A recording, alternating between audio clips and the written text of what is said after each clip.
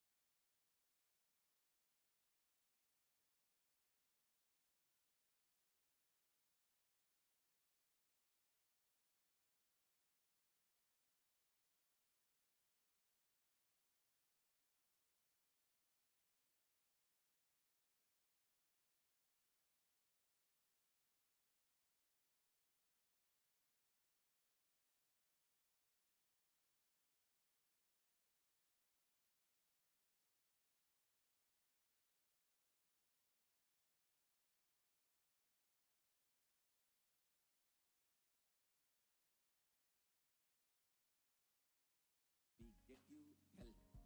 We get you ability to build beautiful relationships in your life.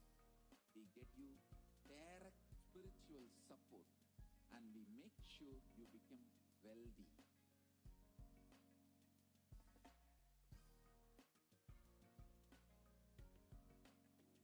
We won't stop giving you just good life.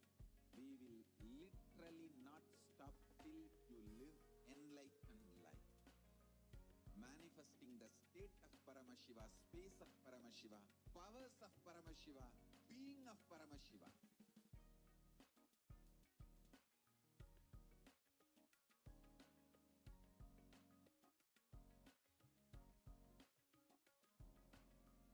Whole world should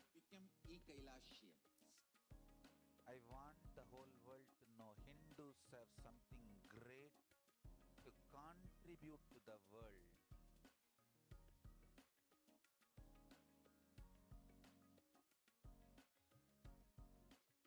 We have something great to contribute to the world. Let us do that.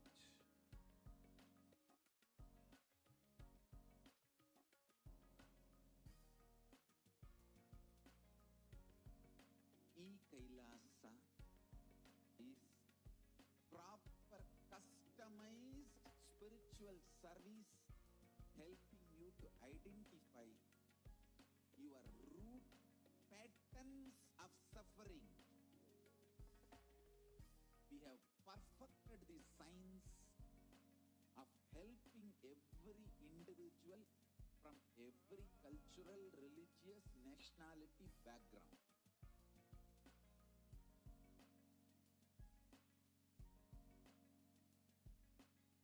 You will have lowest reactionary assumptions, highest awakened response, alive response for life continuously.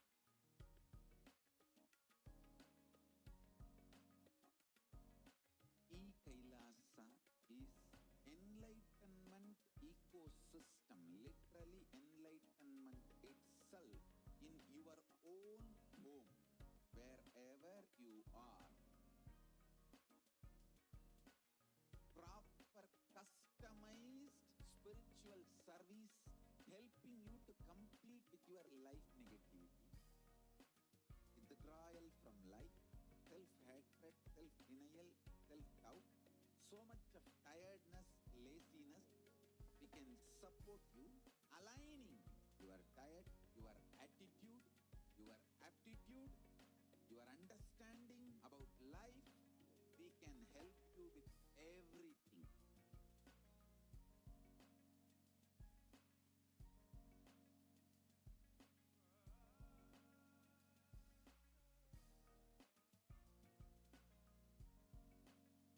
If you are interested in enlightenment, we will immediately bring this to you. If you are not interested, we will explain the whole science, inspire you, and make you interested in enlightenment science. We need to cater this enlightenment science to the whole world wherever they are, because enlightenment is the birthright of all human beings. Kailasa is responsible to provide that to all human beings.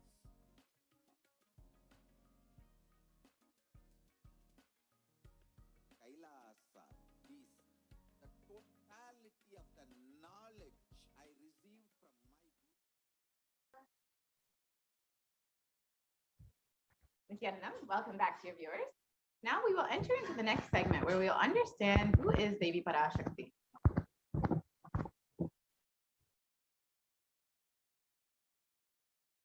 So Devi PARASHAKTI is the divine feminine consciousness. And now we will be looking into the Dhyana Shloka of Devi PARASHAKTI, which comes from the Lalita Sahasranam. We can go on to the next slide.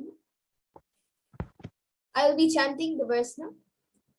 Sindhuraruna vigraham trinayana manikya mauli spurat taranayaka shekharam smidamukhi mapina vakshoruham panibhyam alipurna ratna chashakam raktotpalam bhibratim saumyam ratna gatastha rakta charanam dhyayet paramambikam.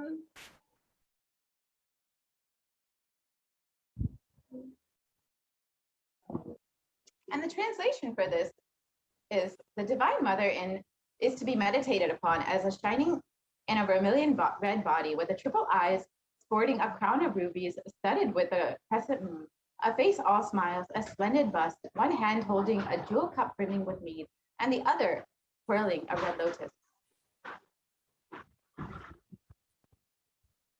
The next verse is Arunam Karunam Tarangatakshim Dritapashankusha Pushpabana Chapam Animadhibiravrita Mayukaihirahamityeva Vibhavaye Bhavanim. And the translation for this is, I meditate on the great empress. She is red in color, and her eyes are full of compassion, and holds the noose, the goad, the bow, and the flowery arrow. In her hands, she is surrounded on all sides by powers such as Anima, and she is a self within me.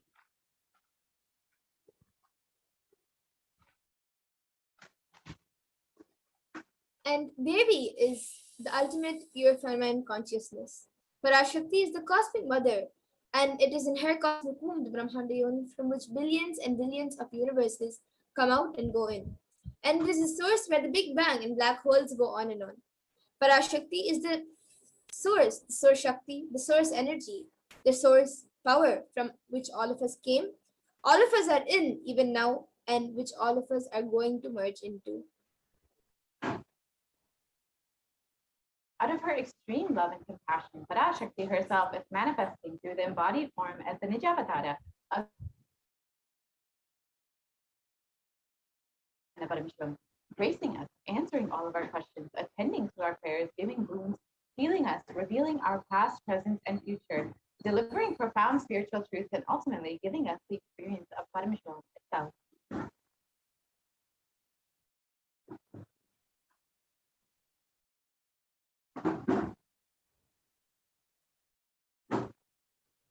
And in the words of Devi Parashakti herself, raising as Omkara, expressing as Vedas and Agamas, blossomed as Hrimkara, filled as Parashodasi, living in 40 triangles, the Kailasha Swamini who is in Kailasha, Sri Purachintamani, Parashodasi, sitting as part of Paramashiva, Parameshwari, who rules the world, Paramashakti, Manonmani, Meenakshi.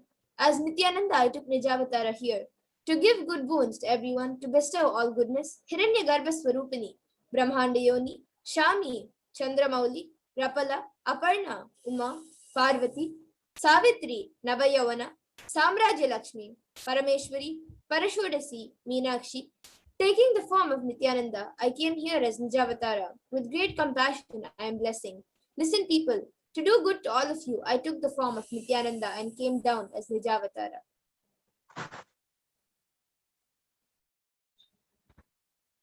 Raising in Omkara, blossoming as Shiva, Shiva manifesting as a source of existence, powers of existence, expression of existence, from the oneness of Om, blossoming into two as Prakriti and Purusha, blossoming as the three Shaktis, Icha, Kriya, Jnana, growing as the four Vedas, expanding as the five Panchabhutas, beyond the six Shaktis, filled as the Gotras and the seven Rishis, expanding as 8 directions, existing as the 9 Grahas, blossoming as the 10 Indriyas,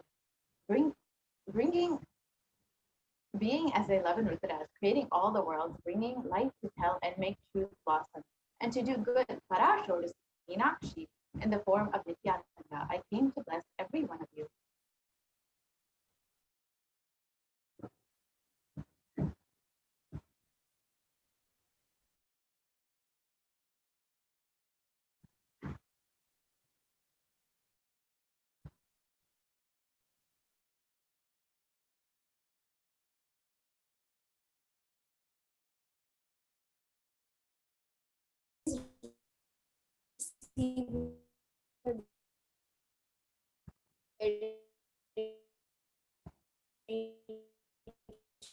Traditionally.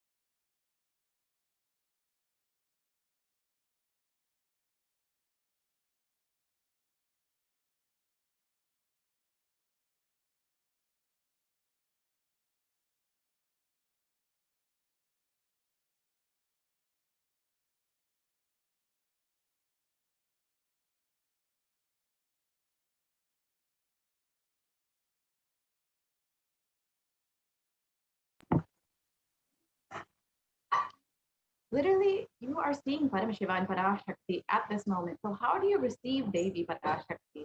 She is there in your screen. You always receive her very traditionally. Keep 2 betel leaf, 1 banana, 1 betel nut, and 1 coin in the front of the screen. Watch Devi. The coin is considered the traditional dakshina. In Hindu tradition, it can be the lowest value. Even in India, it can even be 1 paise. In the US, it can be a cent even. I'm not trying to monetize. Keep even 1 cent. It is okay. So for 100 days, if you have darshan, it will add up to $1. In India, even 1 paise is okay.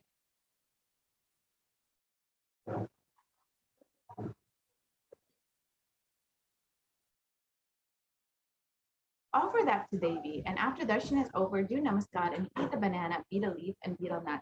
Take it as prasadam immediately. Collect the coins and send it to the LA temple. This betel leaf, betel nut may look too small, but in a few days, you will see how much it adds to your sentiment that really she is there. You will not take the Devi darshan for granted. Rituals will break your monotonous, unconscious mentality and lifestyle and remind you and raise you to the powerful cognition. It will break your unconscious behavior.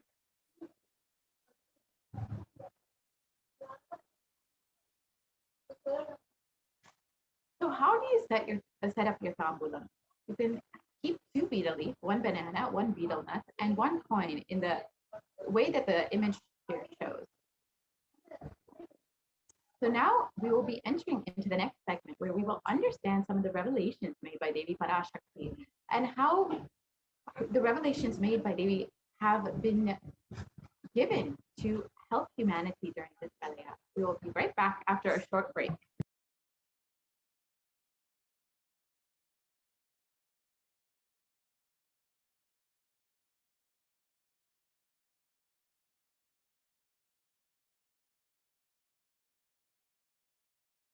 We get you health. We get you ability to build beautiful relationships in your life. We get you direct spiritual support, and we make sure you become wealthy.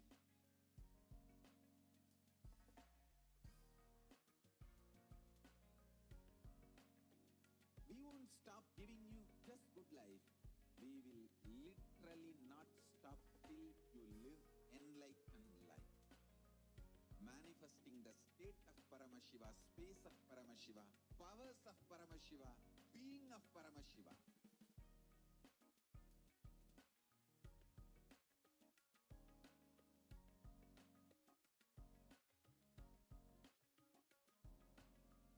Whole world should become e-Kailashians. I want the whole world to know Hindus have something great to contribute to the world.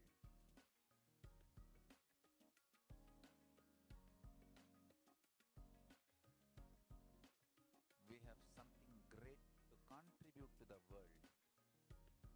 Let us do that.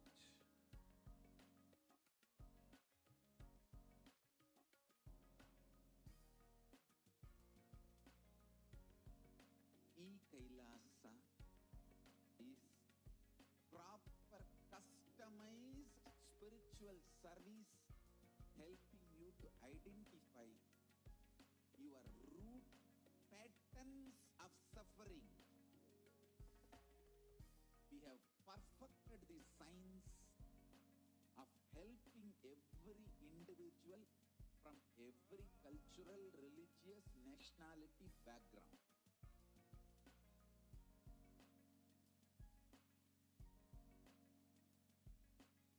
You will have lowest reactionary assumptions, highest awakened response, alive response for life continuously.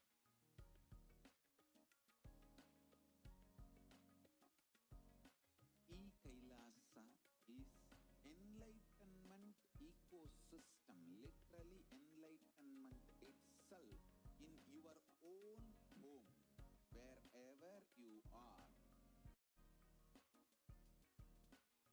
Proper customized spiritual service helping you to complete with your life negativity.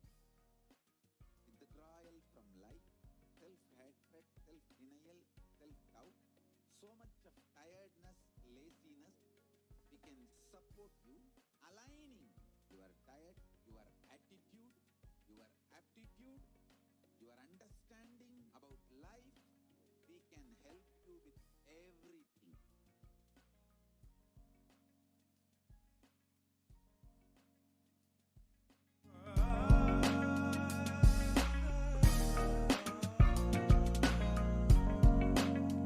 If you are interested in enlightenment, we will immediately bring this to you.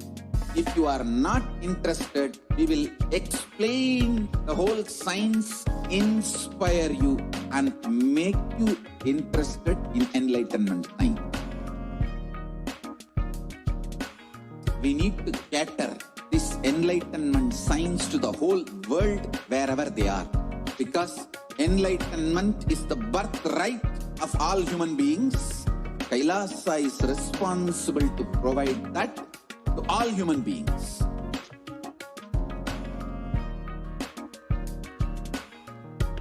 Kailasa is the totality of the knowledge I received from my gurus and practice manifested in my life, perfected by teaching millions of people from all cultures, time zones, backgrounds, genders, nationality, race, from every creed.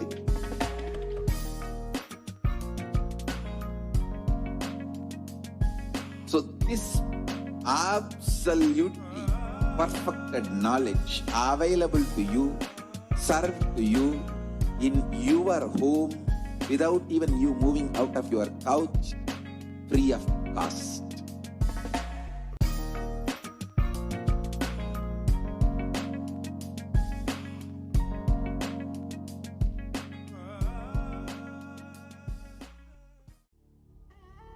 What I mean by the word e-Kailasa, listen intensely. Enlightenment ecosystem, literally enlightenment itself, in your own home, wherever you are. If you cannot come to Kailasa, it's okay. Kailasa can come to you. Kailasa coming to you is e-Kailasa.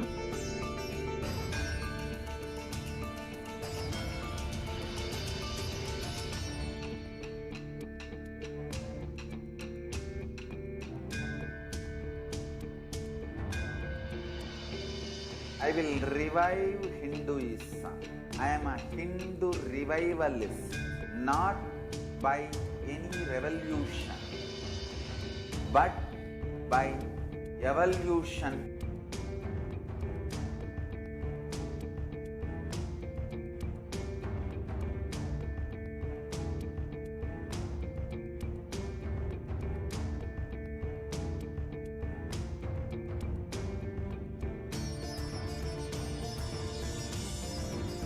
And setting model communities.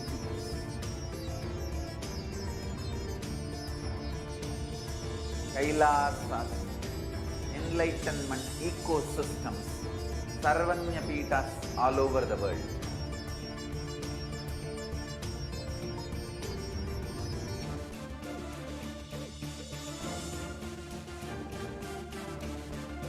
All powerful cognition, knowledge, only when you live, power manifestation and possibilities manifestation happen.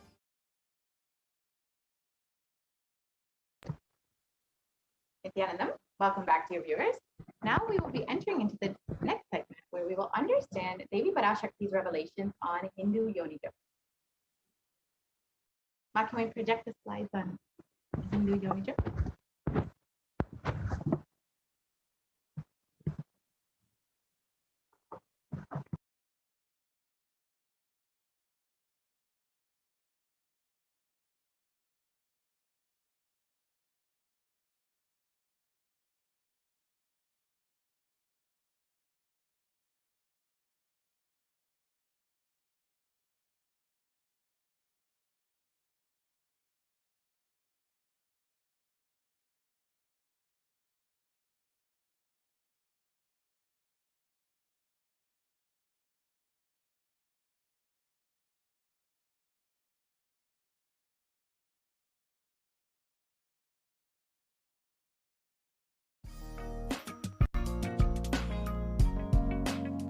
We get you health. We get you ability to build beautiful relationships in your life. We get you direct spiritual support, and we make sure you become wealthy.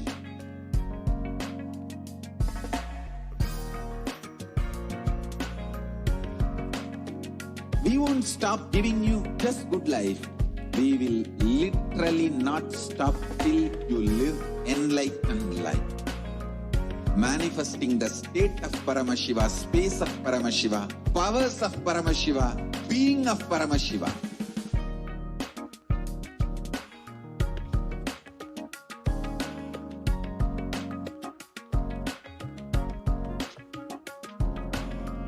Whole world should become e-Kailashians.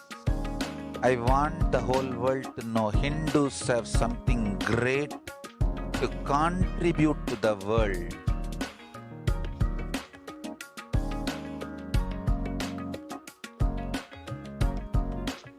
We have something great to contribute to the world.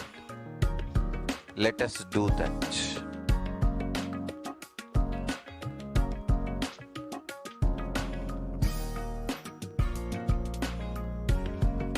E-Kailasa is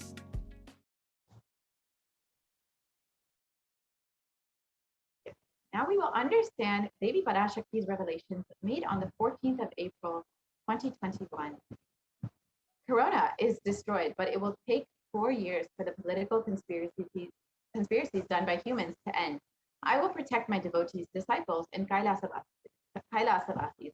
No suffering will come for my devotees, but it will take 4 years for the conspiracy of Corona to end. It will come to an end only in 2025. It is a conspiracy, a human conspiracy.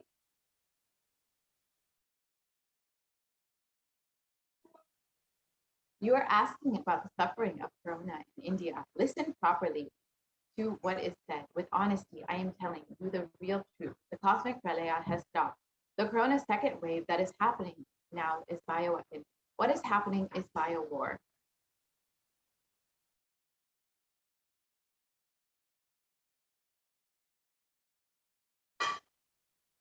As the Nijavadara, taking the form of Nityananda, PARASHAKTI, I came in person to save Bharat, to save Sanatana Hindu Dharma in Bharat. Taking the form of Nityananda, when I came as Nijavadara, the people who don't know how to live, having me with them, what will I do for them?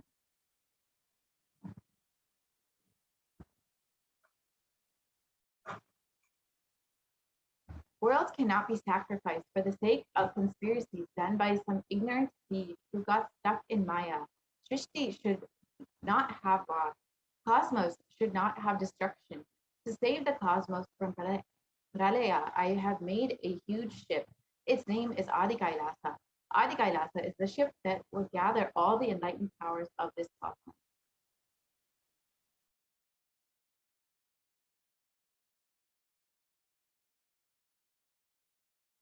And save the people from the pralaya through the tricks of traitors, rule of the enemies, without any other way out. Time came for the sailor itself to leave. That is why the sky is boiling and moving towards huge destruction. People, even if the children do mistakes in ignorance by getting stuck in Maya, as it is PARASHAKTI, PARAMASHAKTI, PARASHODASI, Manonmani.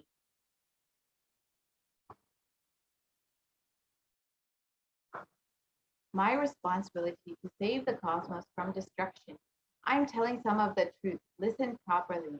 Within the next few months, not in thousands or lakhs, lives will be lost in crores. Crores of lives will be lost in India. I'm telling you the truth. I'm telling you the good. Search for protection for your life.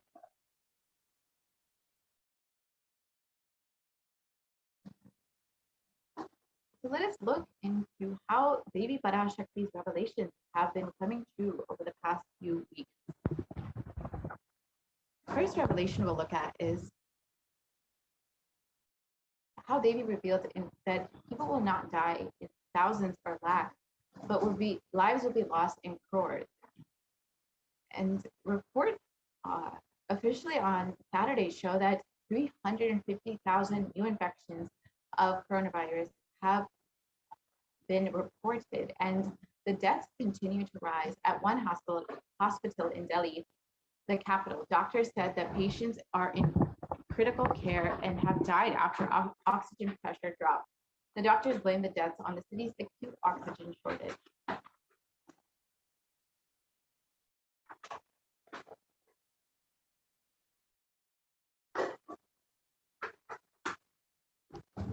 And here you can see that in India posts the highest death tolls in the pandemic so far.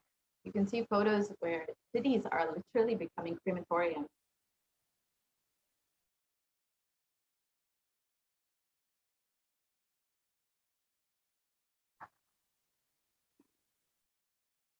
Here are more photos of bodies burning by the thousands.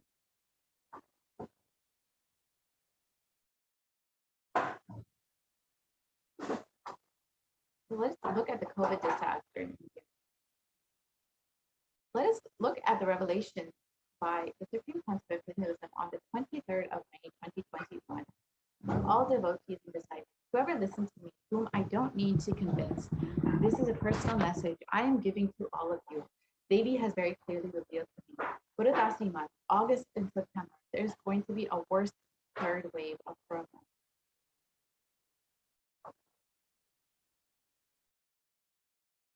I saw in the vision dead bodies thickly floating on Ganga, not just on Ganga alone.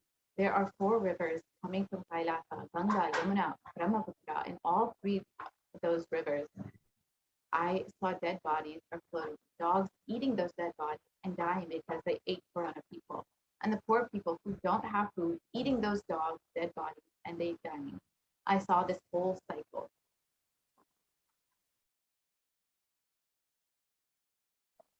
I am not a constipated conspiracy theorist or a positive thinking buckbot. I see reality as it is and revealing it to all of you as it is. So let us look further into these revelations. Here are photos of exactly as the Supreme Pontificate revealed. The bodies in Ganga floating uncounted, unidentified. Sorry, no, can we go back to the next slide? And behind these bodies on the rivers is a COVID shadow. India's holiest river, Ganga, is swollen with COVID victims. Hundreds of corpses have been found floating in the river or buried in the sand of its banks. You can see, as Devi revealed to the Supreme Pontificate, there was thousands of bodies, unidentified, uncounted, just floating in Ganga with no proper rituals done and without any cremation. The next wave is attacking the kids. The next wave is attacking the kids more. That is what is terrorizing, frightening. I can't reveal more detail.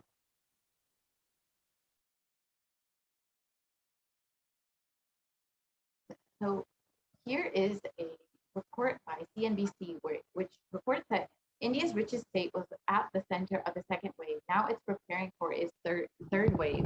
The western state of Maharashtra has so far reported more than 5.4 million cases of COVID, including over 82,000 deaths from COVID-19. Some predict a third wave could hit India potentially between September and October. And this is exactly as the Supreme Pontificate revealed, that in Puritasi month, between September and October, the third wave will hit.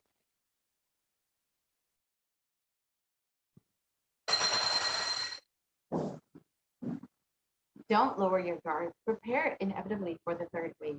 Even though it is being anticipated that the coronavirus cases would peak by mid-June in the city, experts have been warning against lowering the guards, as they said that a third wave of COVID-19 looks inevitable by the end of October. Not only that, but the experts have further said that the third wave could be deadlier than the first 2 waves. And this, again, is exactly as the Supreme Pontificate revealed. And Maharashtra prepares for the third wave as it hit 8,000 children in one district, with more than 8,000 children catching the coronavirus in the month of May in Maharashtra's Ahmednagar. The state has third wave of COVID-19 that may affect children more. In Maharashtra Sangli city, a COVID-19 ward is being prepared, especially for children. Currently, 5 children are being treated here, and the facility is being prepared for more patients. Again, as the Supreme Council of Hinduism reveals, the third wave will be affecting children.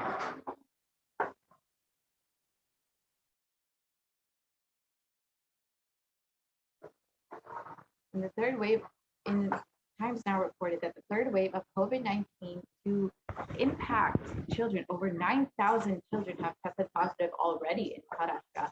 With fears of the second wave of COVID-19 still lingering, the experts have suggested that the third wave will severely impact children.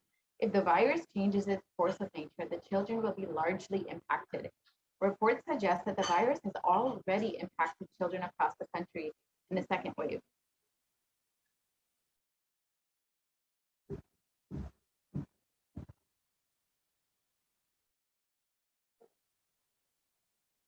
The divine feminine consciousness is unique to Hinduism.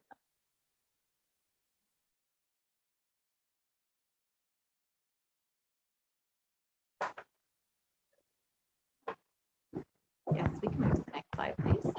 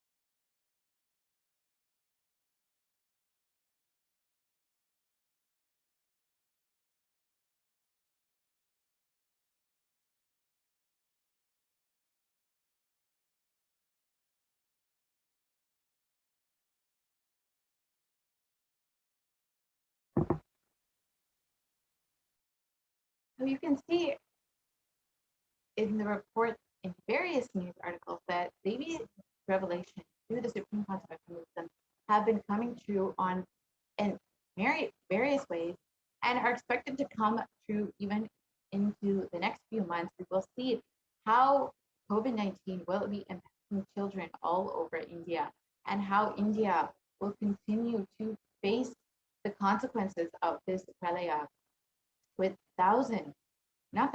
crores dying from this coronavirus pandemic.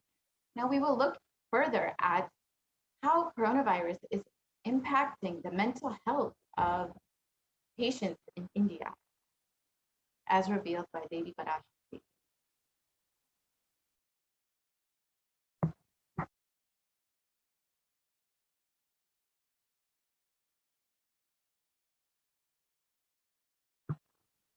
Yes, ma'am. We can go to the other slide.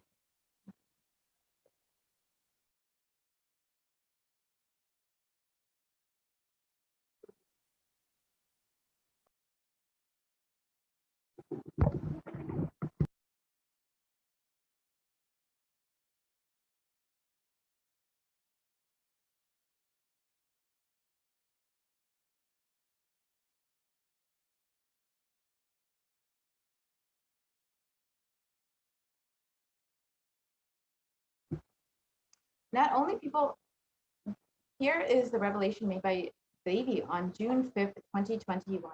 Not only people will be dying in forest, financial and mental retardedness, you will see minds getting collapsed. Freedom from all this suffering is the life of living enlightened. First, prevent yourself from this deadly corona. Oh, people, do the job of saving your life as first priority.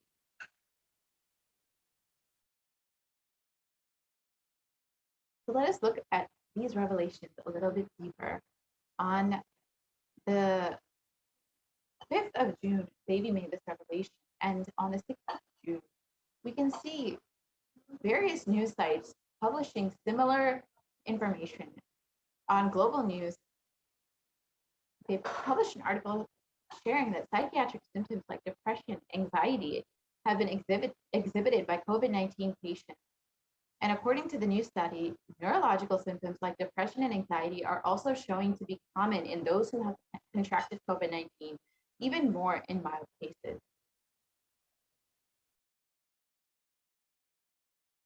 And we can look at the impact of COVID-19 on the mental health of US college students. Move to the next slide, please.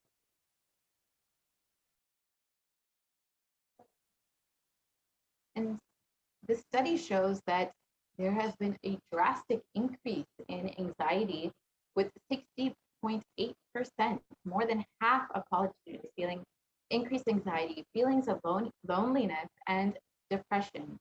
And this has been reported as being drastically more than earlier years.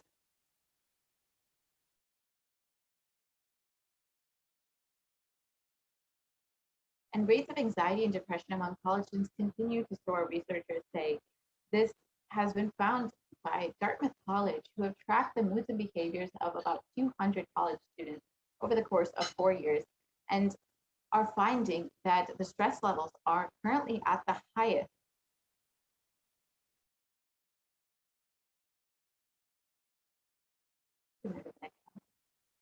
So as this article shows, that coronavirus pandemic is affecting the rates of depression and anxiety, making them soar, and have shown no signs of coming down, as per research done by Andrew Campbell at the Dartmouth College.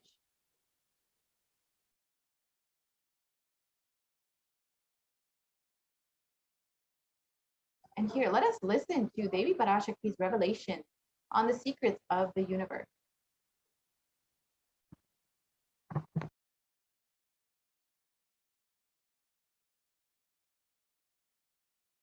Intensely, I will reveal the secret of the universe and its expansion. Life, consciousness in you does not end while your body drops dead. It moves from different universes, vertical time zones, lives in different time zones as per its free will, knowledge, desire, but ultimately to get enlightened, complete liberation, Paramashiva Padam, your soul has to come back to this karma bhumi, the Bhumandala. This Bhumandala and the Jati ecosystems, the caste ecosystems, Hindu, Jnana, Sannyasa, Yoga, Grihastha, multiple spiritual ecosystems are created for the souls to come back and rebirth and grow more and more towards enlightenment easily, quickly, in accelerated speed and space. Now, too many souls from the cosmos is landing into this Bhumandala to be part of Kailasa and to manifest Kailasa. That is the reason the rate of expansion of the universe has been accelerated. An intense ecosystem for great enlightened beings and incarnations to land is being manifested by me through my Nijavatara Nityananda and this Kailasa. all the blessed fortunate beings will be attracted to Kailasa and experience liberation. Kailasa is the space where Sanatana Hindu Dharma, cosmic science is nationalism. This cosmic law is the country law. Sanatana Hindu Dharma is nationalism. These cosmic truths will be the truths of the country, society, ecosystem. Society, country, judiciary, ecosystem, all this of Kailasa will be aligned to the cosmic law, the cosmic energy, universal existential truths. Because Kailasa, cosmic ecosystem is manifesting. Expansion of the universe has been accelerated. Universe is celebrating the happening of my Nijavatara Nityananda and this Kailas.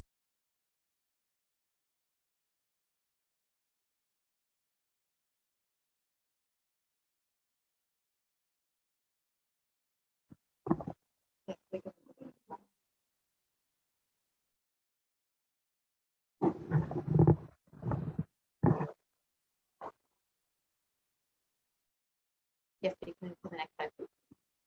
So let us reiterate what Devi PARASHAKTI revealed on the 8th of June 2021. Listen intensely. I will reveal the secrets of the universe and its expansion. Life, consciousness in you does not end.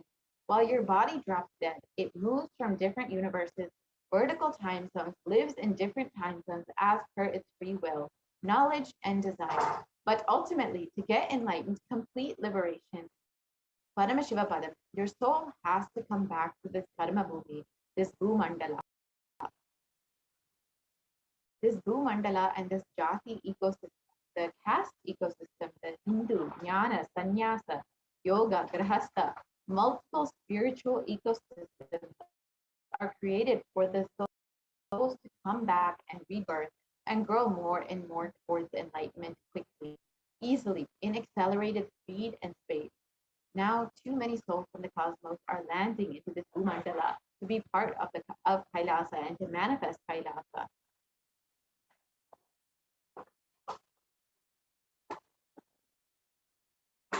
That is the reason the rate of expansion of the universe has been accelerated.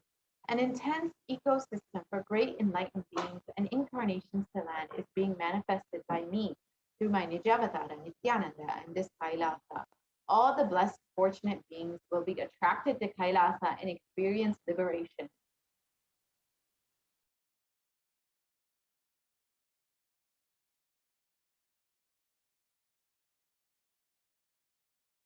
Kailasa is a space where Sanatana Hindu Dharma, cosmic science, is nationalism.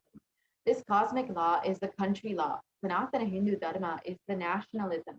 This cosmic truth will be truth of the country, society, ecosystem, society, country, judiciary system. All these of Kailasa will be aligned to the cosmic law, the cosmic energy. Because Kailasa cosmic ecosystem is manifesting, expansion of the universe has been accelerated. Universe is celebrating the happening of my Nijavatara, Nityananda, and this Kailasa.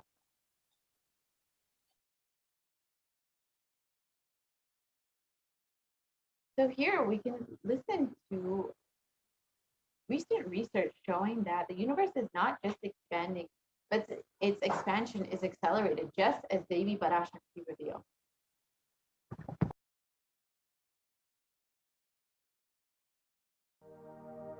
You are looking at the most detailed three-dimensional map of the universe known to humankind, and it's called the Sloan Digital Sky Survey.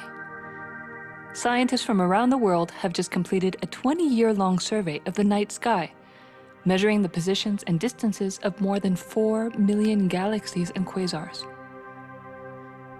This detailed map will help scientists shed light on the remaining mysteries of the universe. Let's go on a journey from the local stars to the largest scales of our universe. Beyond the local stars that draw familiar constellations in the night sky in the neighborhood of the Earth, in addition to our own Milky Way, billions of galaxies are spread throughout the observable universe. Moving faster than light, we will take you through space in a journey from our place in the Milky Way all the way out to the large-scale structures of the visible universe, and we'll tell you about how we're mapping it out. Since 1998, the scientific community has realized that the universe is not only expanding, but its expansion is accelerating.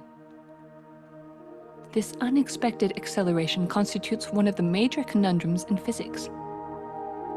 From a theoretical perspective, the acceleration may be accounted for by either assuming that there exists some mysterious dark energy, or by modifying Einstein's theory of gravity, called general relativity. In the same year, the Sloan Digital Sky Survey was launched to tackle this enigma of the accelerating expansion of the universe. The Sloan Digital Sky Survey is a vast collection of the angular positions of galaxies observed in the sky, as well as their distances from us, determined by observing the systematic shift of galactic light induced by the expansion of the universe, the so-called redshift. In this new map of our universe, the large dark patches are mostly regions obscured by the Milky Way that cannot be observed. During the last 20 years, through 4 exploratory phases, the Sloan Digital Sky Survey has created the most detailed 3-dimensional maps of the universe. To achieve this, it focused on different classes of galaxies: nearby galaxies, red galaxies, more distant star-forming galaxies, and superluminous distant active galaxies called quasars. The 4th and latest Sloan survey took place from 2014 till 2020.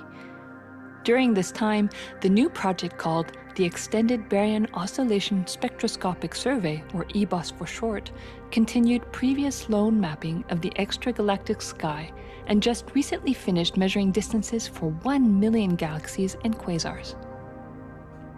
These successive surveys allow scientists to trace the large-scale structures of the universe up to a fraction of its horizon, represented by the cosmic microwave background emission, seen here as a colorful pattern projected onto a sphere. The cosmic microwave background is the thermal relic of the universe, which dates back to about 400,000 years after the birth of the universe, also known as the Big Bang. Adding the EBOS data to the previous Sloan exploratory phases 1, 2, and 3, the Sloan Digital Sky Survey now has a database of 4 million galaxies and quasars, assembling the largest and most complete 3D map of the universe to date.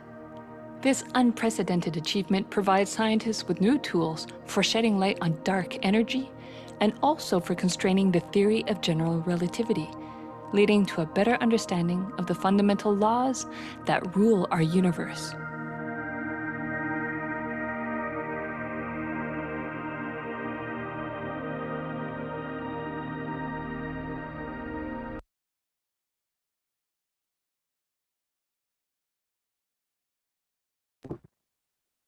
Yes, You are looking at the most detailed 3-dimensional map expanding at an accelerated rate due to the various souls landing to be a part of Kailasa and to get liberated.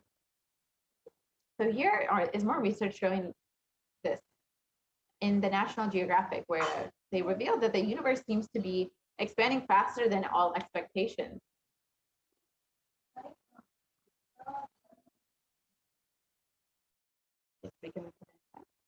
And fresh evidence suggests that the universe is expanding faster today than it did in the infancy, a difference that has set off a search to understand what the cosmic forces could be at play. So this is exactly what Devi revealed.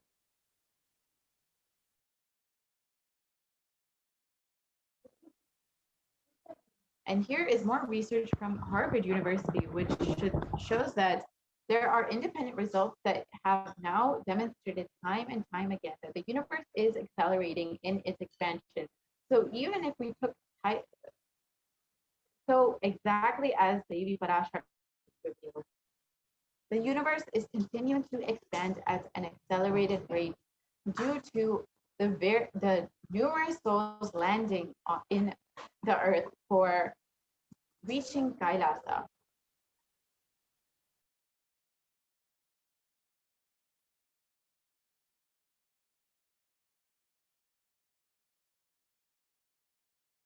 And now we will listen to the Supreme Pontiff of Hinduism speaking about the expansion of the universe.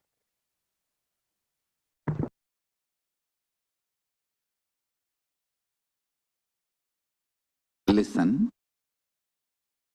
the key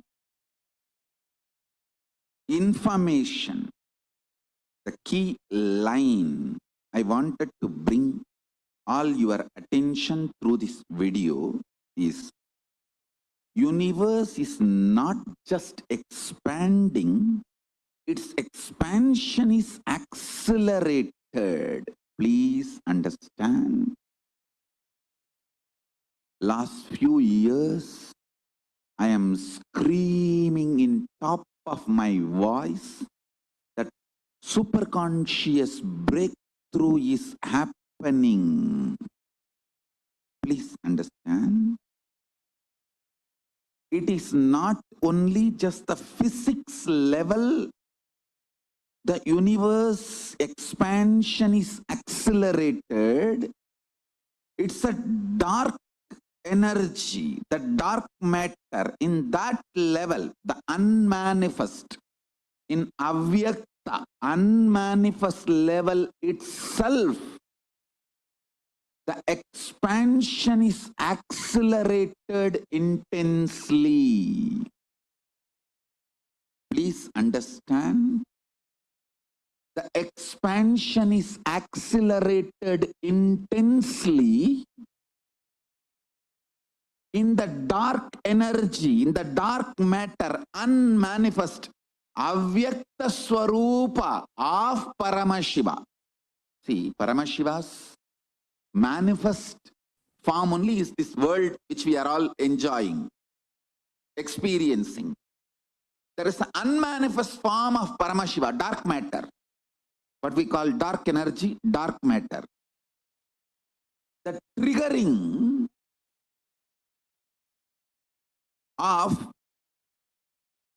expansion, not just expansion, acceleration of expansion is happening from that dark energy, dark matter. Because scientists are using the word dark energy, dark matter, I am using the same word. But if you ask me to give a right word, I will say Swatta Sutta Swayam Prakasa Jyoti. I will call it a superconscious energy, superconscious matter. See, because the human eyes can't cognize, human beings are calling it as a dark matter. But because human eyes can't cognize, but third eye can cognize, I am calling it as a Swayam Prakasa Jyoti. Jyoti, light, superconsciousness, is the word rishis, enlightened beings, will use. But unfortunately, scientists have their own limitation. With the two eyes, when you see something which is not seen, you call it as dark. So as three eyes. Revealed. But unfortunately, scientists have their own limitation. With the two eyes, when you see something which is not seen, you call it as dark. So as three eyes. Revealed. When you see something and you know it cannot be seen by the two eyes, you call that as Jyoti. revealed the same. And Sutta Swayam Prakasa Jyoti. that Jyoti Mandala. What is we will enter into the next segment we we show will us learn Jyoti of Arunachala. how What to relate with exists baby. as unmanifest Very- of Paramashiva is one and the same. Please listen. This acceleration of expansion is from the unmanifest, avyakta sarira of Paramashiva, the unmanifest space of Paramashiva. From that, the acceleration of expansion is happening. Now, the superconscious breakthrough is imminent. It has to happen. It is happening. I have been sent to planet Earth to facilitate this only.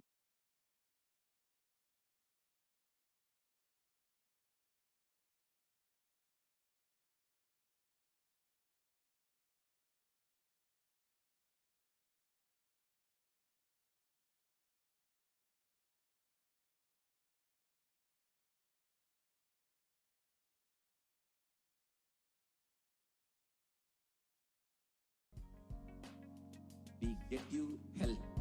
We get you ability to build beautiful relationships in your life.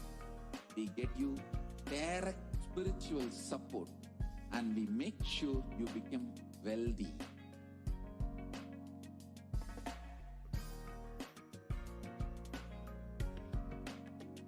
We won't stop giving you just good life.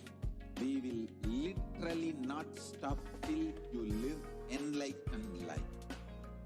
Manifesting the state of Paramashiva, space of Paramashiva, powers of Paramashiva, being of Paramashiva.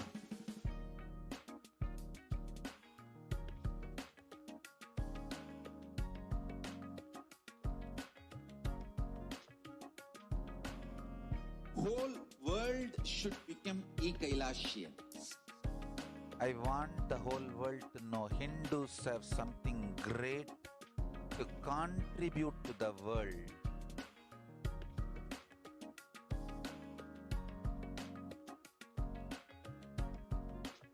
We have something great to contribute to the world. Let us do that.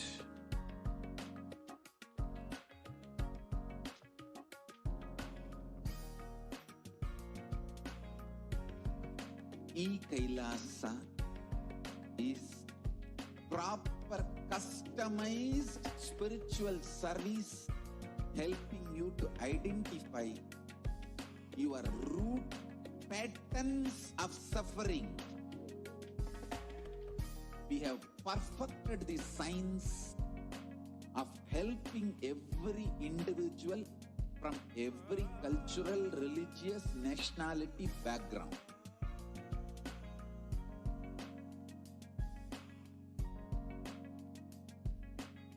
You will have lowest reactionary assumptions, highest awakened response, alive response for life continuously.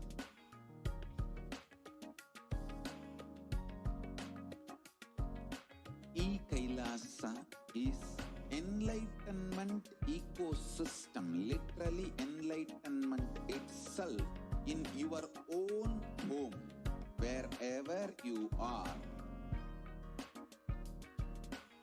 Proper customized spiritual service helping you to complete with your life negativity.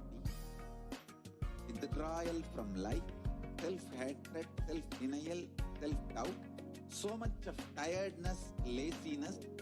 We can support you aligning your diet, your attitude, your aptitude, your understanding about life. We can help you with everything.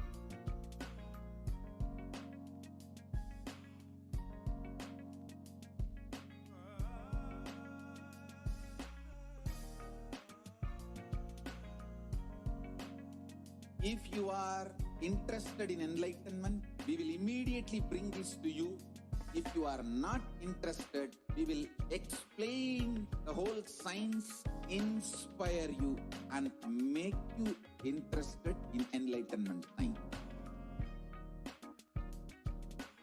We need to cater this enlightenment science to the whole world wherever they are. Because enlightenment is the birthright of all human beings. Kailasa is responsible to provide that to all human beings.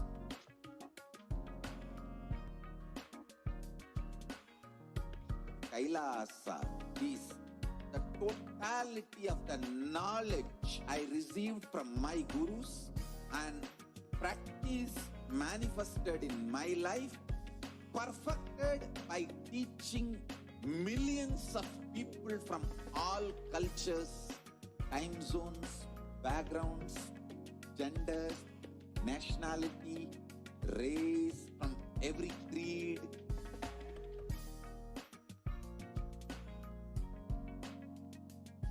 So this absolutely perfected knowledge available to you, served to you in your home without even you moving out of your couch, free of cost.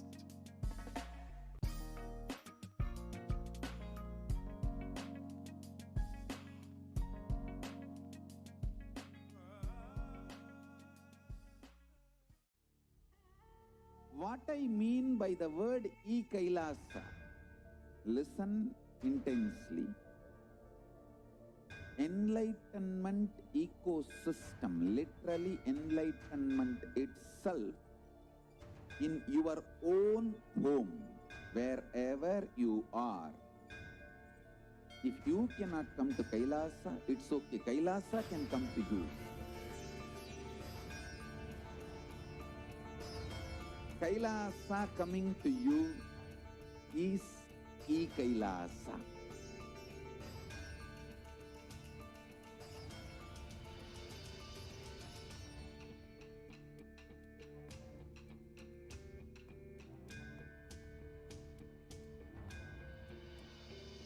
I will revive Hinduism.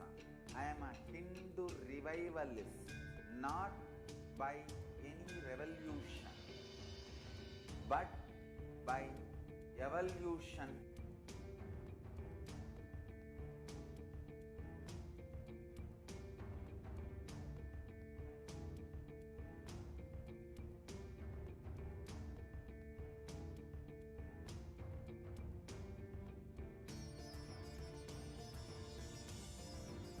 And setting model communities.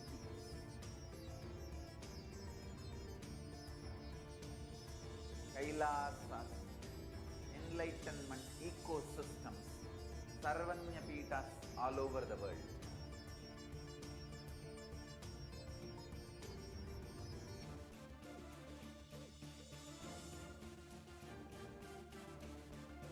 All powerful cognition, knowledge, only when you live, power manifestation and possibilities manifestation happens. It's a fundamental truth.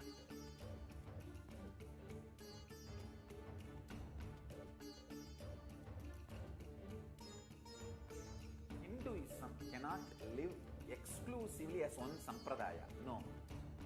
All sampradayas of Hinduism is an ecosystem.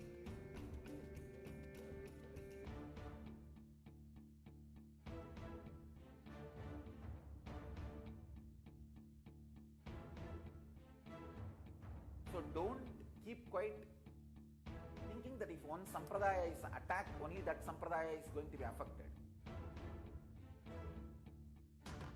All of us are ecosystems.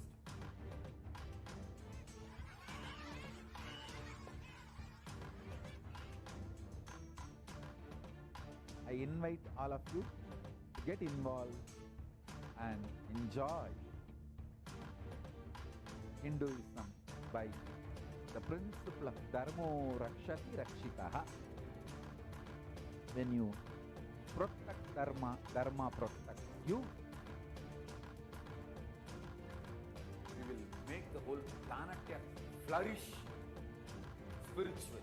The spiritual prosperity will happen to the whole planet Earth. We all have to coexist together.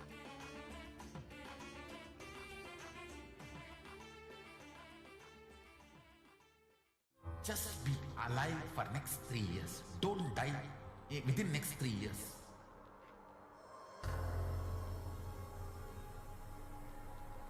Just don't die within next 3 years.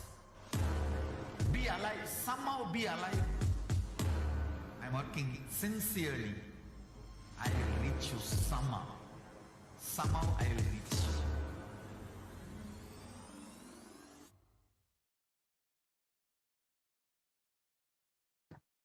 Yes.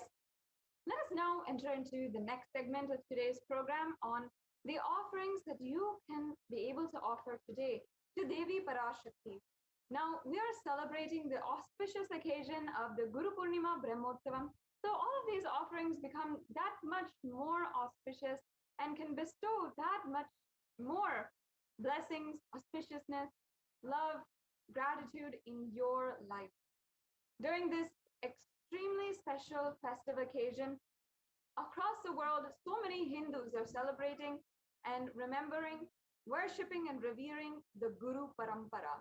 And out of all the different, some of the opportunities, some of the extremely unique experiences that you will be able to have on the Guru Purnima Day, unique segment, where we will understand how to immediately and instantly manifest oneness, manifest the divine blessings of Devi PARASHAKTI in your life. Now, offering is a divine gift of pure love, devotion, and oneness, and it consists of two parts. One is giving, and the other is accepting. And only when the divine accepts what one offers, the offering becomes complete. An offering is not made out of fear or greed. When an avatar lands, the offerings are purely a part of the grand Leela played out for the only purpose of enlightenment.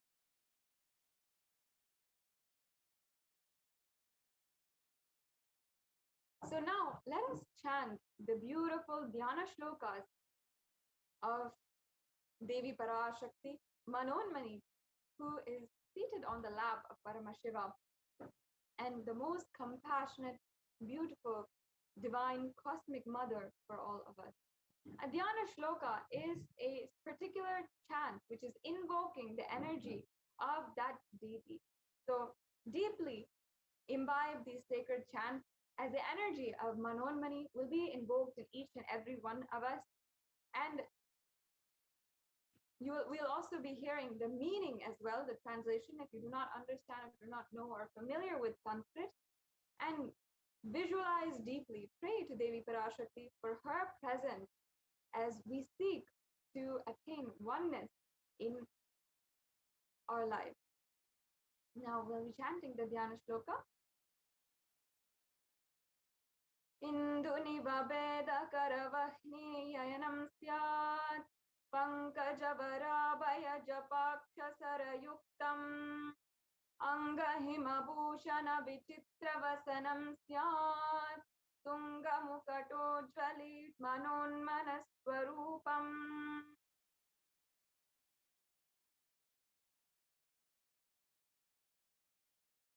Moonlight face holding the Vedas on hand and fire in eyes, with the lotus flower bracing and blessing hands in one hand with the Japamala, beautifully decorated with jeweled ornaments and wonderful clothes and shining bright crown.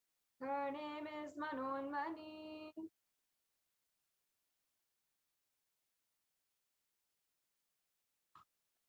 And the next Dhyana shloka.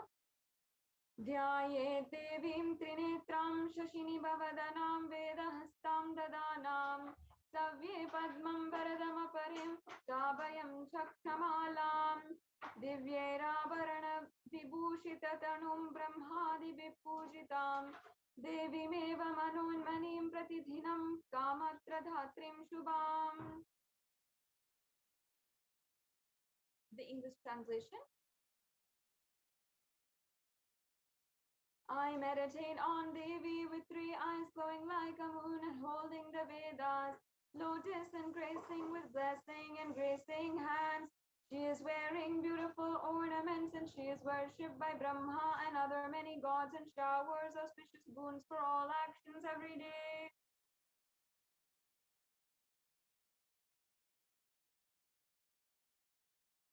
Now, we'll be understanding the significance of the element gold as we proceed into the next segments, and we having thus invoked the presence of Devi PARASHAKTI, we can know the very many beautiful ways in order to offer at her lotus feet different ways, different beautiful offerings and sacred sentiments of Sanatana Hindu Dharma to enrich our lives and to invite the divine cosmic mother as the most beloved guide for our life.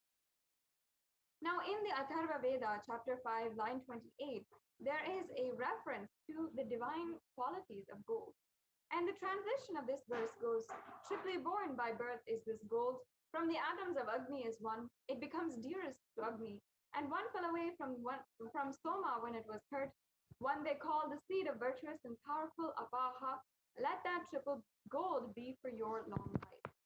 Now, gold is a divine element. People don't really understand this.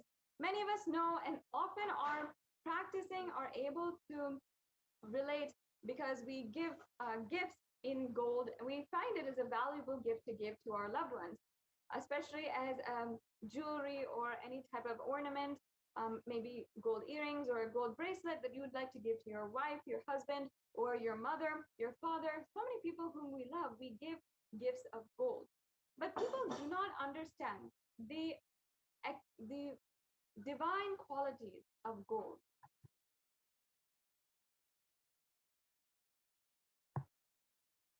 It actually purifies anything, and it has the properties inside of it in order to make sure that anyone who is wearing the gold or anyone who is in its vicinity, who is seeing it, are able to imbibe the enlightenment energy and the spiritual healing energy. And gold is actually present in all of the different scriptures, agamas, the Vedas, Shrutis, Smritis, Itihasas, and Puranas. In all Hindu scriptures, it is abundantly displayed that gold is the most auspicious and purest metal, which purifies our being. In the Hindu civilization, everything was built in gold and exchanged in gold. Ritual feasts were offered in gold. And one was to be saved from the life-threatening illnesses. Gold was offered as a ritual fee. Gold was in abundance and used for weighing equivalent amounts of commodities, including cows. And kingdoms were built with huge doors of gold. The streets would have huge columns and huge archways made of gold, and horses and cows were also dressed in gold. And all the animals, every living being, lived in coexistence in the whole civilization. Every living being was seen as the highest potential, the infinite potential, in radiating the consciousness of Paramashiva. So therefore, they were literally always decked and adorned with gold jewelry. And the Hindu civilization is known to have thrived on the banks of rivers of gold. The Indus River is called the Hiranyamaya, the river of gold in the Rig Veda. And the river Saraswati was called Hiranyavartani in the Atharva Veda. So like this, gold has actually been recognized as a supreme element. And there are so many different researches, institutions that have seen and researched the different properties of gold. And that is why it is given the highest amount of value if we see even in an economy wise. However, still society and science even is yet to catch up with the super conscious qualities, the ability for gold to hold and be a superconductor for enlightenment energy. And that is what our Vedic rishis, the ancient scientists of the Hindu civilization, understood and mapped into the science of rituals and the science of deity worship that we practice and we covet and hold so dear in our life. And that is why today we can have the opportunity, the blessing to be able to offer different ornaments in gold to our Ishta Devata, to Devi PARASHAKTI. So now let us proceed and enter into the various blessings we have today, the different offerings that you can do. We can go on to the next slide now.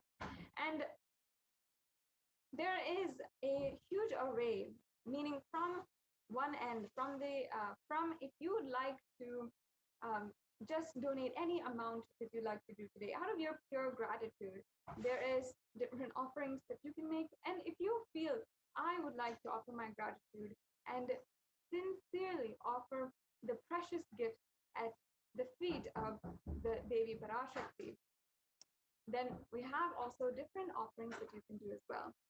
So we'll now start with the different array of offerings that we have.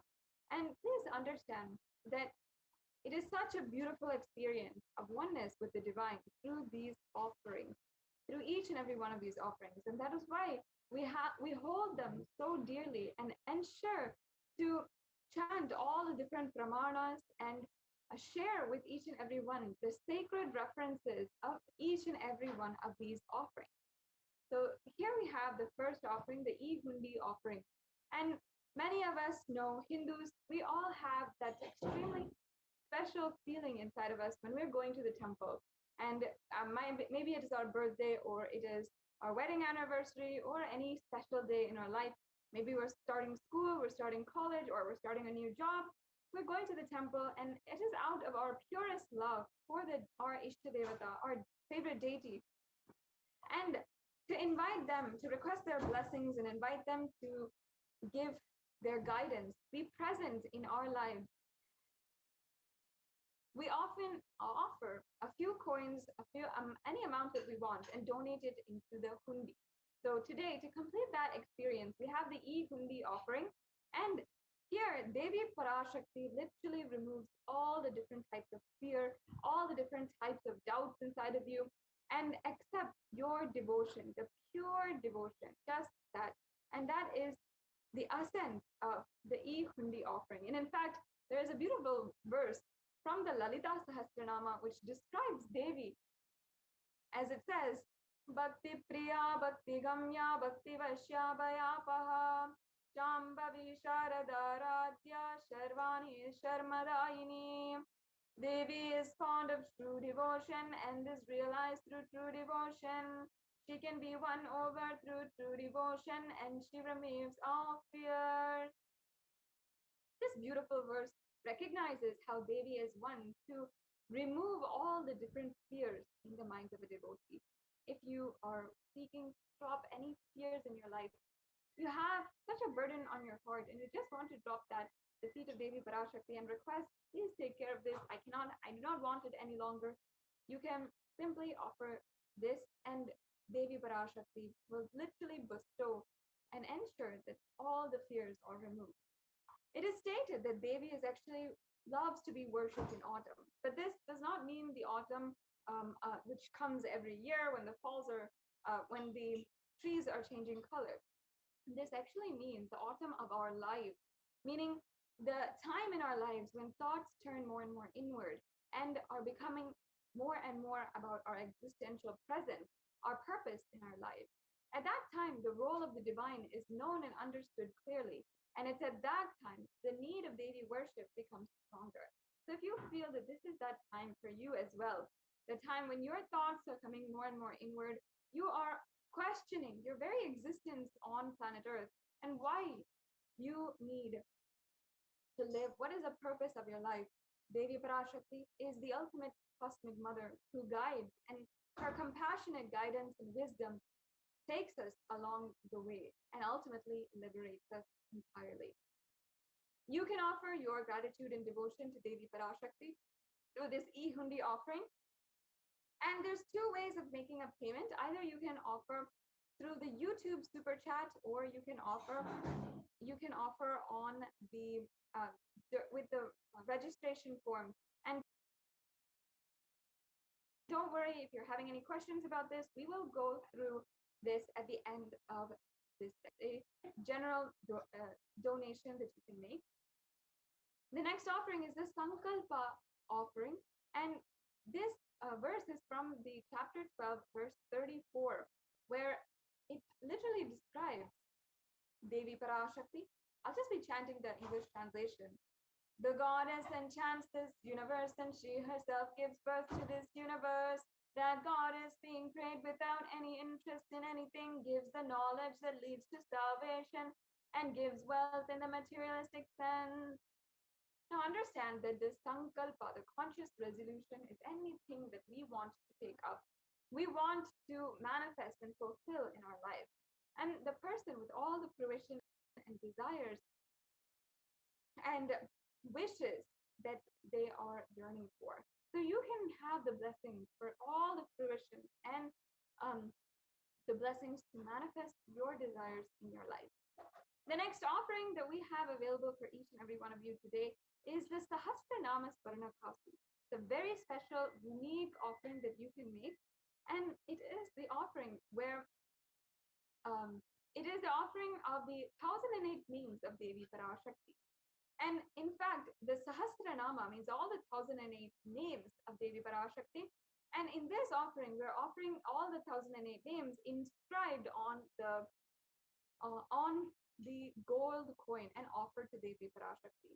And not only that, during the puja, during the mantras, each and every one of the Ananta Kalyana Gunas, the 1008 characteristics, divine qualities of Devi PARASHAKTI are chanted. And understand, this is a science.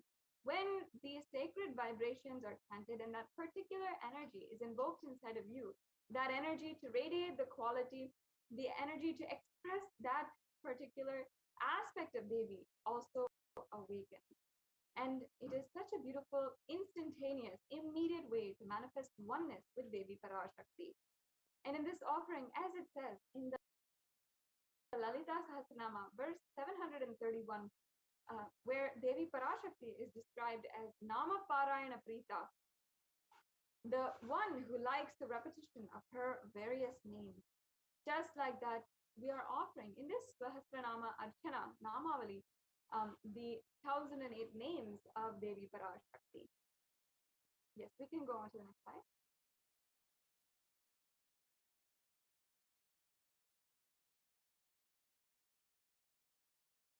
The next slide, please.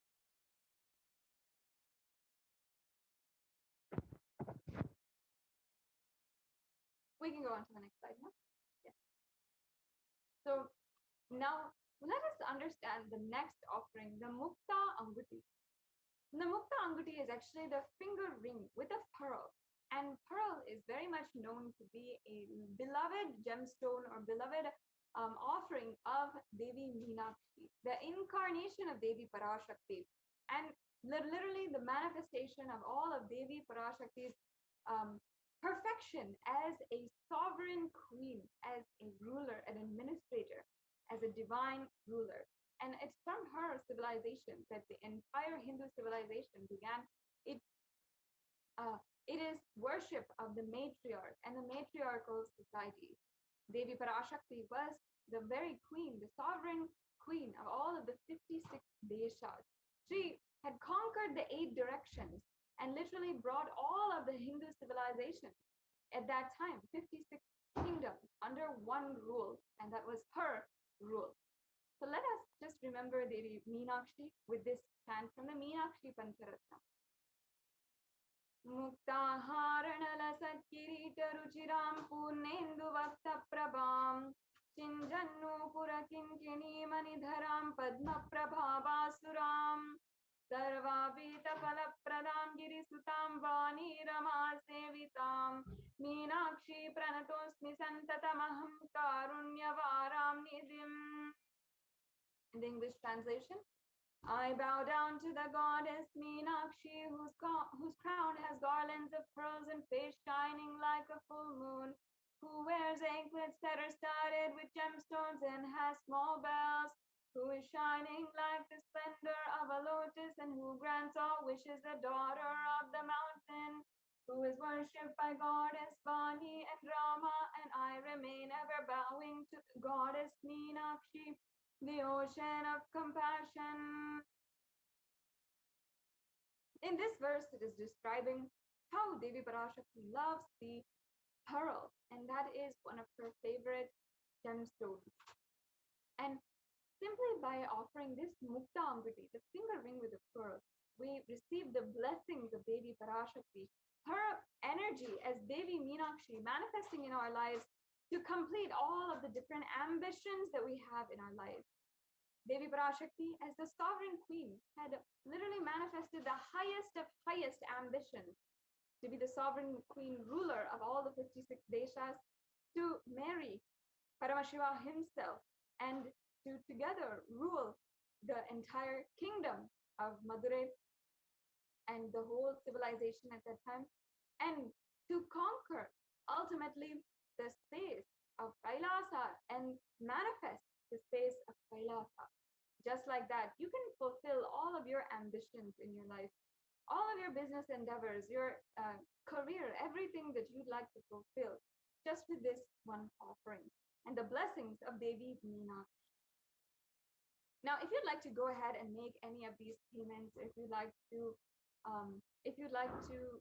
have and start the process for offering these offerings, then you can go to tiny.cc/baby-offerings and be able to make an offering today. The next slide, please.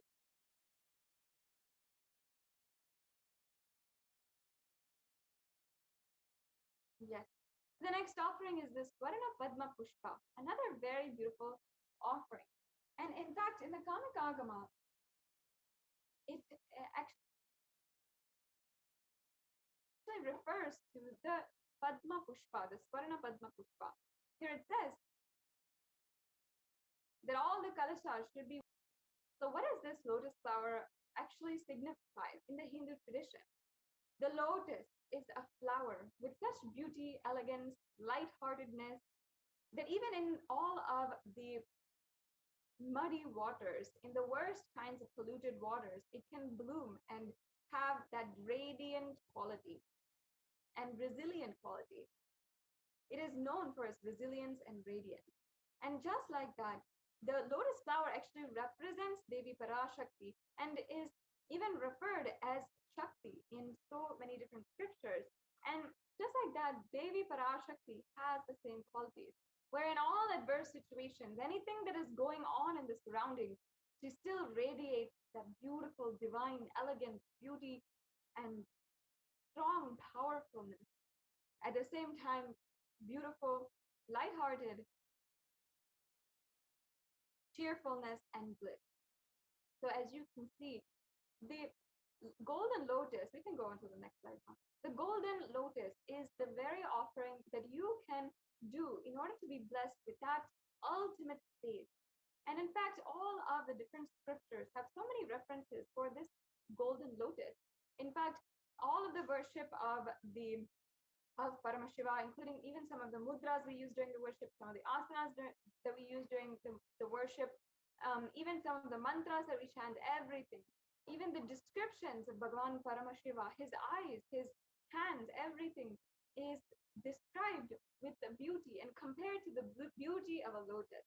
So it has so much of significance in the Sanatana Hindu Dharma.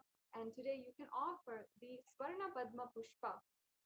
Once again, if you'd like to go ahead with any one of these offerings, you can go to tiny.cc/baby-offerings. The next slide, please. Yes, and the next offering is the Swarna Meti. I'll just be chanting the Pramana.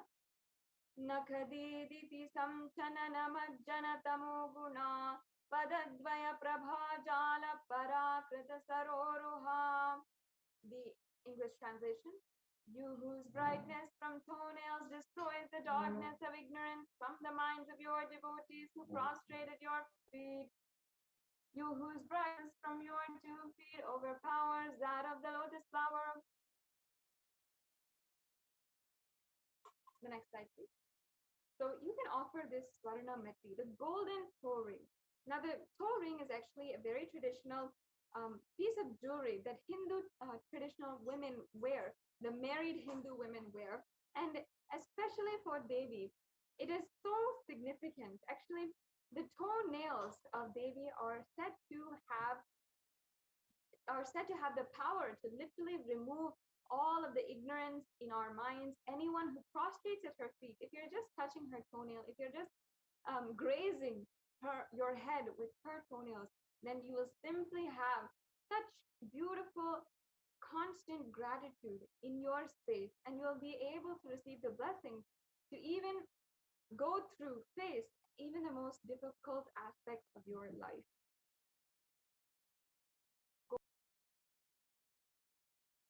Gold toe ring is so significant that in the Hindu tradition, all the Hindu women, upon having been married, we're representative of Devi PARASHAKTI herself. And literally, they're seen, each and every woman in the Hindu tradition is seen as Devi PARASHAKTI herself. And that is why we adorn the toes and we adorn and worship the feet of Devi PARASHAKTI, and even all the Hindu women as well are worshipped in the tradition. So because Devi PARASHAKTI, if we just prostrate at her feet and we surrender at her feet, she removes all the ignorance, all the suffering, everything. We have the special significance of the Swarna Miti. Yeah. And the next offering, another extremely exquisite, special offering for each and every one of you today, is the Swarna Mangtika. Now, the Mangtika has a really special significance. Understand that the Mangtika actually represents nectar, which is overflowing. And at the top of the crown of the head is the Sahasrara Chakra. The Sahasrara Chakra is a very powerful energy center, which when unlocked, literally unleashes so much of gratitude, bliss inside of you. And it is represented by the 1,000-petaled lotus in all of the different Hindu scriptures. And the Sahasrara Chakra, thus when opened, actually has the power to be so fulfilling. In fact, that is the very enlightenment experience. And it's described as the enlightenment experience because this huge energy center is opening.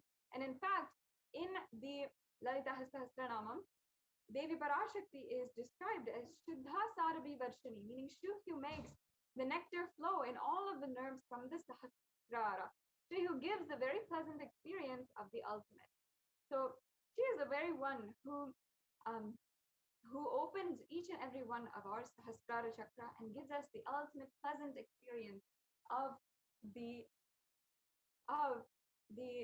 enlightenment and oneness experience. So the Mangtika is actually the very representation of that opening of the liberation of the Sahasrara Chakra. And not only that, but it's so open, so ripe that it's literally the nectar is flowing from the flower and it is coming down the head, coming down from the Sahasrara Chakra. That is what we decorate and ornament the head with the Mangtika. Usually it is a hairline jewelry coming from the center of the hairline and coming from the very center of the head until the forehead. It's such a beautiful aspect of the Hindu tradition that literally is mapped to the enlightenment science. And in this offering of the Swarna Mangtika, you can literally be blessed with the very same experience. Devi PARASHAKTI blessing you, opening your Sahasrara Chakra, and you can achieve the blissful state of overflowing gratitude and the space of complete completion. Yes, we can go on to the next slide. The next offering that we have today is the Pratyakshapada Puja. Once again, during this auspicious time of Guru Purnima, the Guru Purnima Brahmotsavam happening, and hopefully each and every one of you are seeing the Guru Purnima Brahmotsavam festival occasion happening, the Uttamotama Mahapaksha Guru Puja, which is happening every single day from Nityanandeshwara Parameshiva Devalayam. It is this time that all of the grahas, all of the different planetary energies are aligning in order to bless us and align us more and more towards the Guru. So offering ourselves at the feet of the Guru during this time is extremely significant. During this time, if we just offer just a small bit during this time, even if you're offering just any kind of offering, we can receive that much more from Paramashiva. And all of the grahas, all of the different planetary energies, everyone in the whole universe is supporting you to do this action at this moment. So at this time, it's really beneficial for each and every one of us to offer the Pratyaksha Pada Puja. So make sure that even if perhaps you cannot do it, Guru Purnima Day is just right around the corner. In a few days, you can start planning and manifesting this offering in your life some way, somehow. This is the time when the entire universe is literally aligning so that you can manifest the reality that you want. Imagine the whole universe is aligning you to your soulmate, the Guru. And all you have to do is simply stretch out and grasp his feet. So at this time, all you have to do is simply offer our gratitude, our utmost humble offerings at the feet of the Guru, and literally the whole universe is aligned such that we can just grab on and he will take care of us after that. It's literally the best happily ever after that you can imagine. So at this time during the Guru Purnima Brahmotsavam, I encourage all of the viewers who are watching right now, start planning to see how you can offer the Pratyaksha Pada Puja. Once again, if you would like to see more steps about the offering, how to make these offerings, if you want help in manifesting these offerings, or so on and so forth, please stay tuned to the end of this segment, and we will be walking through how you can make the payments, and also if you need help or if you would like to request help in manifesting these offerings, if you'd like more detailed information, we also have an answer for you. We also would like to ensure that you are attended to and your questions are answered, so that you can offer this Pratyaksha Pada Puja. It is an amazing blessing that no one should miss out, especially during this pralaya, during this time. It is so important that we align to Guru in our life. The next slide, please. The next offering that we have available is the Vastra Seva, another offering that you can offer at the very feet of the Supreme Pontiff of Hinduism himself. And you can offer this as well. In the next slide, we'll have available for you all of the different offerings that are available today. Yes, we can go on to the next slide. Here we have all of the different offerings, from the Ihundi offering, the Devi Sahasranama Kasu, the Swarna Mangtika, the Swarna Metti, the Swarna Padma Pushpa, and also the Mukta Angati, as well as the Pratyaksha Pada Puja and the Vastra Seva. All of these are available for you today. It's a very wide array, fantastic, wide, sensational array of beautiful offerings that you can make today to Devi PARASHAKTI, with so much of sacred sentiment brimming literally from these offerings. So I highly encourage each and every one of you to make these offerings, to start manifesting at least, and taking the steps that you would like to manifest this reality in your life. We can go on to the next slide. So this brings us to the last slide of this segment, where we are just giving you some of the information you need in order to take the next step. Like I said, if you want to manifest this offering, maybe you don't have the time or the money or the resources in order to make this offering today, but still you can manifest it and you can make this into your reality. You can register and make an intention at tiny.cc/bhavasamadhi today and ensure that you are taking the first step towards manifesting this in your life. And make sure also that you are filling out this form. If you are ready for the online payments, you can go to tiny.cc/devi-offerings, and you can make sure that you are offering this today, and you can go through the form for all of the different payment options.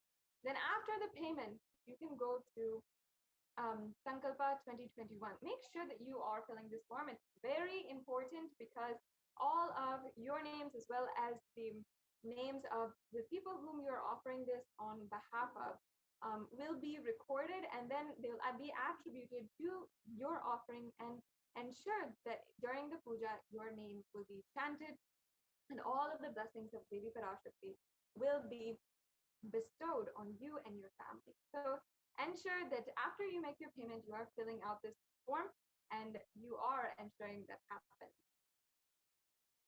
So once again, you have an intention today, please go to tiny.cc/bhavasamadhi and fill out the intention form.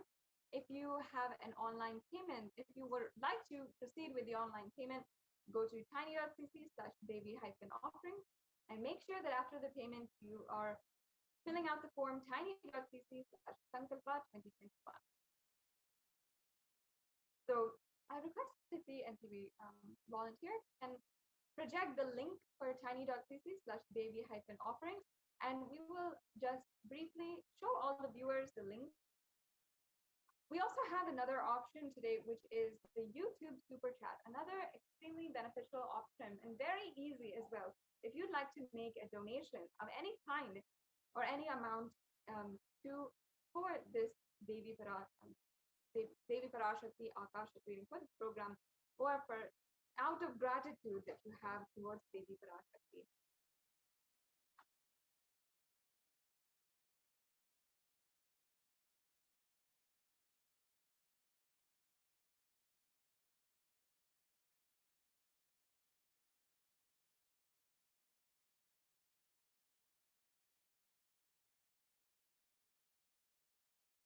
Yes, so we'll be right back with you, and we'll be ensuring that we can show each and every one of you the various payment links and forms that you have to fill out. You can make sure that you do this, and it is very easy steps to be able to make the offering and manifest complete oneness with Devi PARASHAKTI today.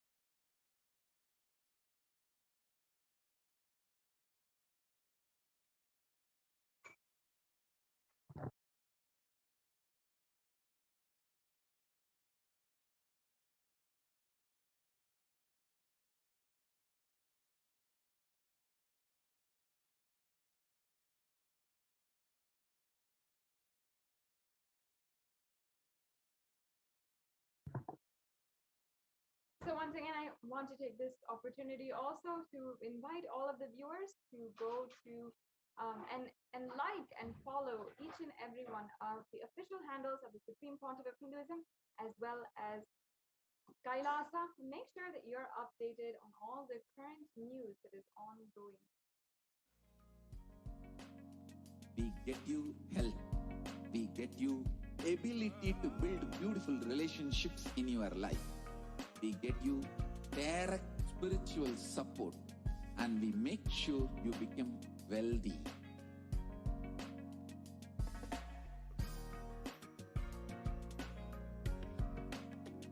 We won't stop giving you just good life. We will literally not stop till you live enlightened life. Manifesting the state of Paramashiva, space of Paramashiva, powers of Paramashiva, being of Paramashiva.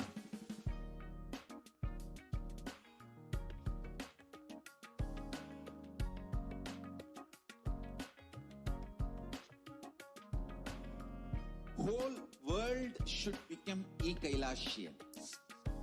I want the whole world to know Hindus have something great to contribute to the world.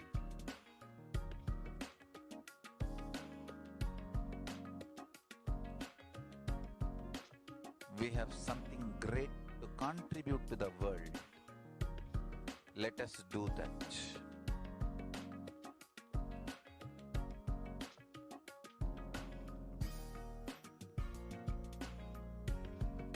E-Kailasa is proper customized spiritual service helping you to identify your root patterns of suffering.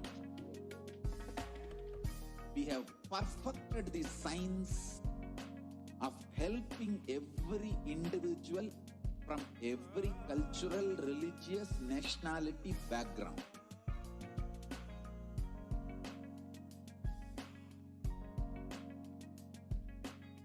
you will have lowest reactionary assumptions, highest awakened response, alive response for life continuously.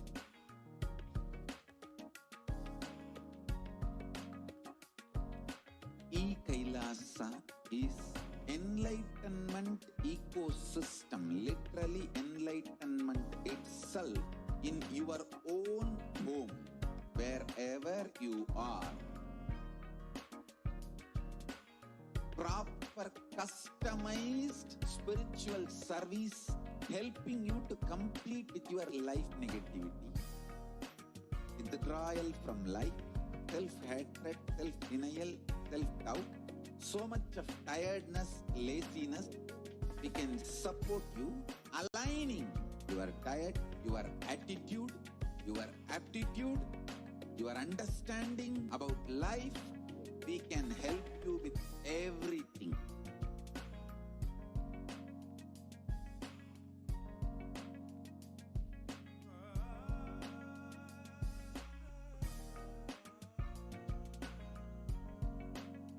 If you are interested in enlightenment, we will immediately bring this to you. If you are not interested, we will explain the whole science, inspire you, and make you interested in enlightenment science. We need to cater this enlightenment science to the whole world wherever they are, because enlightenment is the birthright of all human beings. Kailasa is responsible to provide that to all human beings.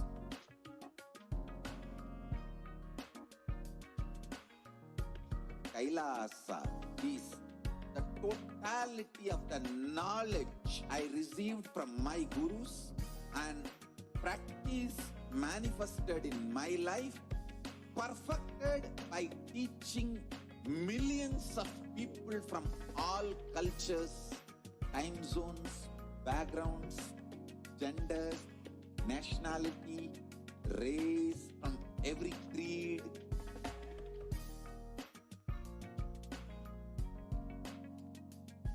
So this absolutely perfected knowledge available to you, served to you in your home, without even you moving out of your couch, free of cost.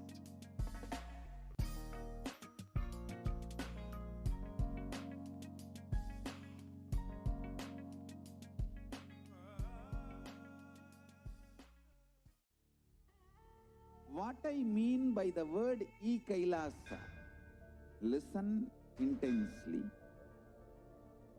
Enlightenment ecosystem, literally enlightenment itself in your own home, wherever you are. If you cannot come to Kailasa, it's okay. Kailasa can come to you. Kailasa coming to you is E-Kailasa.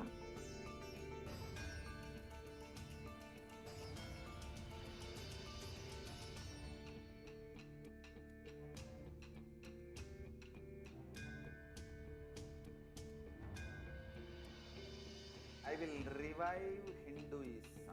I am a Hindu revivalist, not by any revolution, but by evolution.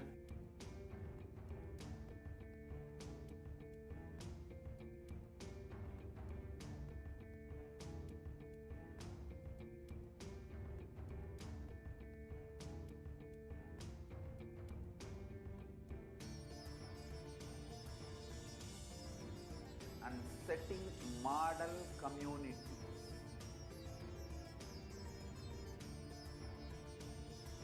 Kailasas, enlightenment ecosystems, Sarvanya Pitas all over the world.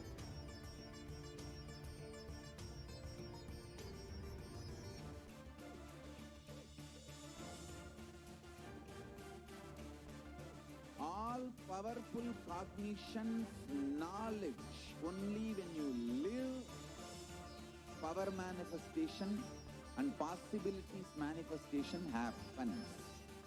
It's a fundamental truth.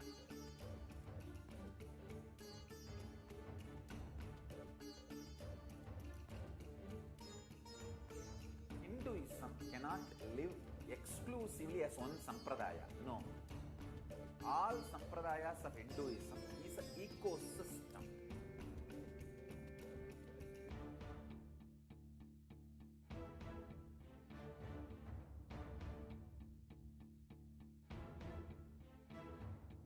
So don't keep quiet thinking that if one sampradaya is attacked, only that sampradaya is going to be affected. All of us are ecosystem.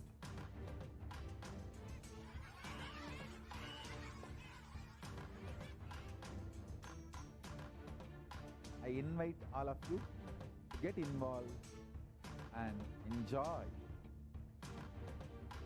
Hinduism by the principle of Dharmo Rakshati Rakshitaha. When you protect Dharma, Dharma protects you. We will make the whole planet flourish spiritually. The spiritual prosperity will happen to the whole planet. We all have to coexist together.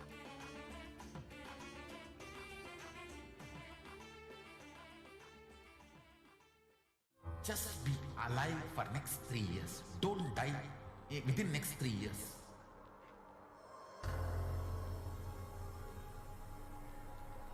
Just don't die within next 3 years. Be alive. Somehow be alive. I'm working sincerely. I will reach you somehow. Somehow I will reach you. It's my commitment to humanity.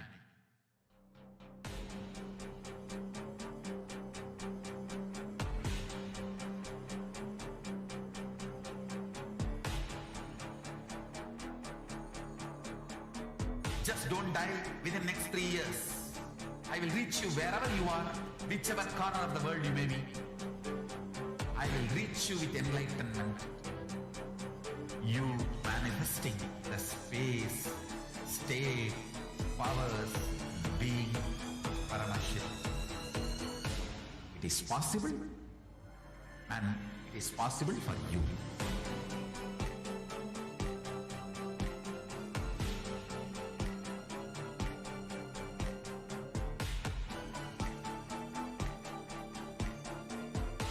Shiva will reach you with enlightenment science.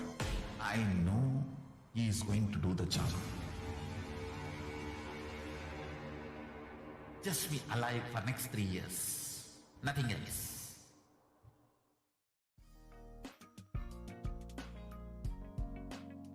We get you health. We get you ability to build beautiful relationships in your life. We get you direct spiritual support, and we make sure you become wealthy.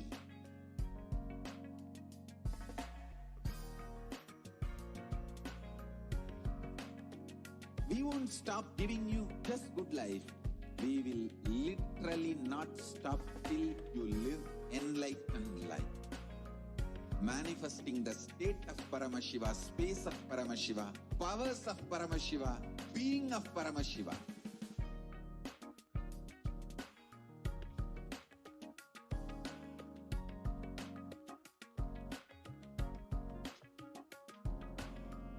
Whole world should become e-Kailashians.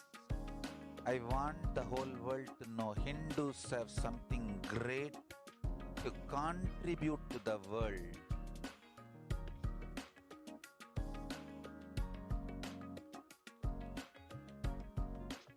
We have something great to contribute to the world. Let us do that.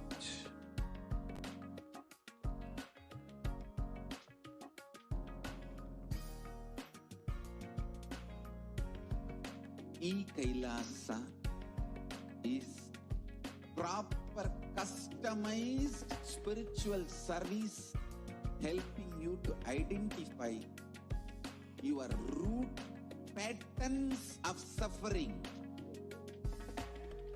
We have perfected the science of helping every individual from every cultural, religious, nationality background.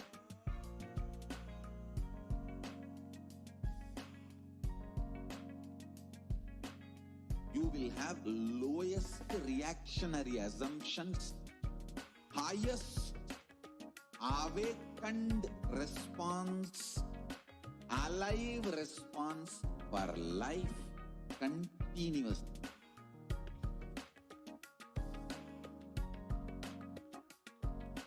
E-Kailasa is enlightenment ecosystem, literally enlightenment itself in your own home, wherever you are. Proper customized spiritual service helping you to complete with your life negativity.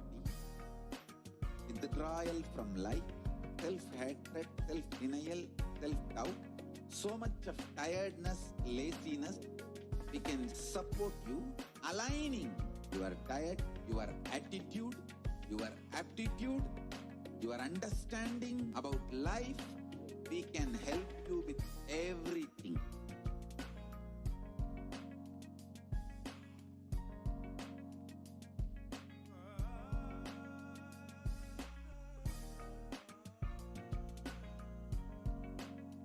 If you are interested in enlightenment, we will immediately bring this to you. If you are not interested, we will explain the whole science, inspire you, and make you interested in enlightenment science. We need to cater this enlightenment science to the whole world wherever they are, because enlightenment is the birthright of all human beings. Kailasa is responsible to provide that to all human beings.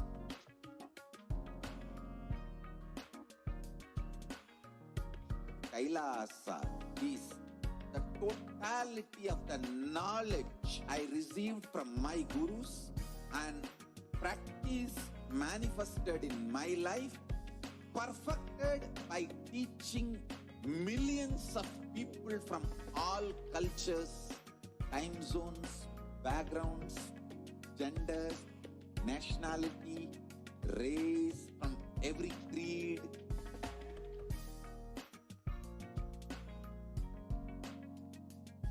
So this absolutely perfected knowledge available to you, served to you in your home, without even you moving out of your couch, free of cost.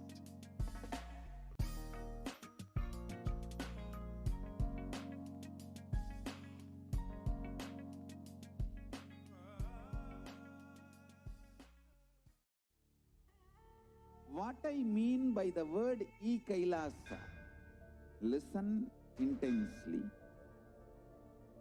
Enlightenment ecosystem, literally enlightenment itself in your own home, wherever you are. If you cannot come to Kailasa, it's okay. Kailasa can come to you. Kailasa coming to you is E-Kailasa.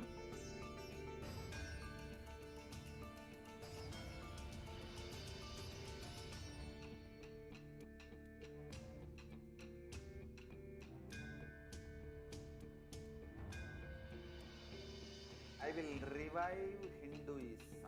I am a Hindu revivalist, not by any revolution, but by evolution.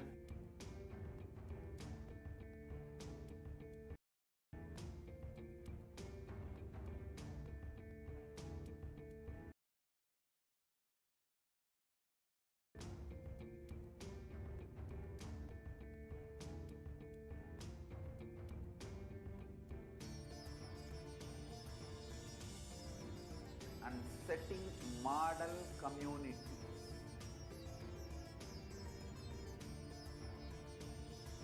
Kailasas, enlightenment ecosystems, Sarvanya Pitas all over the world.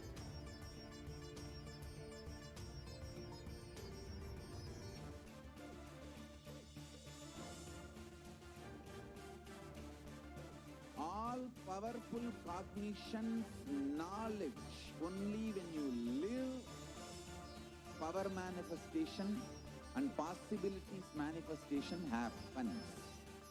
It's a fundamental truth.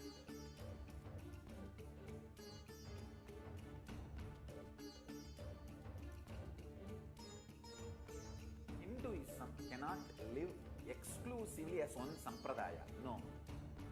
All sampradayas of Hinduism is an ecosystem.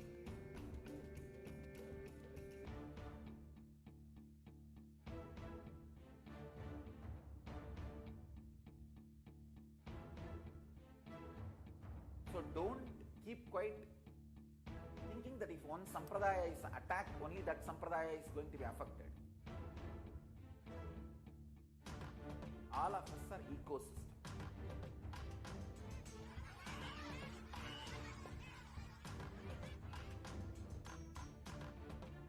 I invite all of you to get involved and enjoy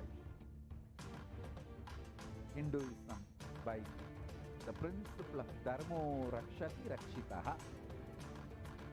When you protect Dharma, Dharma protects you. We will make the whole planet flourish spiritually. The spiritual prosperity will happen to the whole planet. We all have to coexist together.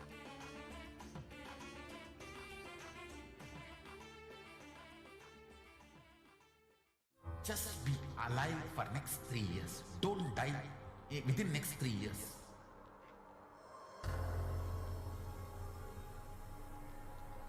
Just don't die within next 3 years.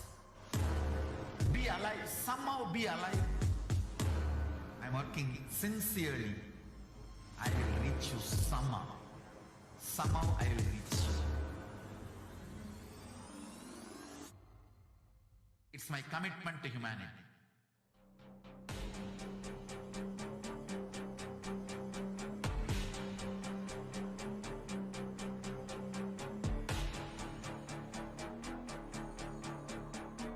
Just don't die within the next 3 years. I will reach you wherever you are, whichever corner of the world you may be. I will reach you with enlightenment. You manifesting the space, state, powers, being, Paramashya. It is possible, and it is possible for you.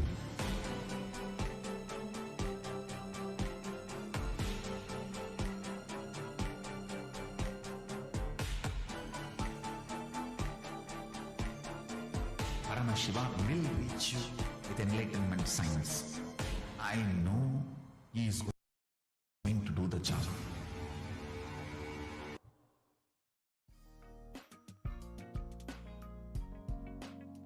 We get you health.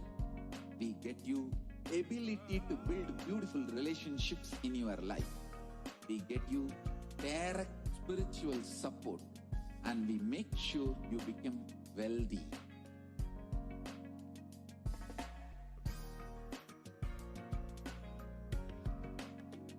We won't stop giving you just good life. We will literally not stop till you live enlightened life. Manifesting the state of Paramashiva, space of Paramashiva, powers of Paramashiva, being of Paramashiva.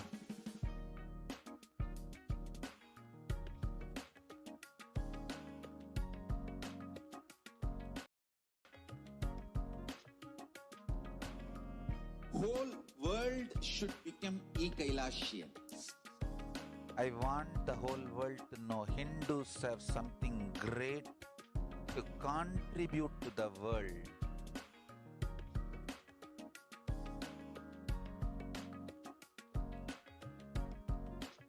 We have something great to contribute to the world. Let us do that.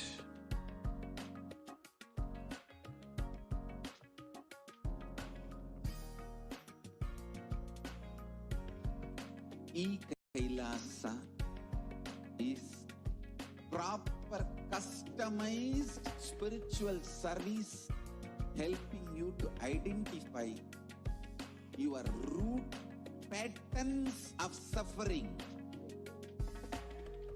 We have perfected the science of helping every individual from every cultural, religious, nationality background.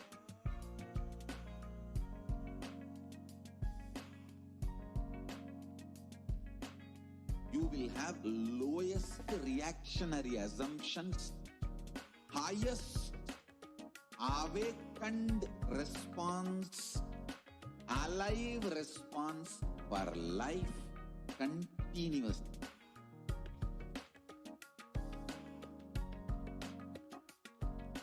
E-Kailasa is enlightenment ecosystem, literally enlightenment itself in your own home, wherever you are. Proper customized spiritual service helping you to complete with your life negativity. Withdrawal from life, self-hatred, self-denial, self-doubt, so much of tiredness, laziness.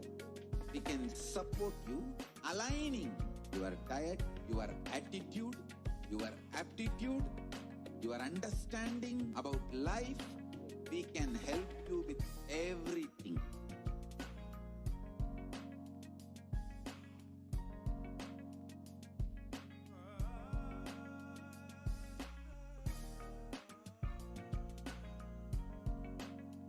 If you are interested in enlightenment, we will immediately bring this to you. If you are not interested, we will explain the whole science, inspire you, and make you interested in enlightenment.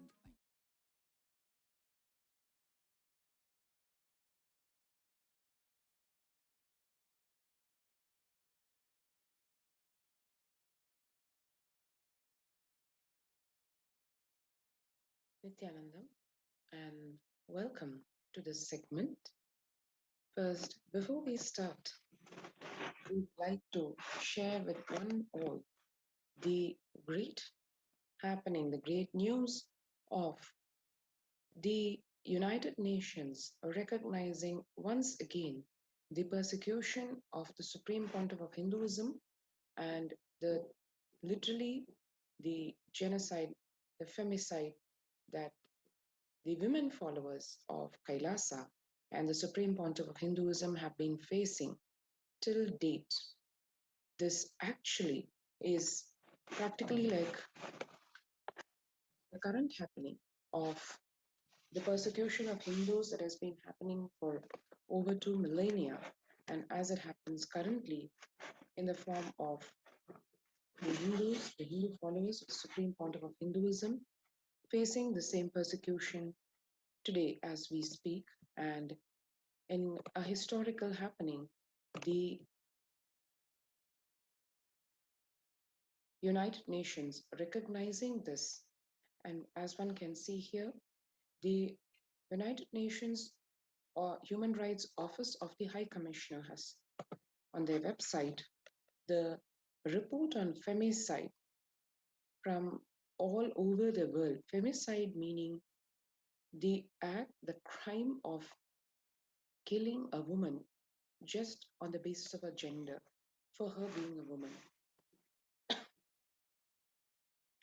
The Special Rapporteur on Violence Against Women, its Causes and Consequences, has published this report.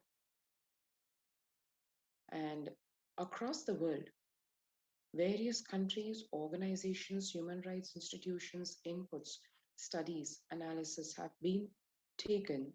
And as one can see, the Kailash Union International Human Rights Council also the report pertaining to the persecution of the Supreme Pontiff of Hinduism has been published in this very same forum by the United Nations. And we will be going into the details of what this report said, what are all the persecution, especially the crime of femicide, which has been recognized, which has been brought to the attention of the world, awareness given to the world. We will be going over the details of this in the upcoming here. What is the genesis? Not only the contributions of the Supreme Pontiff of Hinduism in this, but also the millennia of persecution, ethnocide, genocide, mass murders, rapes that have been plaguing the sacred land of Bharat, the Hindu civilization to say specifically. What really Hinduism stands for or carries at its core, that on the one hand can literally liberate humanity and usher in the utopian world of crime-free, prosperous society with happy, blissful individuals expressing their ultimate potential and living fulfilled lives. What does Hinduism carry in its core to exhibit that? And on the other hand, these very attributes, how they attract the vested interests to exterminate Hinduism so that their selfish vested interests can be fulfilled. We'll look into both of these in the next few seconds.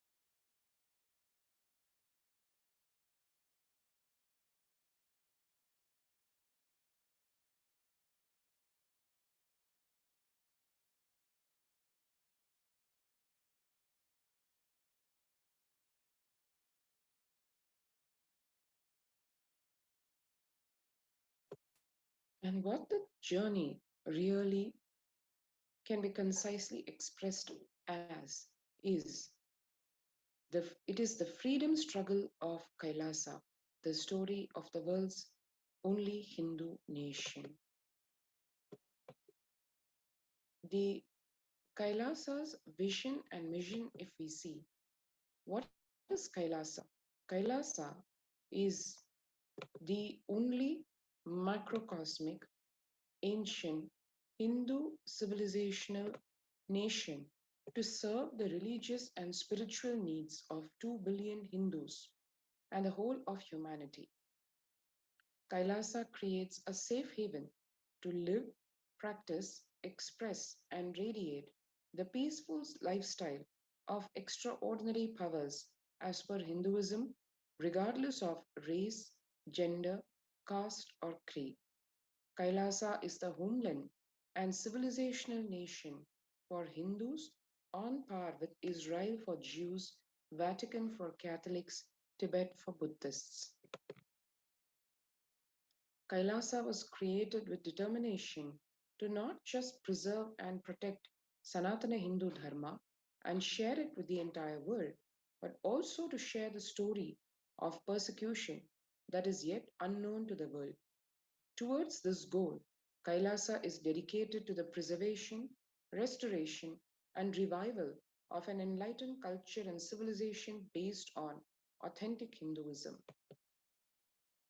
The mission of Kailasa is a nation created by dispossessed Hindus from around the world who lost the right to practice Hinduism authentically in their own countries.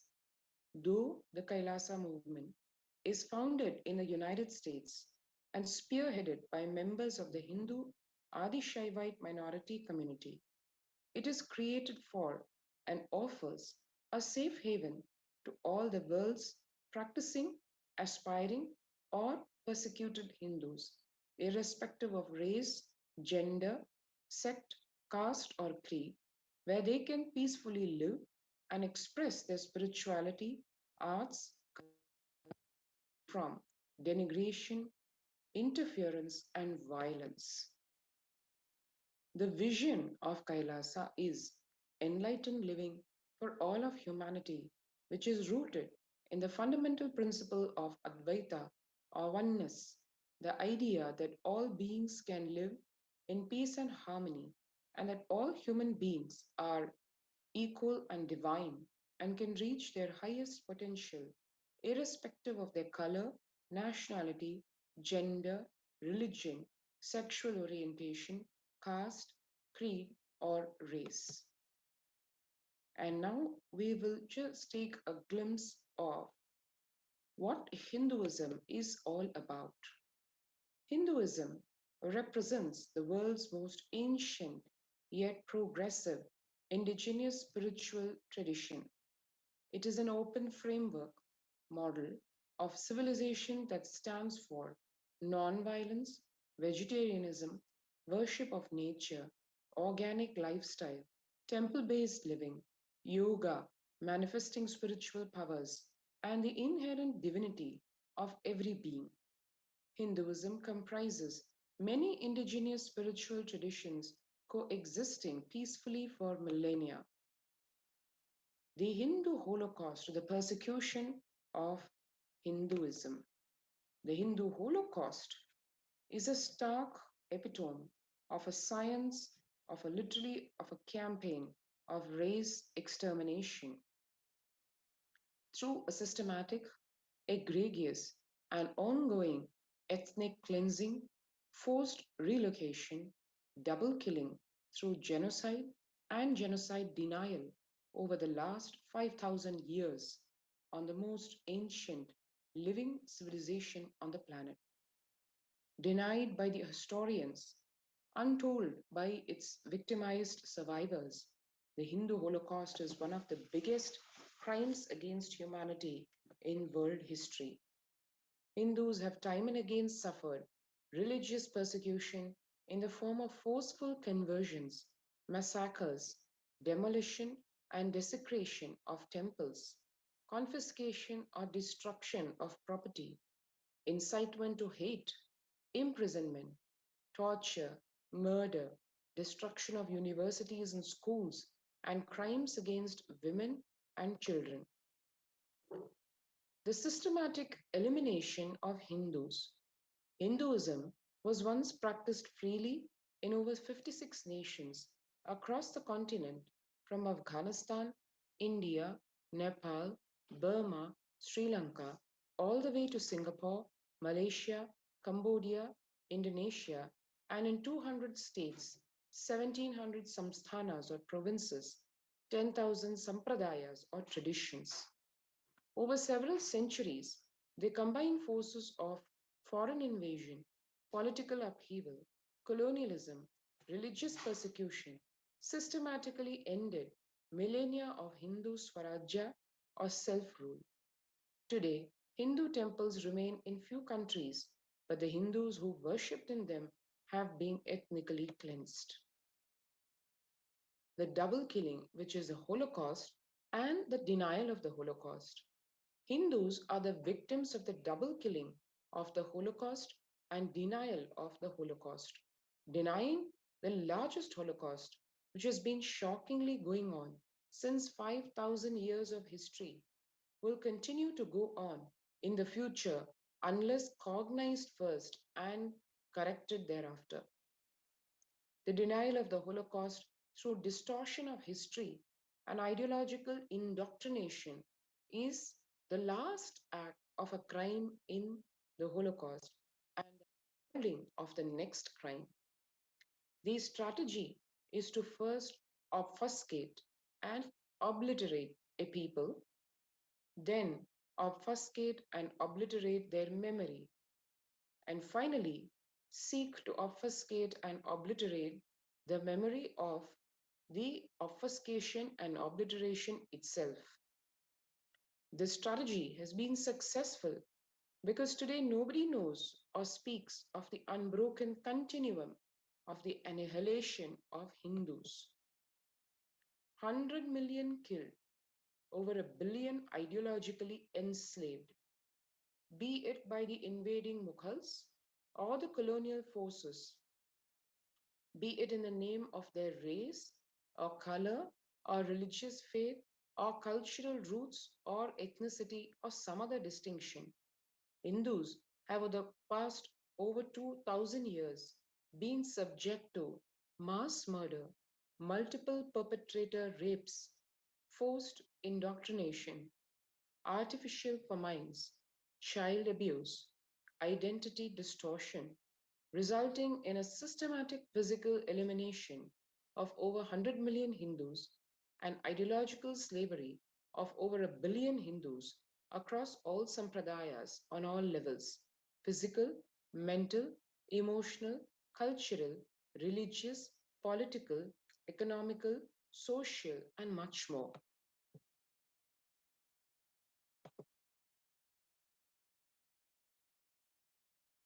And to see in one glimpse the massive destruction that Hinduism has faced in all its fields, the number of massacres, the man-made inflicted famines, temples destroyed, imposition of slavery, and the universities and libraries that have been destroyed.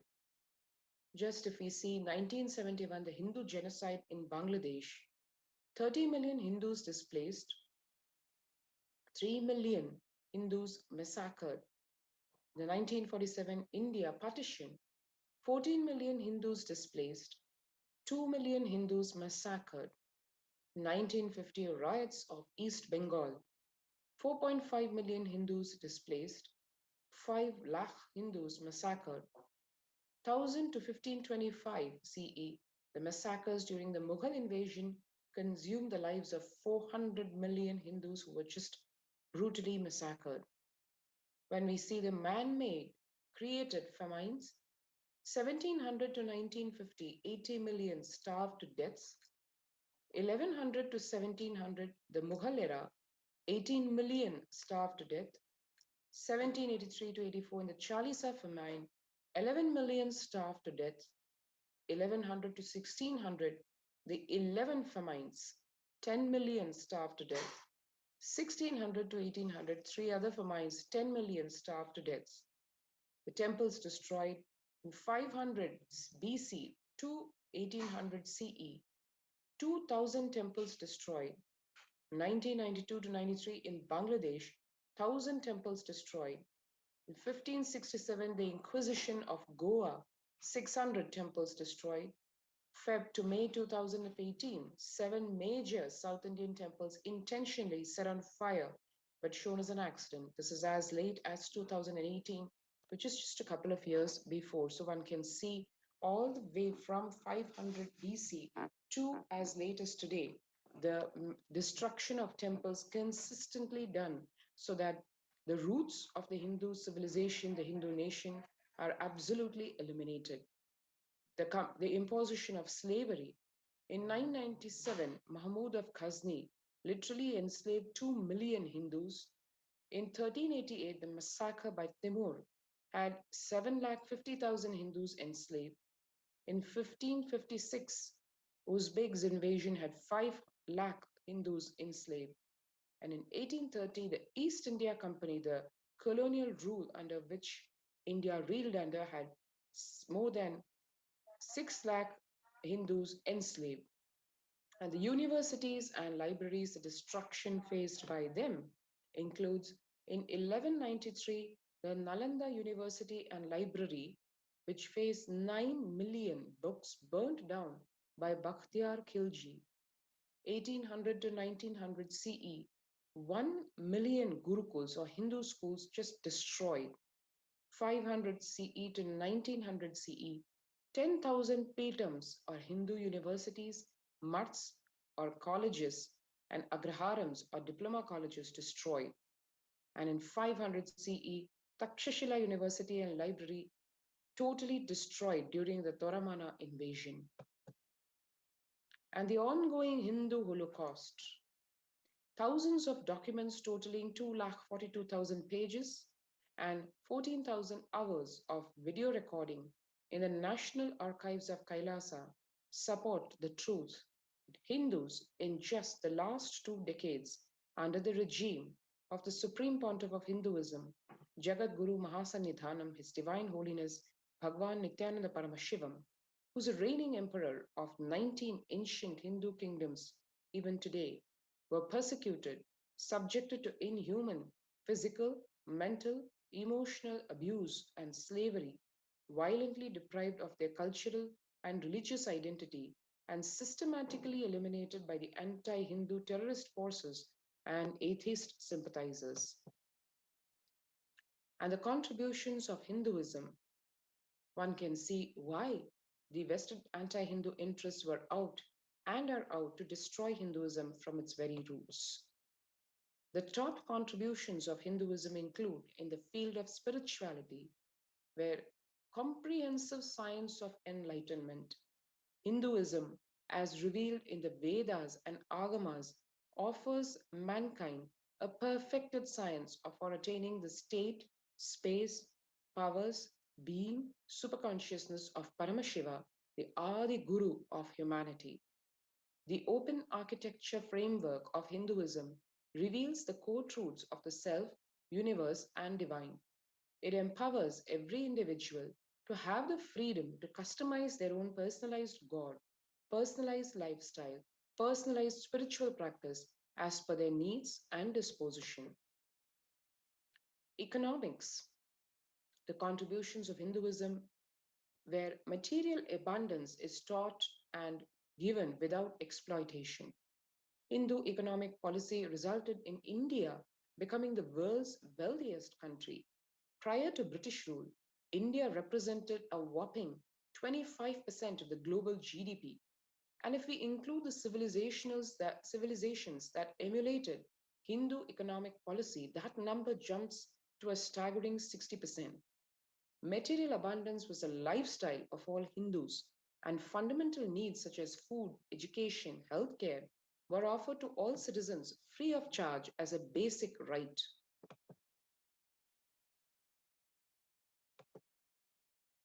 Hinduism's contributions towards governance. The roots of modern democracy. is in Hinduism, which established a decentralized republican system of governance that emphasized democratic principles and self-rule at the local village level. Those at the governance layer were held accountable to a constitution, a code of universal principles of human rights, and proper governance as aligned to the cosmic law, which is in the Dharma Shastras. Hinduism's contributions to technology, the ancient precursor to computer science. Just one of the examples of the contributions to technology, Hindu philosophers were the first to discover the binary number system, algorithms, and the Nyaya system of logic, which was a major influence on George Boole and Charles Babbage, the founders of modern computer science. Hinduism's contributions to medicine. The most comprehensive indigenous system of medicine was in the form of Ayurveda, and Hinduism is responsible for the world's first holistic plant-based system of medicine. The ancient Hindu civilization also had detailed knowledge of anatomy, embryology, digestion, metabolism, physiology, genetics, immunity, anesthesia, and even cosmetic surgery.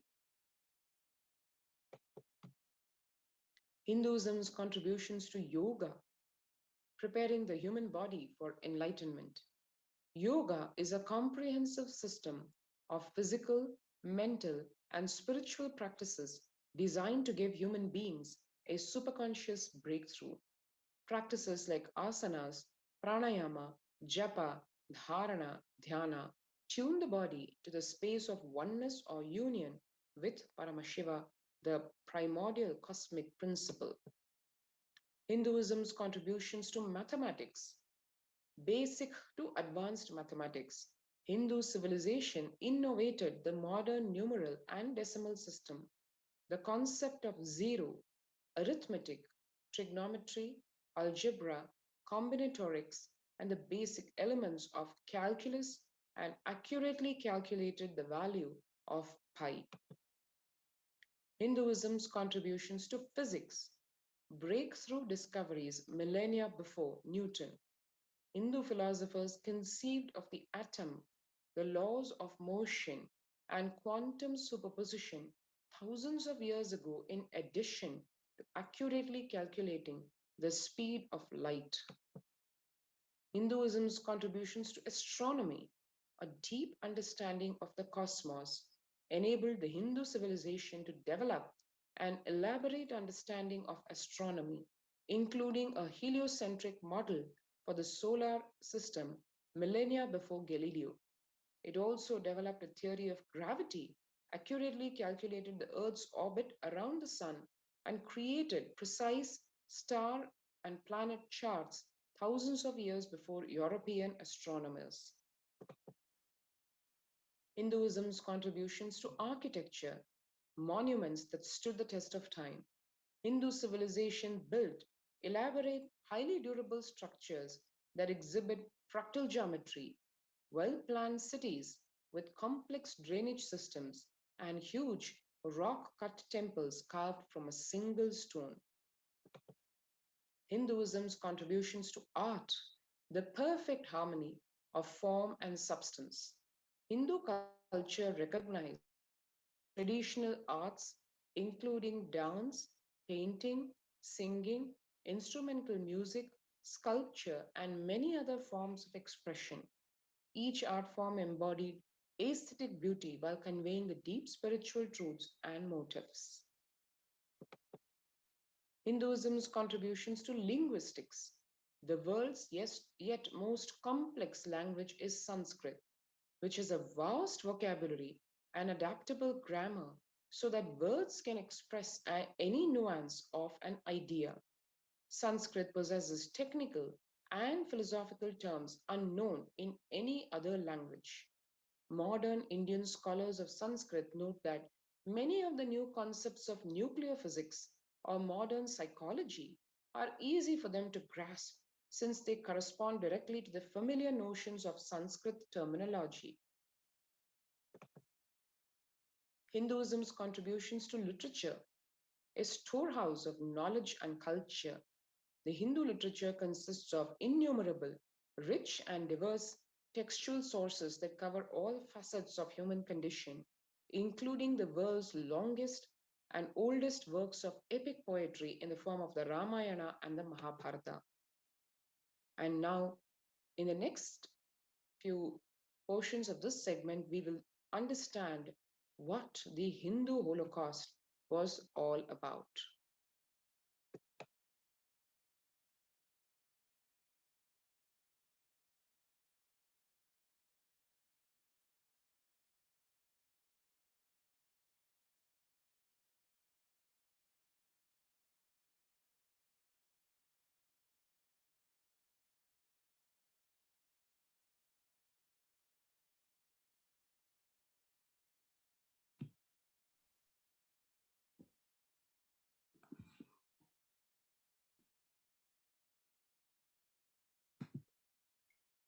The Hindu Holocaust, Phase 1, Islamic invasions from 800 to 1700 AD. The physical destruction of Hindu civilization. The Mohammedan conquest of India is probably the bloodiest story in history. The Islamic historians and scholars have recorded with great glee and pride that the slaughter of Hindus, forced conversions, abduction of Hindu women and children to slave the markets, and destruction of Hindu temples carried out by the warriors of Islam during 800 AD to 1700 AD. Millions of Hindus were converted to Islam by sword during this period. Millions more were raped and murdered and dismembered. Over 200 million Hindus were slaughtered by Muslim invaders, 100,000 temples were destroyed, and 1 million deities and scriptures were destroyed.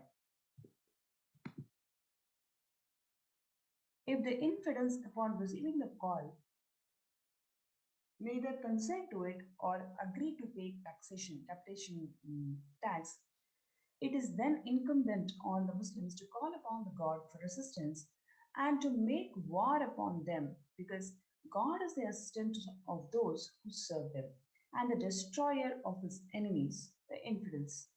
And it is necessary to implore his aid upon every occasion. The Prophet, moreover, commands us to do so.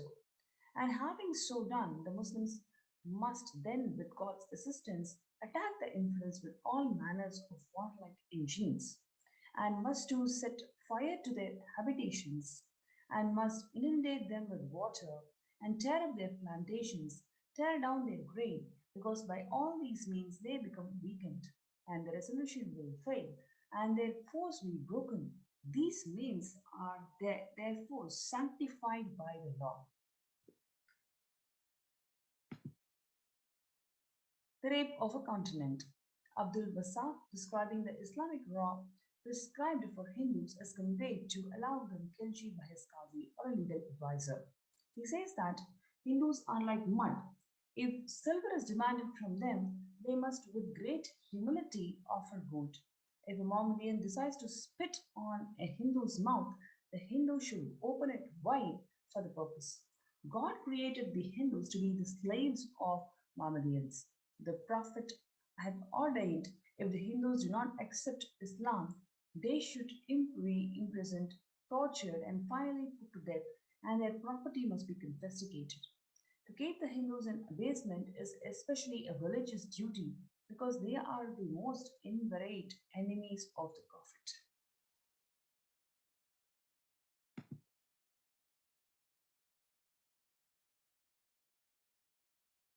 The rape of a continent.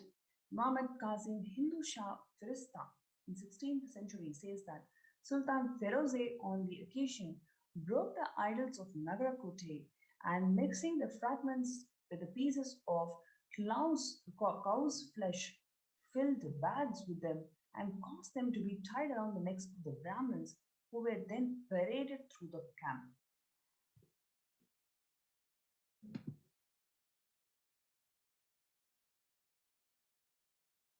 The Hindu prisoners were divided into 4 sections and taken to each of the 4 gates of the great Katkar. There, on the stakes they would carry, the prisoners were impaled. Afterwards, their wives were killed and tied by their hair to these pails. Little children were massacred on the bosoms of their mothers and their corpses left there. Phase 2, British occupation. That's from 17th century to 1947 AD. Where he says that I have seen a great people starving to death before my eyes, and I am convinced that this exhaustion and starvation are due not, as their beneficiaries claim, to overpopulation and superstition, but to the most sordid and criminal exploitation of one nation by another in all recorded history.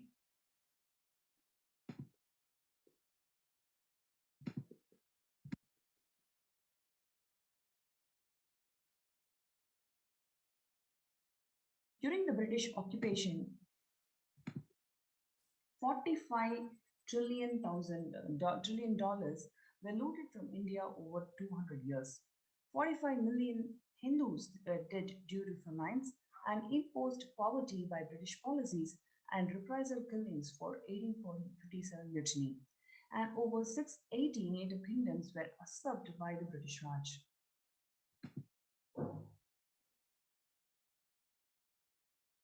British master race theory, colonial subjugation.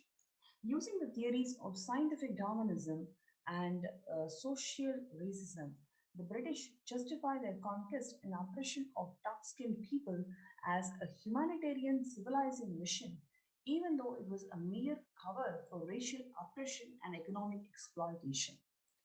Do not say that following these duties you are walking into the very path to which England owes her wealth.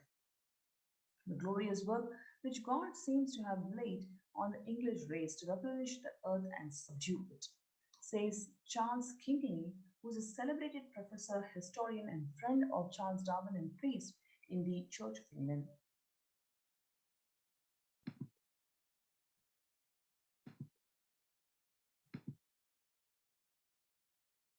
The colonial subjugation, 200 years of intense racial hatred towards Hindus. The Hindus are full of dissimulation and falsehood, the universal concomitants of oppression, the vices of falsehood. Indeed, they carry to a height most unexampled among the other races of men.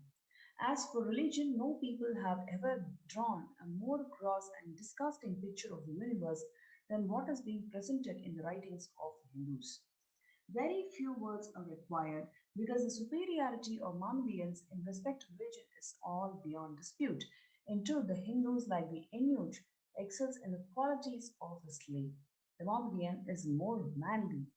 And this is what is a statement from James Mill, who is a celebrated author of the seminal book, The History of British India, and intellectual leader for the generation of East India Company servants.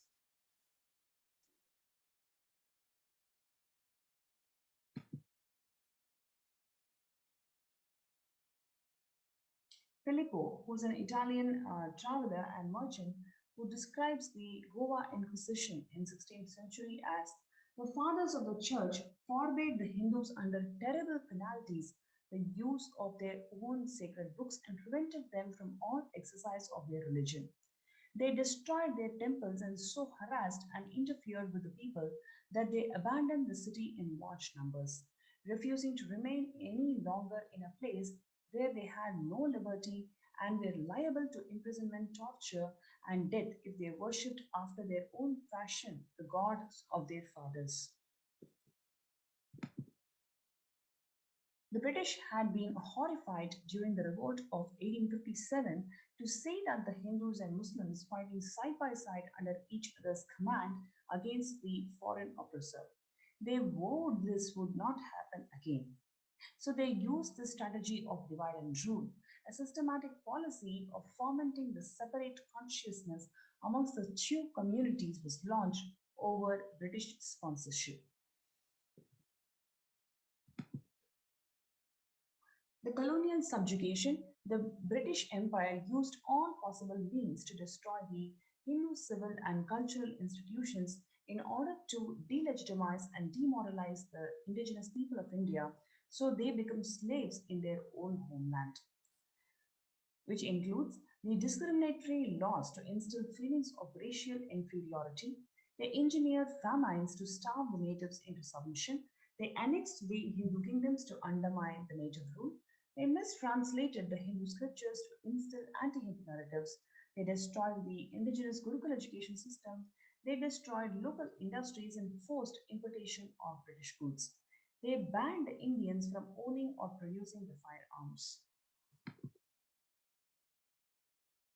Number one, they engineered famines to break the spirit of a people. Winston Churchill, he says that, I hate Indians, they are beastly people with a beastly religion. The famine was their own fault for breeding like rabbits. Harsh British tax and export policies and poor infrastructure management caused multiple famines in India, claiming tens of millions of lives. Indians were forced to eat leaves, grass, and human flesh, and parents threw their starving children into the rivers and wells, while others committed suicide to escape their living hell.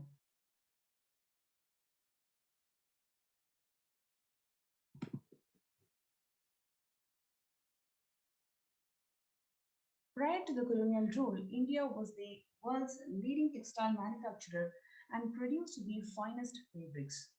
The British engaged in a systematic campaign to destroy the local handloom industry through harsh taxation and export policies that forced India to import British-made textiles and banned the Indian textiles from being sold in foreign markets. Within a generation, the Indian weavers were tuned into beggars, and their indigenous skills were lost forever. Destroying the local industry to ensure dependence and poverty. By 1878, the Indian railways mechanics in Jamalpur in Bengal and Ajmer in Rajputana had become so proficient at maintaining the locomotive trains that they started designing and building their own models at a fraction of the cost of the British trains. The British Parliament responded by passing an act in 1912 banning all the local manufacture of trains to ensure that India's economic dependence on their colonial masters and destroy any native technologies know-how.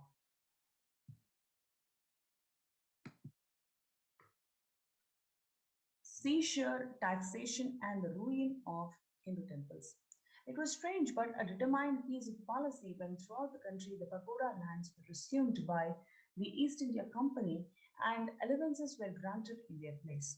Now let us contemplate the result of this plan. From one end of the country to another, the pagodas were ruined and unmaintained.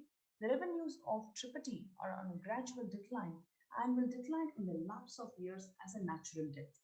Some of the most celebrated temples in country were worse off, but these are still, alas, many more strongholds of the rebels. False anti-Hindu narratives. British rulers perpetuated the narrative that the Indians were generally illiterate and education was restricted to high caste Hindus, but their own surveys revealed that every village had at least one school and the Sudras and other low caste children constituted 70 to 84% of the students. In contrast, a century of direct misrule of India has left the population with a dismal 12% of literacy rate.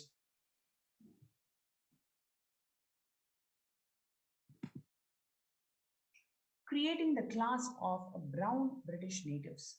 We must at present do our best to form a class who may be interpreters between us and the millions whom we govern. A class of persons Indian in blood and color, but English in taste, in opinions, morals, and in intellect.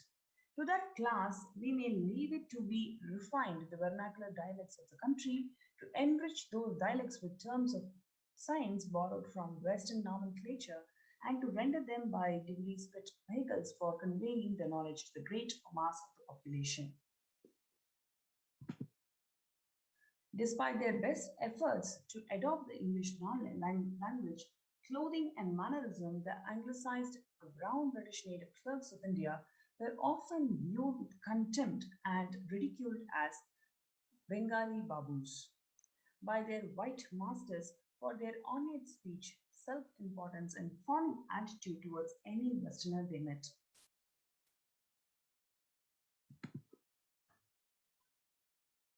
Converting the native Hindu Rajas into proper British gentlemen.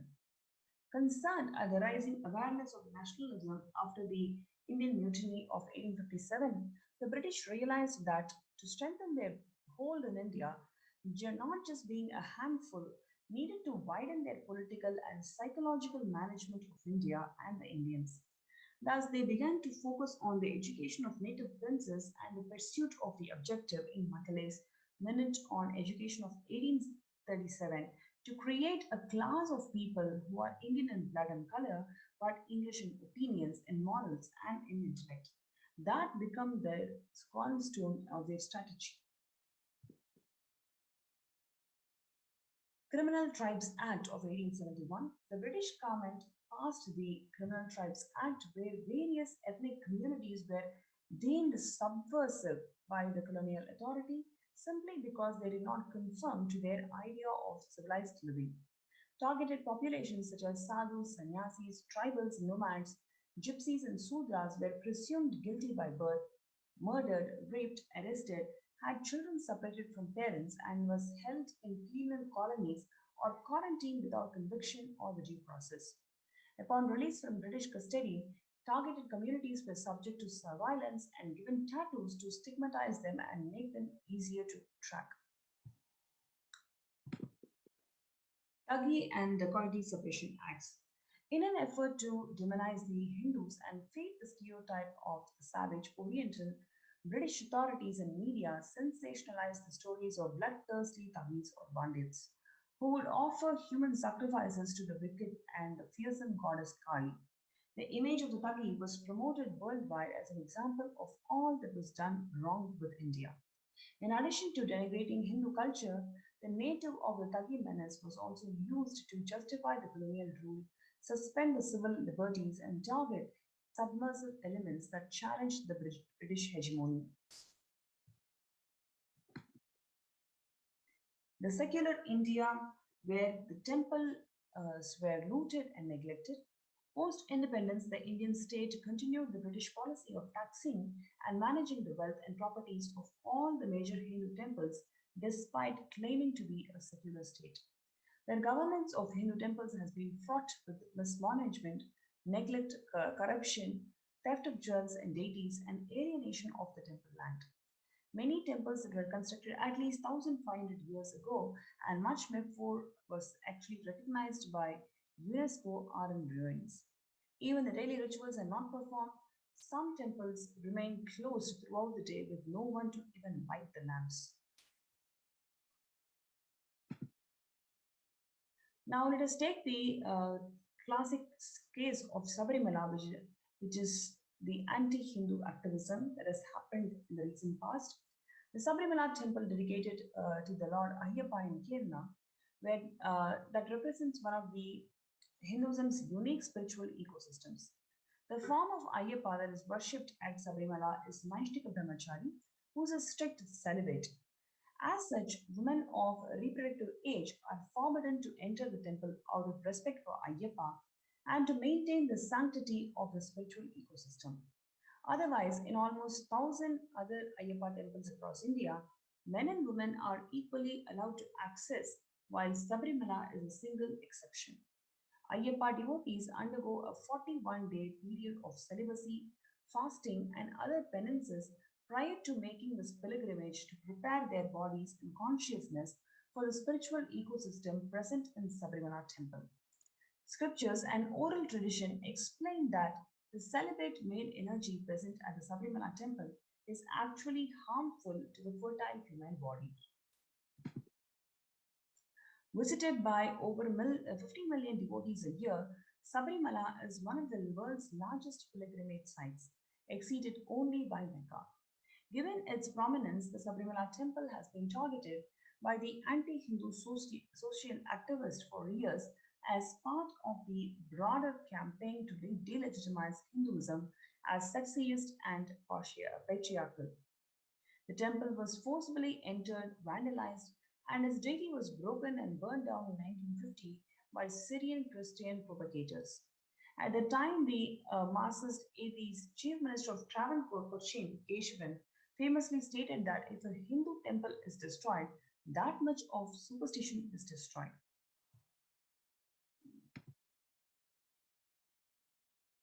Now, the media narratives that are used to stereotype and demoralize the Hindus, the use of propaganda against an enemy supported by such military, economical, or political measures as may be required. Such propaganda is generally intended to demoralize the enemy, to break his will, or to fight and resist, and sometimes to render him favorably disposed to one's position. The media narratives used to stereotype and demoralize the Hindus. Bollywood and other mainstream media outlets consistently portray Hindu gods and gurus as cartoonish. Dishonest, corrupt sex fiends in a similar manner to British imperial propaganda. India today denigrates the Hindu sari while praising the Muslim hijab. The glaring double standards only make sense in the light of the anti-Hindu colonial stereotypes perpetuated in modern India.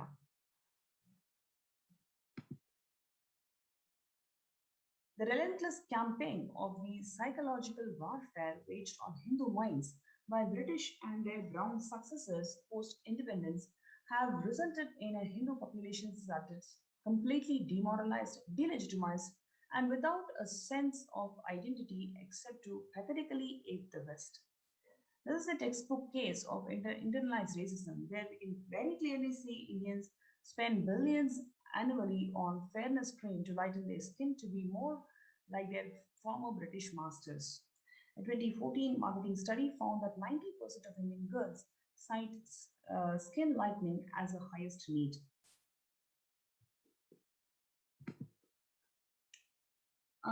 What we have seen now is the gory details of the Hindu Holocaust that has happened in 3 different phases, whether it is from Mughal emperors or from the British invaders, and post-independence, it is the neo-Hindutva groups, how the Hinduism has suffered at the hands of the anti-Hindu elements. And now this has been recognized by the United Nations in the second report that's been published recently. In the next segment, we'll have the glimpses of that report. Stay tuned and we'll be right back.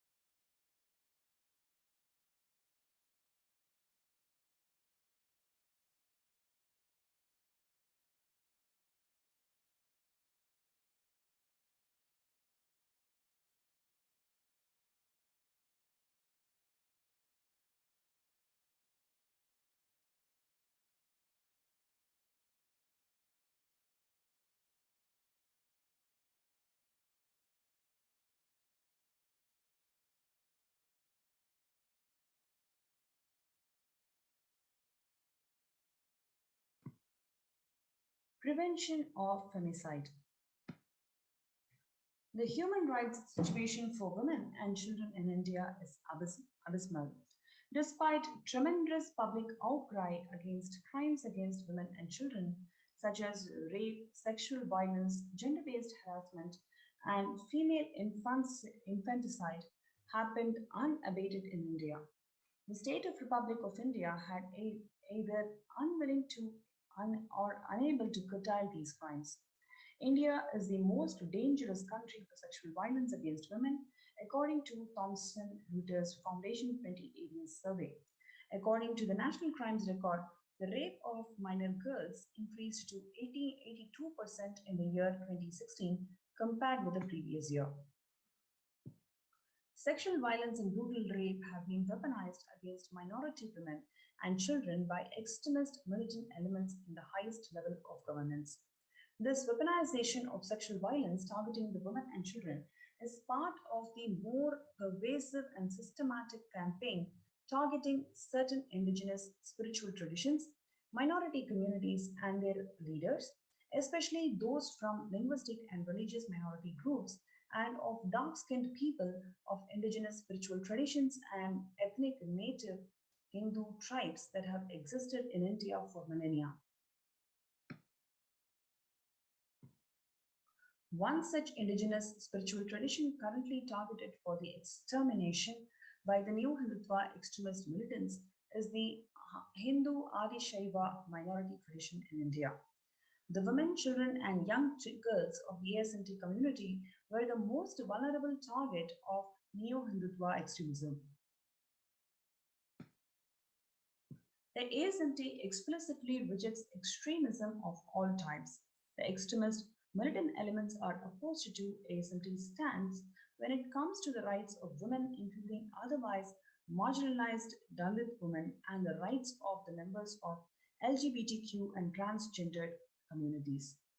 The neo-Hindutva terrorists, despite Hindu women in monastic and priestly roles, the spiritual head of the ASNT has publicly declared himself to be a transcendental gender and possessing multiple gender components.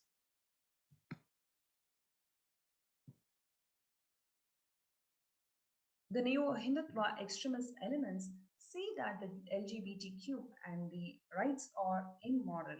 The ASMT freely ordains women into sannyasa, recognizes 11 genders and performs specific temple rituals for gay marriage as more than 5,000-year-old indigenous spiritual scriptures. The ASMT represents one of the most progressive ideologies and is a target of persecution by the neo-Hindutva extremists. In the last decade, especially in India, there has been an alarming trend in the mainstream media and the social media of sensational screening and manufacture of misinformation and hate speech that is marginalizing the minority communities, targeting women with the use of image morphing and deepfake videos. In 2010, a fabricated video of ASMT actress Ranjita was repeatedly and sensationally broadcasted by Sun TV and various media channels to defame her character and to delegitimize her guru, the Supreme Pontiff of Hinduism, Jagat Guru Mahasannidhanam, His Divine Holiness Bhagwan Nityananda Paramashivam.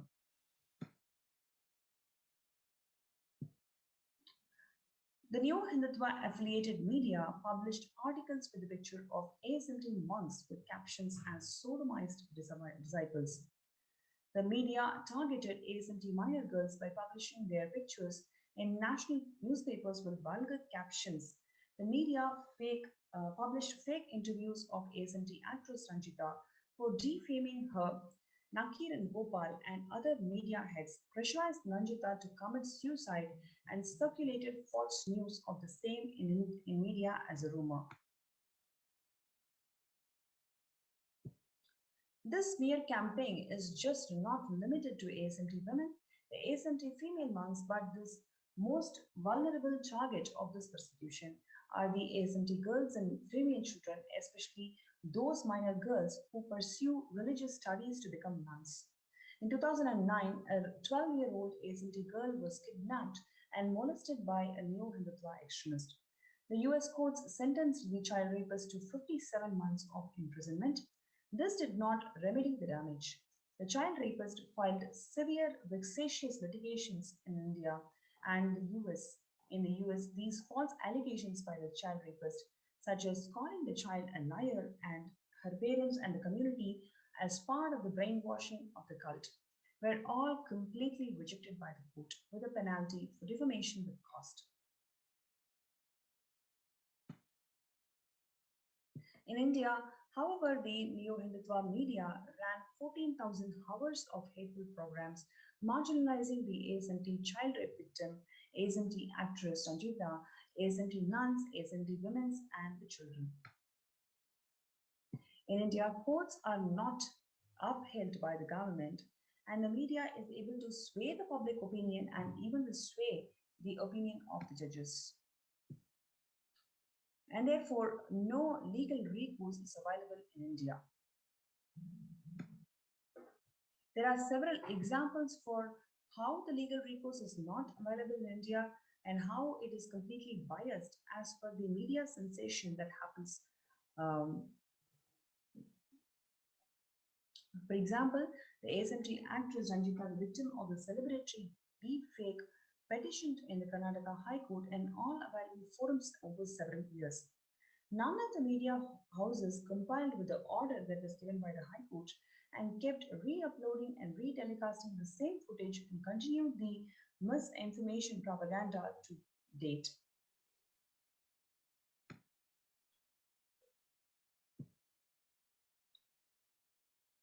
No legal recourse available in India.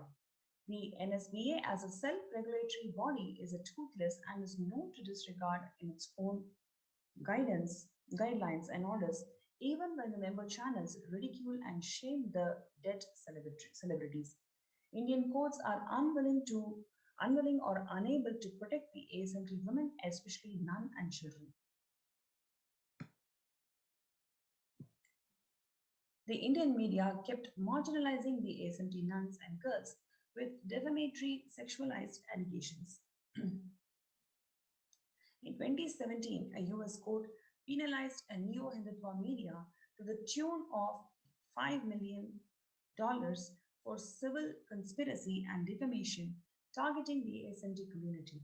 This is the largest penalty against any Indian media, but this did not remedy the damage as the other media channels and journalists continued the smear campaign. So like this, there are several stories, examples of the persecution by the ASMT Hindu nuns by state. In the next segment, we are going to see what is the revelations of Devi PARASHAKTI in protecting the humanity from Pralaya. So far, we have seen the glorious Hindu civilization and the persecution by the anti-Hindu elements over different phases, and how the Supreme Pontiff of Hinduism has revived the authenticity of Hinduism through various initiatives with this community, and for that same reason, how this community has been persecuted by the anti-Hindu elements. Despite so much of persecution, it is the grace and the compassion of the Supreme Pontiff of Hinduism that he has opened his doors of Kailasa to one and all for them to reside in his de facto spiritual embassies, for them to feel protected in this ongoing Pralaya. The next segment will be seeing the revelations by Devi PARASHAKTI on solutions given to humanity to protect themselves from Pralaya.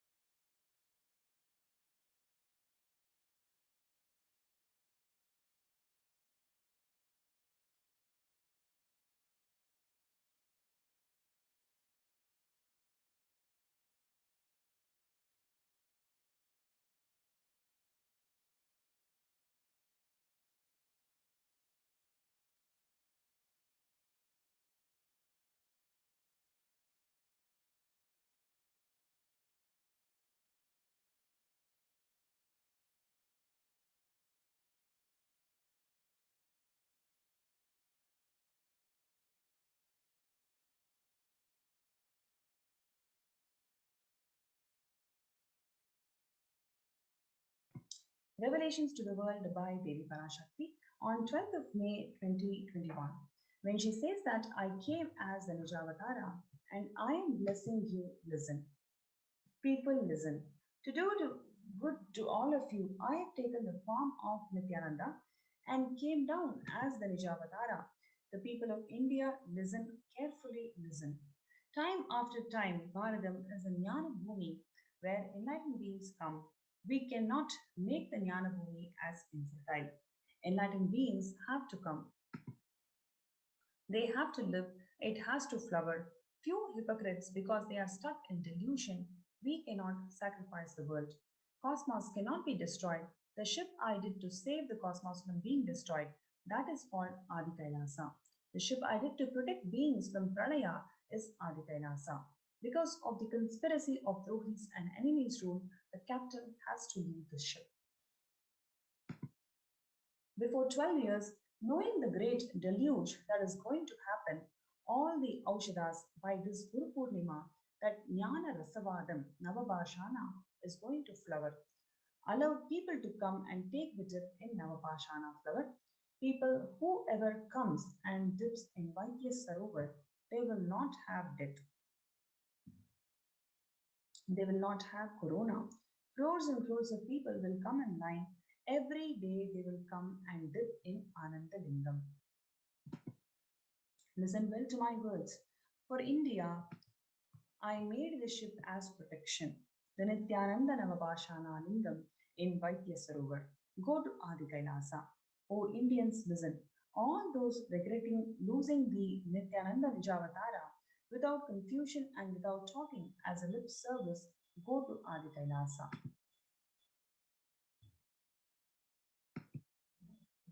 Crores of people will come there looking for health, Navapashana water feast and medicine to get health, protection and enlightenment, to protect India from the great destruction. I, PARASHAKTI, made this huge ship. Even if the captain of the ship is not there, ship is there. When the first world countries closed their borders during the massive global emergencies, Kailasa has opened its doors to one and all without exception. So what we are going to see in the next segment is the hard work that the Supreme Pontiff of Hinduism, Jagadguru Mahasanidanam, His Divine Holiness Bhagavan Nityananda Paramashivam, has done to make this ship happen. In today's segment, we saw the relentless Hindu persecutions that the Hindus suffered and the efforts of the Supreme Pontiff of Hinduism to bring back the legitimacy of this, of Sanatana Hindu Dharma to in Hindus, and for which he was persecuted for more than a decade. Despite all this persecution, what has he left to the community that persecuted him? It is this huge boon of getting protected from corona through this Adi Kailasa ship. So let us see next what it takes to build this huge AK ship, Adi Kailasa ship, that this Devi PARASHAKTI has revealed, that which is going to protect people from corona.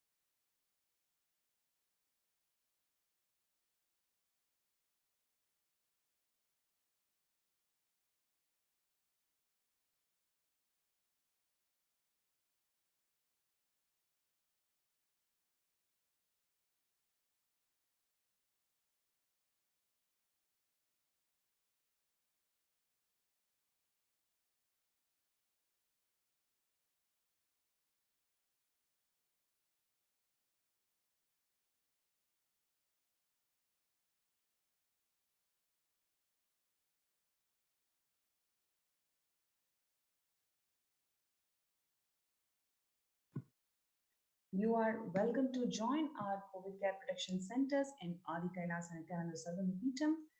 You can register yourself in kailasa.org/kailasacare, KAILASA.org/KAILASACARE.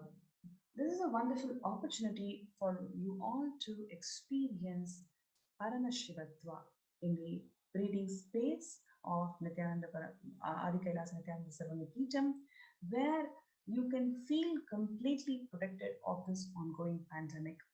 There are thousands of people who feel abandoned and insecure in this ongoing pranaya, where the Supreme Pontiff of Hinduism has opened his home to one and all unconditionally for them to experience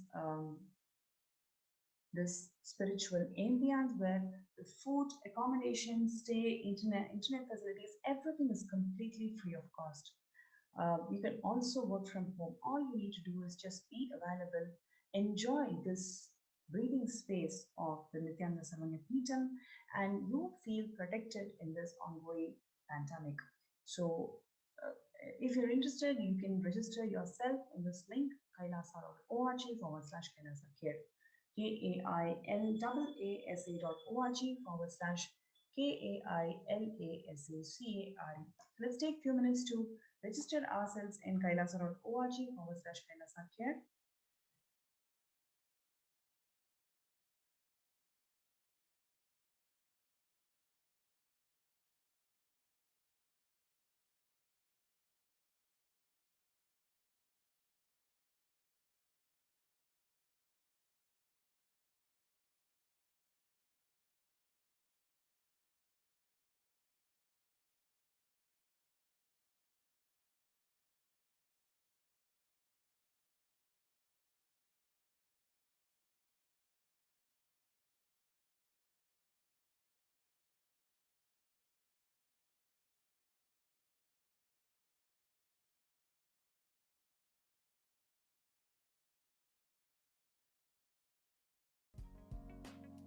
We get you health.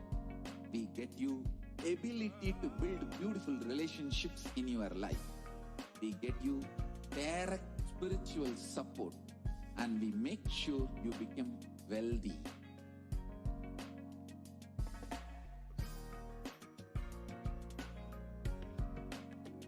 We won't stop giving you just good life. We will literally not stop till you live enlightened life. Manifesting the state of Paramashiva, space of Paramashiva, powers of Paramashiva, being of Paramashiva.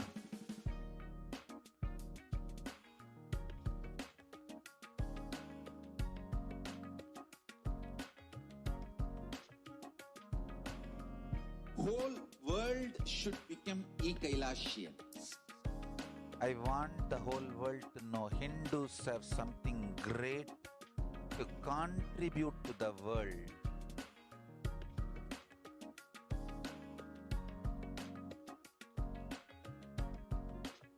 We have something great to contribute to the world. Let us do that.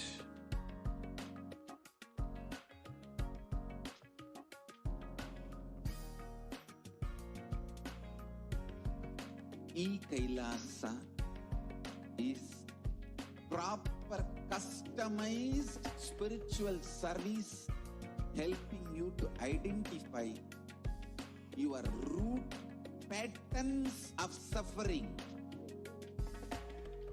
We have perfected the science of helping every individual from every cultural, religious, nationality background.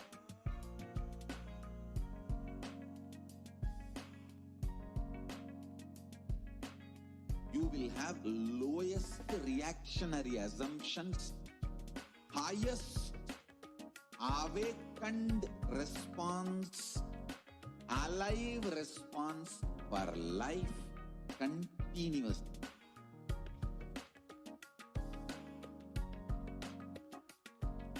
E-Kailasa is enlightenment ecosystem, literally enlightenment itself in your own home.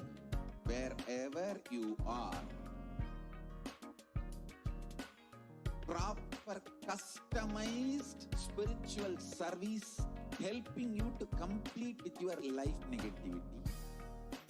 Withdrawal from life, self-hatred, self-denial, self-doubt, so much of tiredness, laziness. We can support you, aligning your diet, your attitude, your aptitude, your understanding about life.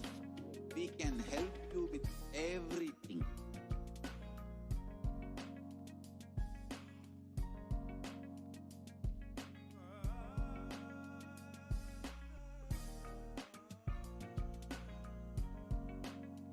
If you are interested in enlightenment, we will immediately bring this to you. If you are not interested, we will explain the whole science, inspire you, and make you interested in enlightenment science. We need to cater this enlightenment science to the whole world wherever they are, because enlightenment is the birthright of all human beings. Kailasa is responsible to provide that to all human beings.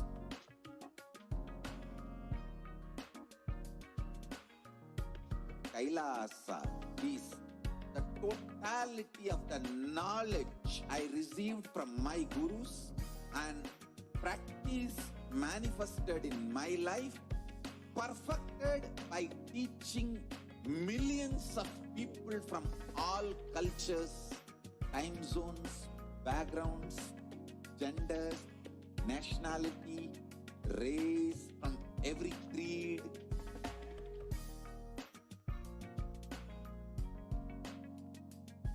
So this absolutely perfected knowledge available to you, served to you in your home without even you moving out of your couch, free of cost.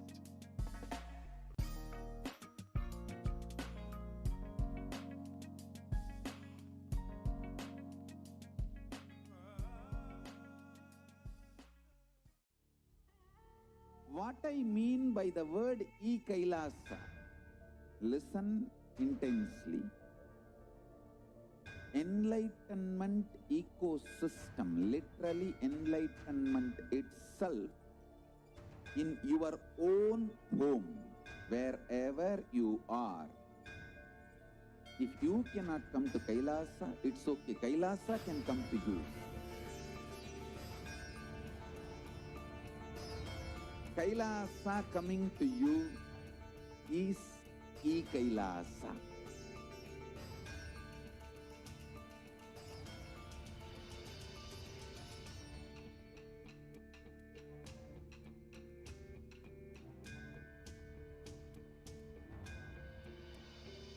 I will revive Hinduism.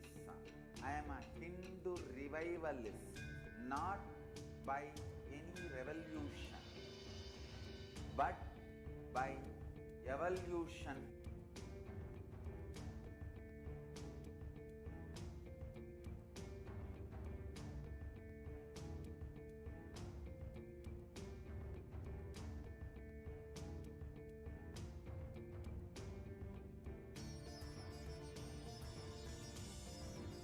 And setting model communities.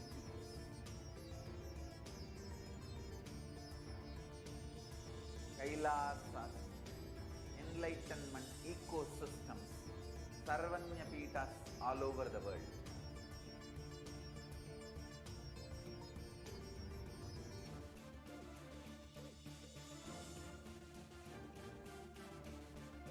All powerful cognition, knowledge, only when you live, power manifestation and possibilities manifestation happens.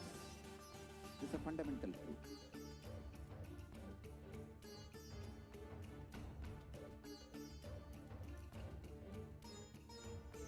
Hinduism cannot live exclusively as one sampradaya. No. All sampradayas of Hinduism is an ecosystem.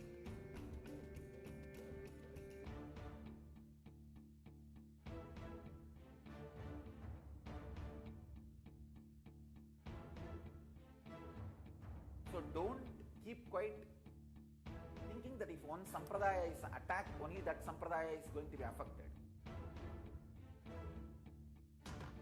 All of us are ecosystem.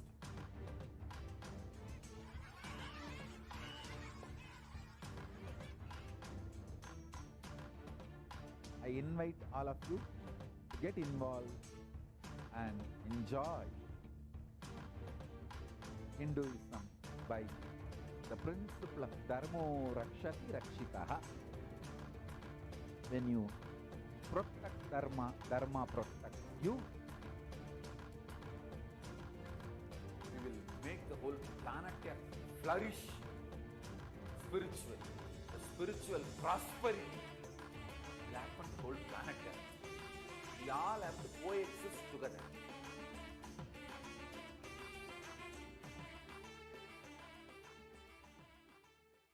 Just be alive for next 3 years. Don't die within next 3 years.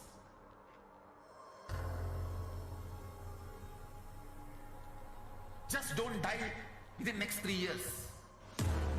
Be alive, somehow be alive. I'm working sincerely. I will reach you somehow. Somehow I will reach. Connecting with the divine with your eyes closed is meditation. Connecting with the divine with your eyes open is darshan. Come, let us all now move from meditation to darshan. Slowly, very slowly, please open your eyes.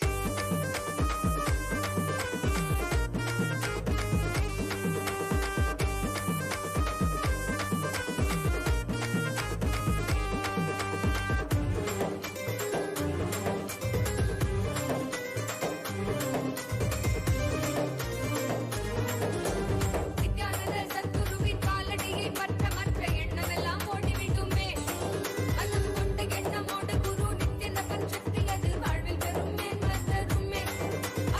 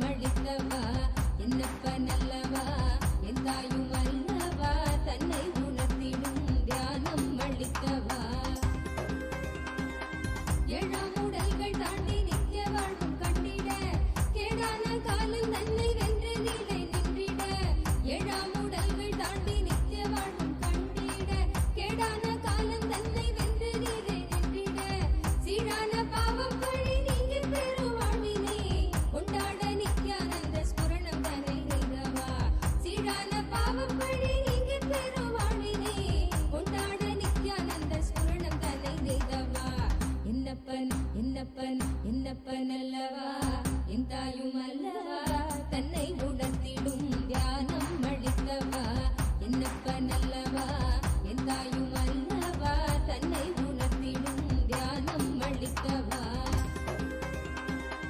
ஏழாம் உடல்கள் தாண்டி நித்திய வாழ்வும் கண்டிட கேடான காலில் தன்னை வென்று நிலை நின்றிட ஏழாம் உடல்கள் தாண்டி நித்திய வாழ்வும் கண்டிட கேடான காலம் தன்னை வென்று நிலை நின்றிட சீரான பாவம் பழி நீங்கி பெரும் வாழ்வினை கொண்டாட நித்யானந்த ஸ்புரணம் தன்னை நீதவா சீரான பாவம் பழி நீங்கி பெரும் வாழ்வினை கொண்டாட நித்யானந்த ஸ்புரணம் தன்னை நீதவா என்னப்பன் என்னப்பன் என்னப்பன் அல்லவா என் தாயும் அல்லவா தன்னை உணர்த்திடும் தியானம் அளித்தவா என்னப்பன் அல்லவா என் தாயும் அல்லவா தன்னை உணர்த்திடும் தியானம் அளித்தவா என்னப்பன் அல்லவா என் தாயும் அல்லவா தன்னை உணர்த்திடும் தியானம் அளித்தவா என்னப்பன் அல்லவா என் தாயும் அல்லவா தன்னை உணர்த்திடும் தியானம் அளித்தவா எங்கும் நிறைந்தவா எண்ணம் கடந்தவா பொங்கும் அருவியாய் ஆனந்தம் தந்தவா எங்கும் நிறைந்தவா எண்ணம் கடந்தவா பொங்கும் அருவியாய் ஆனந்தம் தந்தவா என்னப்பனல்லவா என் தாயும் அல்லவா தன்னை உணர்த்திடும் தியானம் அளித்தவா என்னப்பனல்லவா என் தாயும் அல்லவா தன்னை உணர்த்திடும் தியானம் அளித்தவா எங்கும் நிறைந்தவா எண்ணம் கடந்தவா பொங்கும் அருவியாய் ஆனந்தம் தந்தவா எங்கும் நிறைந்தவா எண்ணம் கடந்தவா பொங்கும் அருவியாய் ஆனந்தம் தந்தவா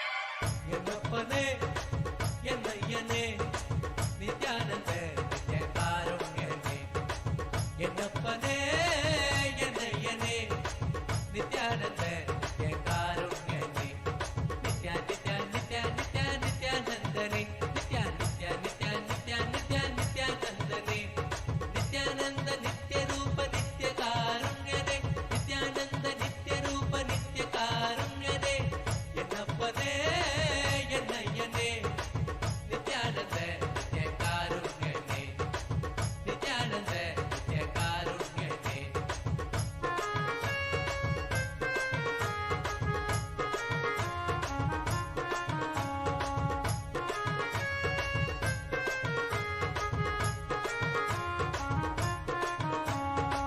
பன்னீர் கை நித்ய குருநாதனே பன்னீர் கை குருநாதனே பன்னீர் கை நித்ய குருநாதனே பன்னீர் கை குருநாதனே பக்தர்கள் கனுகூலனே பக்தர்கள் கனுகூலனே நித்யா நித்யா நித்யா நித்யா நித்யானந்தனே நித்யா நித்யா நித்யா நித்யா நித்யா நித்யானந்தனே நித்யானந்த நித்ய ரூப நித்ய காருண்யனே நித்யானந்த நித்ய ரூப நித்ய காருண்யனே என்னப்பனே என்னையனே நித்யானந்த நித்ய காருண்யனே என்னப்பனே என்னையனே நித்யானந்த நித்ய காருண்யனே நித்யா நித்யா நித்யா நித்யா நித்யானந்தனே நித்யா நித்யா நித்யா நித்யா நித்யா நித்யானந்தனே நித்யானந்த நித்ய ரூப நித்ய காருண்யனே நித்யானந்த நித்ய ரூப நித்ய காருண்யனே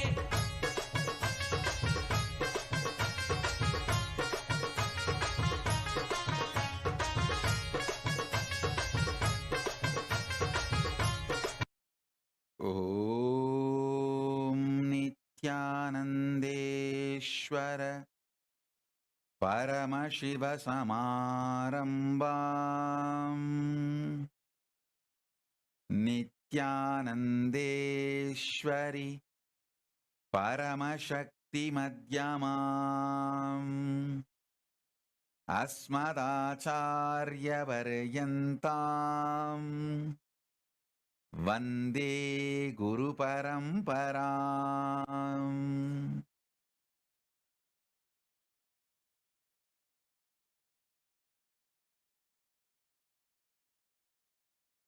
I welcome you all with my love and respects. I welcome all the devotees, disciples, Samajis, Satsangis, Shri Mahants, Mahant, Mantreshwara, Vidyeshwaras, Ganeshwaras, Lokeshwaras, Astreshwaras, ambassadors, diplomats, e-diplomats, citizens, consulate generals. I welcome all of you with my love and respect. Paramashiva's message, directly from Kailasa. Listen.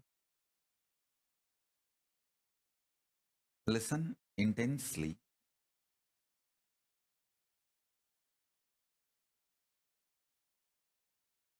Conscious sovereignty can be manifested in you just through the Shaktipada and Shaktinipada, most simplest way. I'm not saying easy or difficult. I'm saying simple. Listen.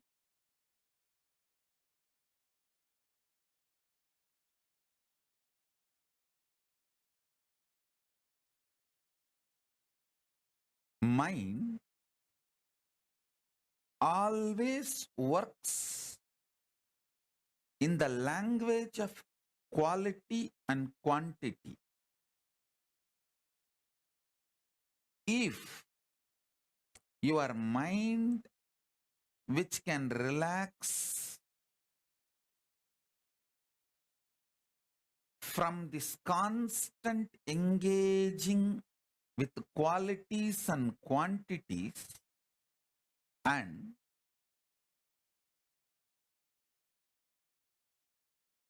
Shaktipada, initiation,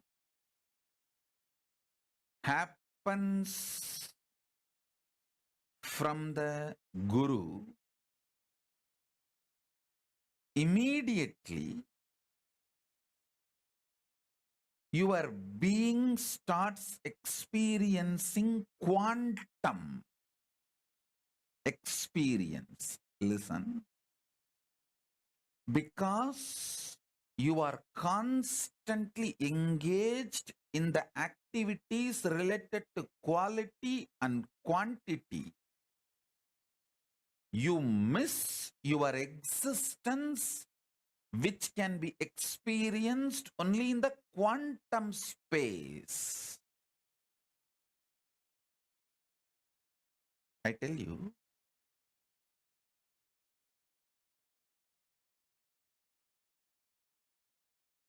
you can achieve conscious sovereignty in multiple ways. Through powerful yoga, you can achieve. Through kriyas, you can achieve. Through bhakti, you can achieve. Through yoga Vedanta, yoga and Vedanta together. By practicing, you can achieve. You can achieve with Veda and Agama. Making Veda and Agama as your lifestyle, Charyapada, you can achieve. There are multiple paths. You can achieve conscious sovereignty. I'll explain the most simplest way I achieved and transmit that same to all of you, because I committed to all of you by this Guru Purnima. I want to give this great gift of conscious sovereignty to all of you.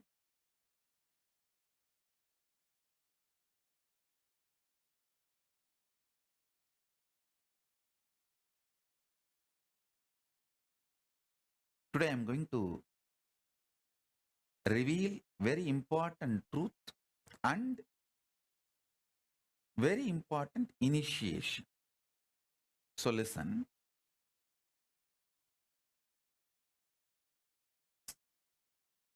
This quantum experience of initiation, Shaktipada and Shaktinipada, happens in a very sweet, simple, relaxed sitting with the Guru.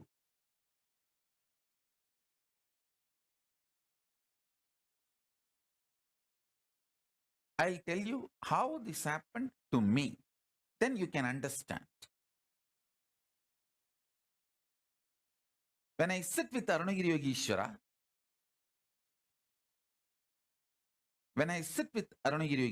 my Guru,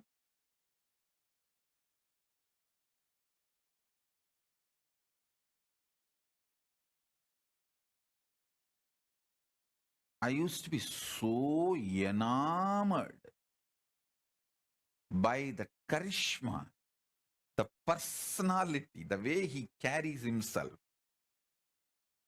I just used to be lost in him.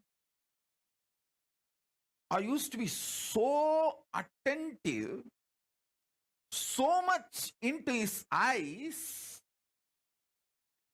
When I asked the question, the way his eyes react or respond, I know I asked the right question, or I asked the useless question, or I asked the wrong question, or I was just trying to poke him. More or less like an attention need, not the real question. I know everything just by the way his eyes react.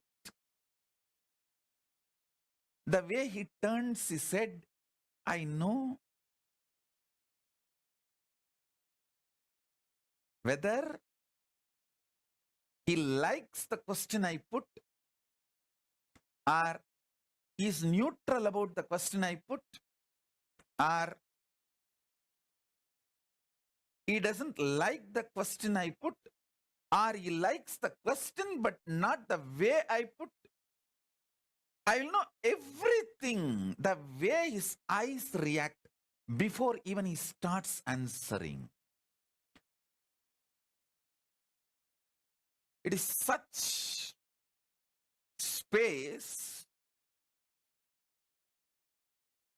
I know he knows every thought current getting created or I am entertaining, engaging with.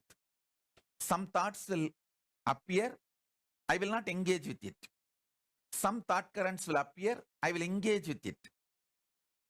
Some thought currents will appear, I will just try to drop it. All this he just knows, and I know that he knows. It is like I am absolutely in a nirvana space with him.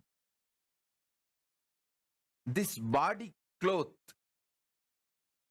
does not stop him looking into my inner space. That is what I call nirvana space.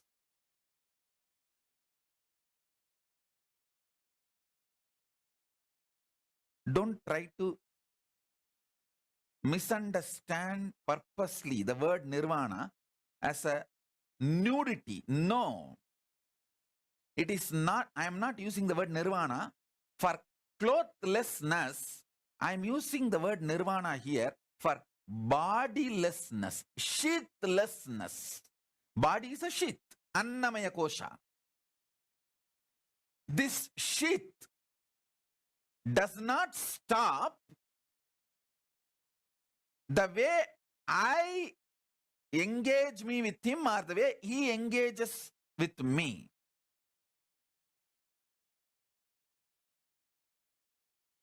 It is extremely sweet,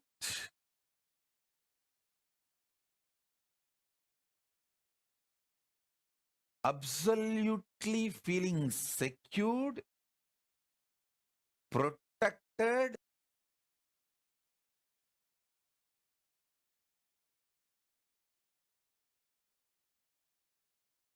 even if you have to go through death, you will not bother, because somebody who is very trustworthy and right person who loves you and your interest, you are going through that death in his lap, under his control, monitor and space.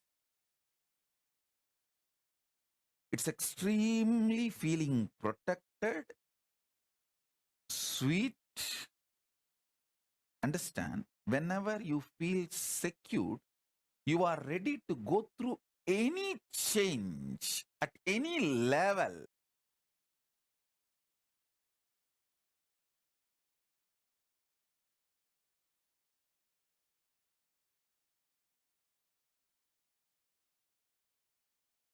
It's an absolute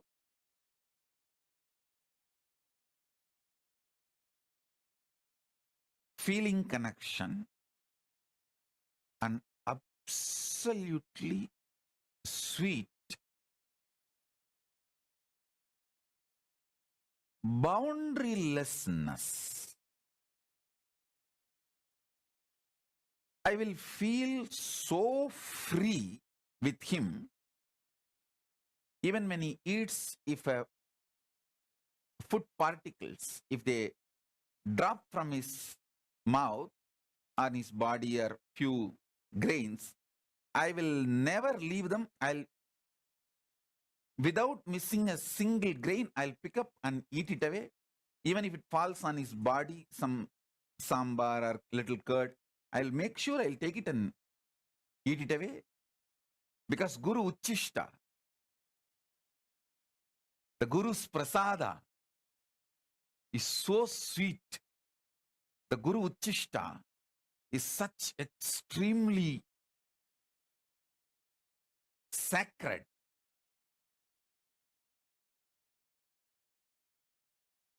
Listen.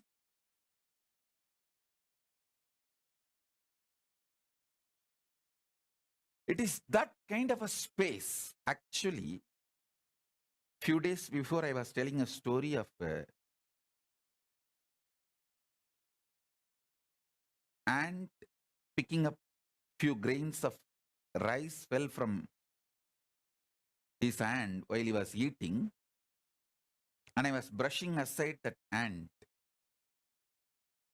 I did not tell you precisely more details. I want to tell you now. Actually, I was irritated about that ants. First, I felt this, how did I miss that few grains? Because anything falls from his mouth, I'll first pick it up and eat. First thing I felt, how did I miss it?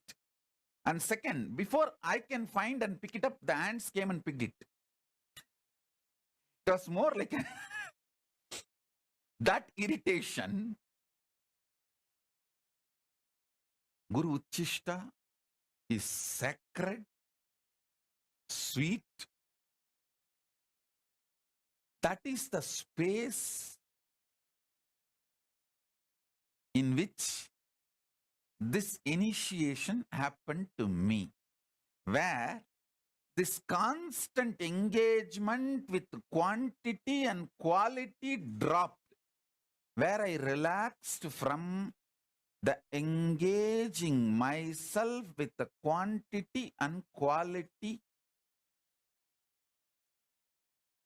centric thought currents. Vacation means your ability to relax from quality, quantity centric thought currents.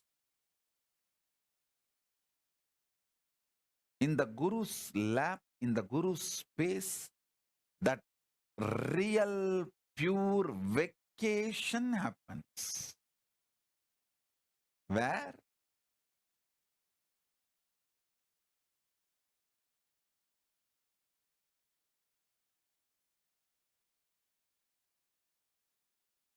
the constant grinding of the quality quantity centric thought currents are dropped, where the quantum start manifesting. Listen.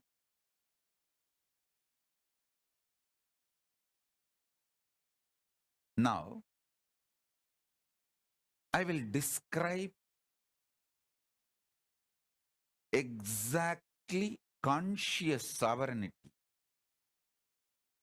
as I received from my Guru, Arunagiri Yogeshwara.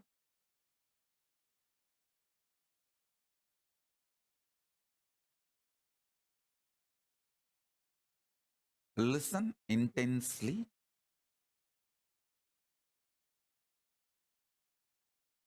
Listen.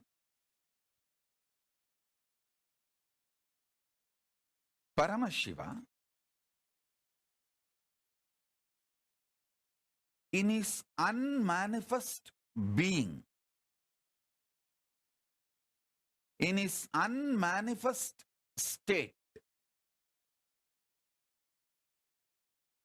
he, me, you, all are one and the same. He manifests as creation,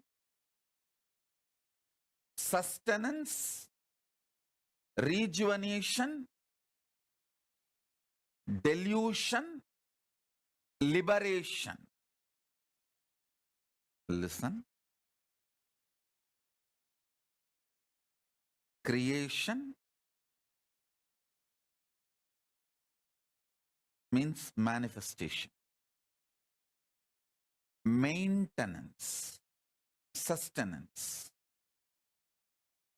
rejuvenation, destruction and rejuvenation together.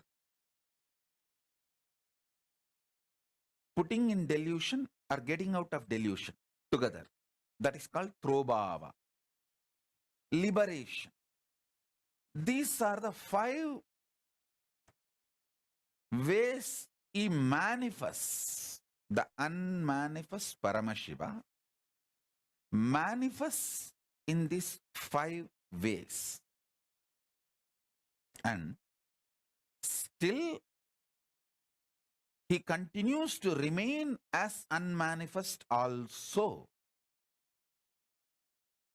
Listen. This every truth I am revealing now, internalizing,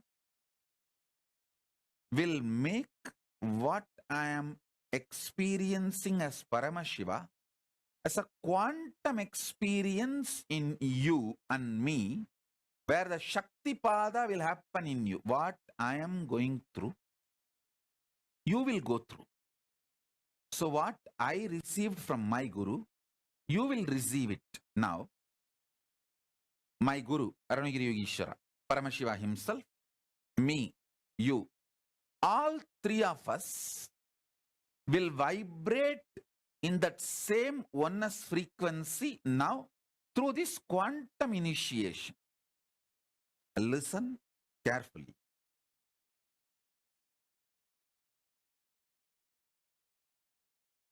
All your ideas about the quality and quantity will pass.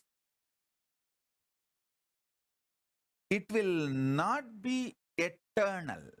Today, when you are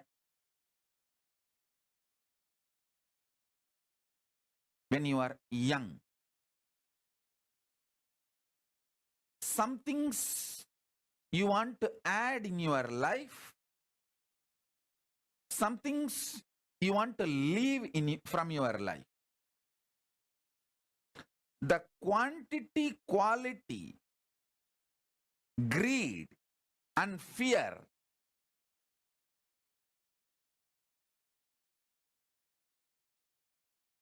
the same quantity, quality, fear and greed will change as you grow, mature or older.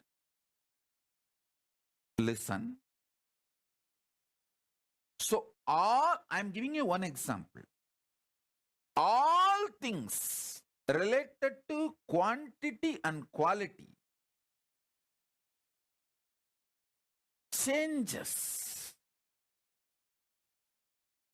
They are not eternal. They are ephemeral.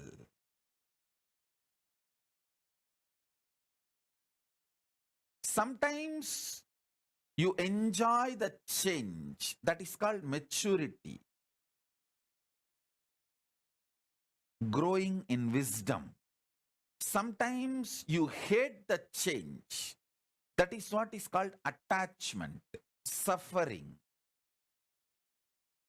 This quantity, quality centric drama, whole thing is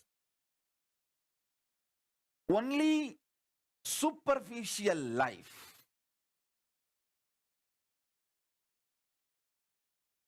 Even the maturity which comes when you understand this quantity and quality changes is not complete enlightenment. That is more like a dharma. You get matured, but that's not ultimate. Ultimate is understanding some things which you create, some things which you maintain, some things which you destroy, some things which you put yourself in delusion. Sometimes you pull yourself out of delusion. Sometimes you liberate yourself. All this is fundamentally you who is doing this drama. You, the consciousness in you is doing this whole drama. Waking up to that is conscious sovereignty. Listen.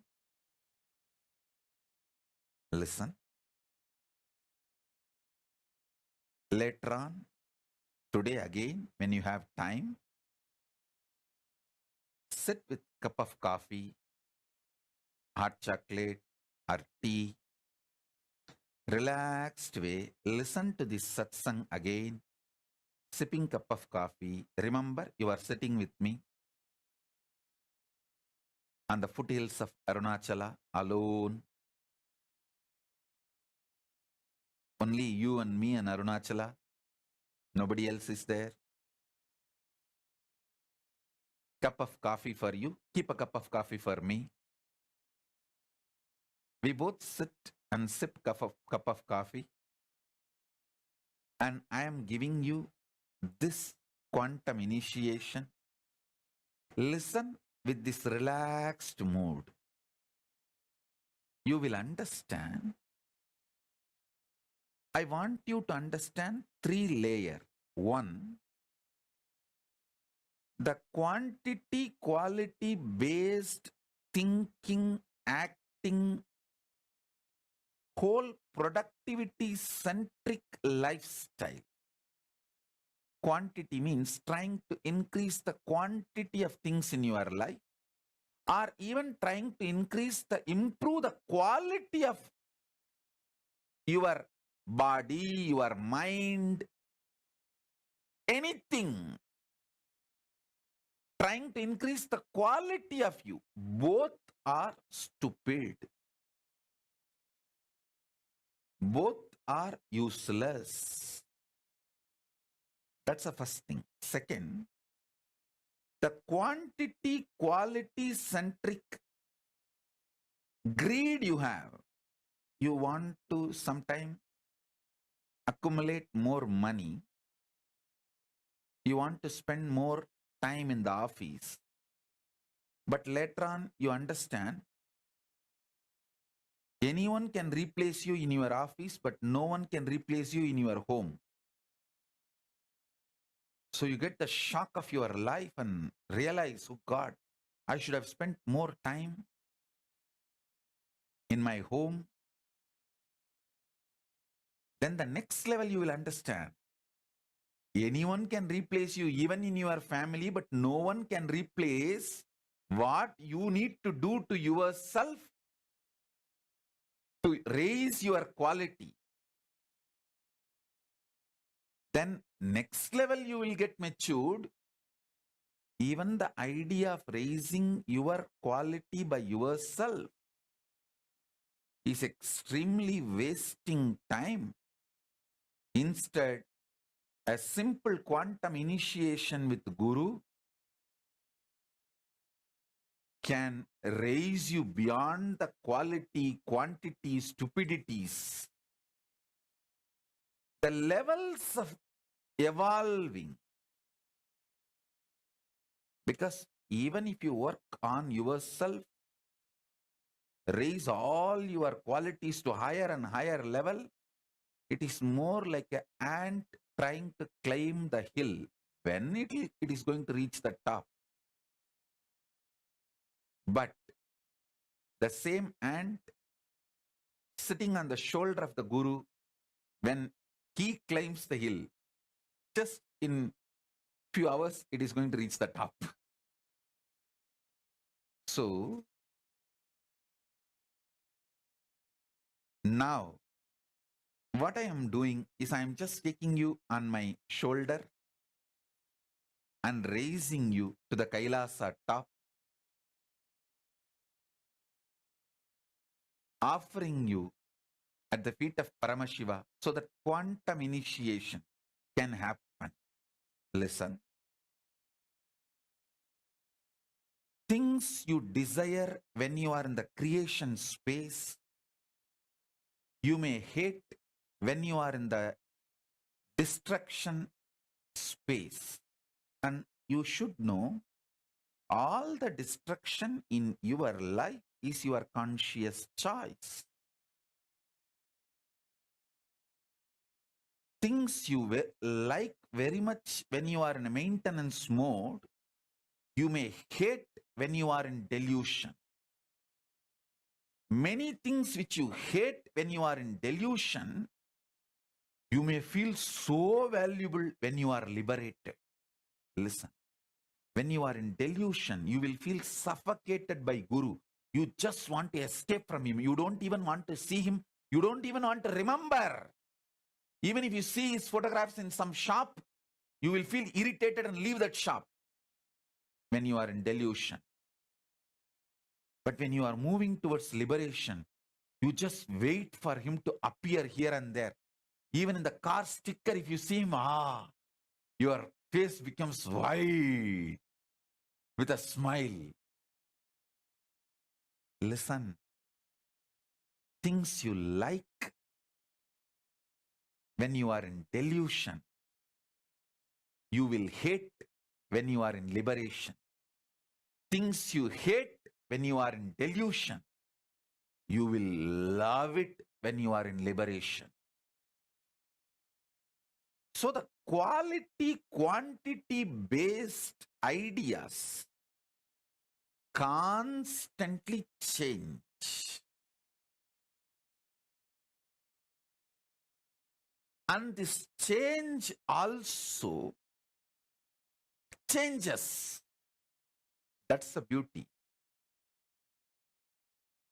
Change also changes.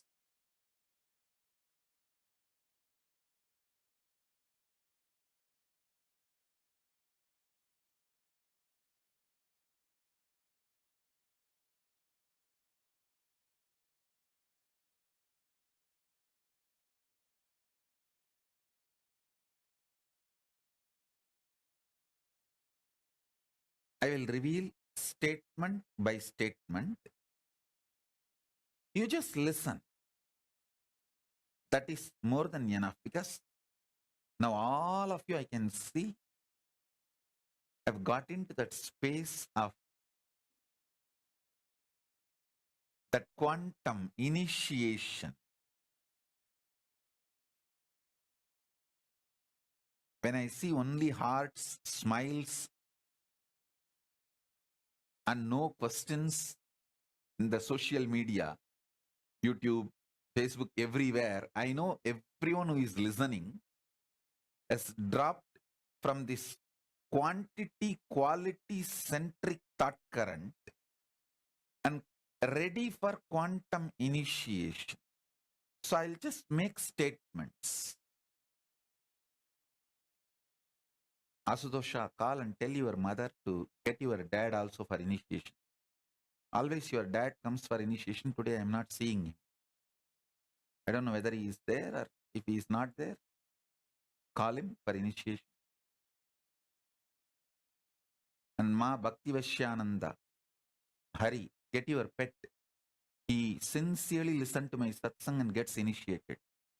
I don't want him to miss the initiation. Call him. Get him and make him sit.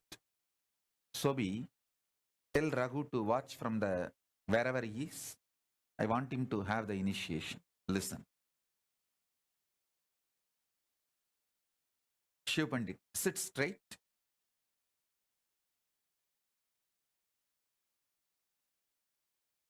And listen intensely. I'm only going to make simple statements. Just listen intensely.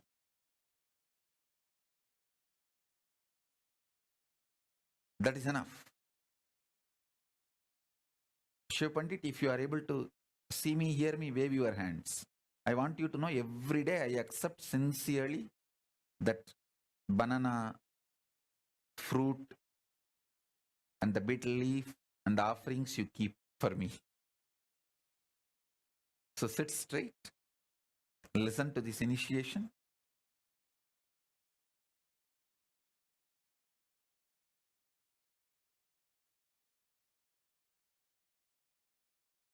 First, listen to the statements I am making.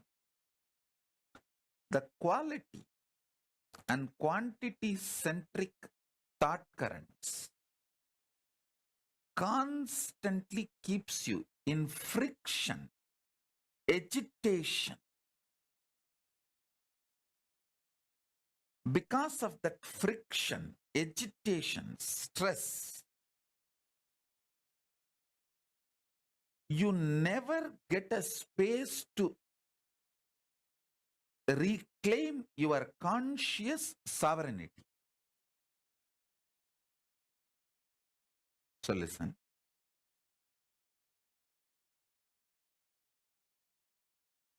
Vinayaka Shrikanta, settle down. Listen to the initiation. You can attend to work later on.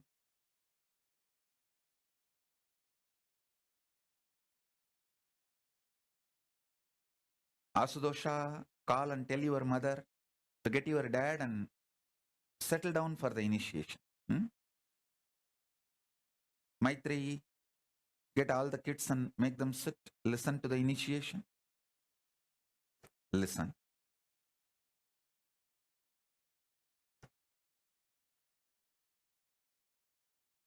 If you want to call your friends, family, whoever you want,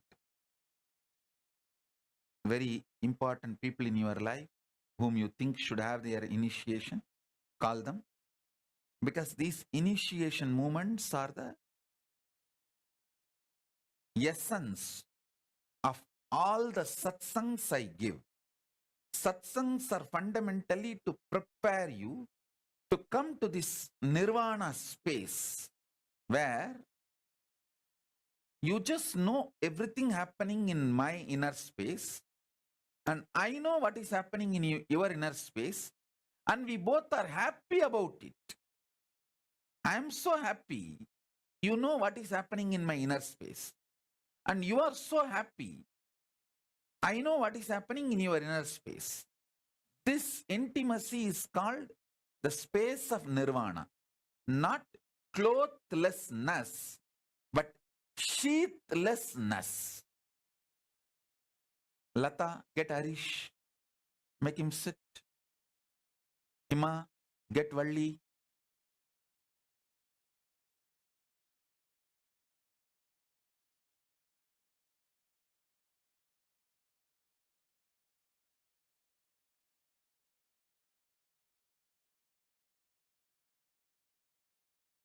listen. I think many times people get shocked because they don't think I know all their names and who is sitting in the satsang and who is not sitting in the satsang. When I call and tell them, they get shocked. Oh God, Swamiji is watching so closely. Yeah, without even two-way, I can watch. Two-way, how can you?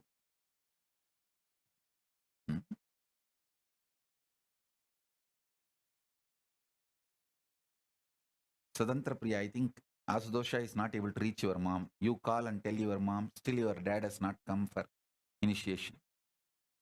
If he is not in home, let him log wherever he is and get him to initiation.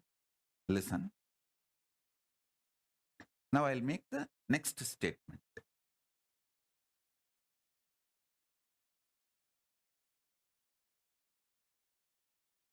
Ordinary teachers, by giving you words, keep you so engaged, many times you miss enlightenment because of ordinary teachers and ordinary philosophers.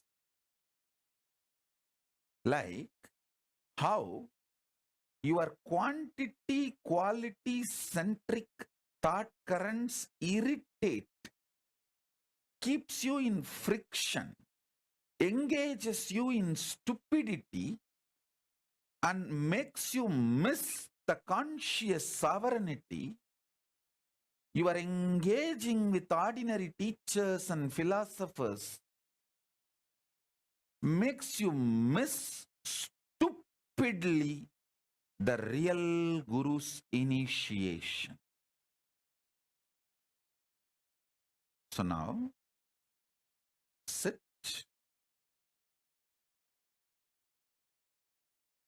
I'll bring the initiation to you. Nirvana Diksha. Again, I wanted to repeat, Nirvana is not clothlessness, it is sheathlessness. You sitting with me without your body,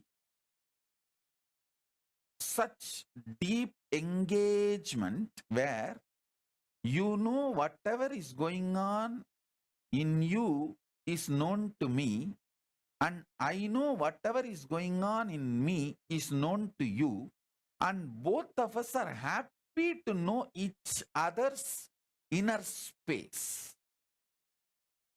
I have nothing to hide from you. Everything is happening here. I want you to know. Not only I don't want to hide, I want you positively for you to know. Same way, if you feel everything happening in you, you have nothing to hide, you want me to know and you are happy that I know it. You are very positively interested in me knowing it. This space is called Nirvana. And in this space only that quantum initiation happens. The conscious sovereignty is experienced by you in this space of Nirvana Diksha. The Shakti Pada and Shakti Nipada for the conscious sovereignty happens. So listen.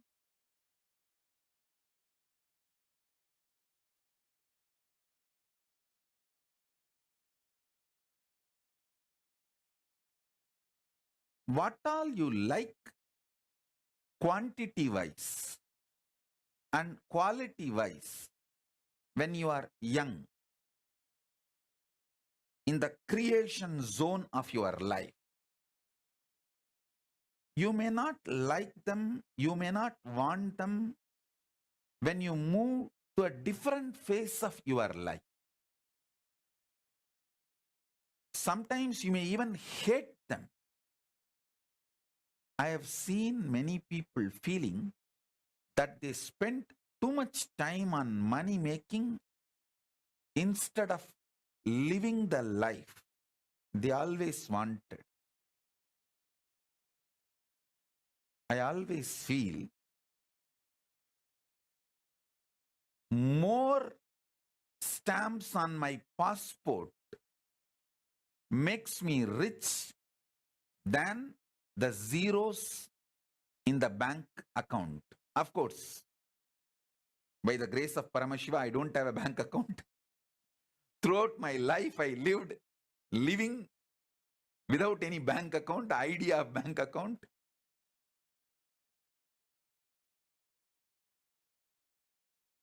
Many times, your likes, dislikes, changes based on the space you are in. All I am asking you is, first, get comfortable. First level, the preliminary level. Get comfortable with the idea this quantity quality centric lifestyle is not complete. That is not absolute. That is not freedom. That is not your sovereignty. The second thing, you knowing the likes you have, dislikes you have, the greed you have, the fear you have about some quantity, some quality during the creation dimension or maintenance dimension, destruction dimension, delusion dimension, liberation dimension, all this is your decision. You, who is the source and center, you are the powerful existence during all this. Listen to this statement very deeply. You will have conscious sovereignty now. Before this satsang is over, you will experience conscious sovereignty, because it's not difficult and it's not easy, it is simple.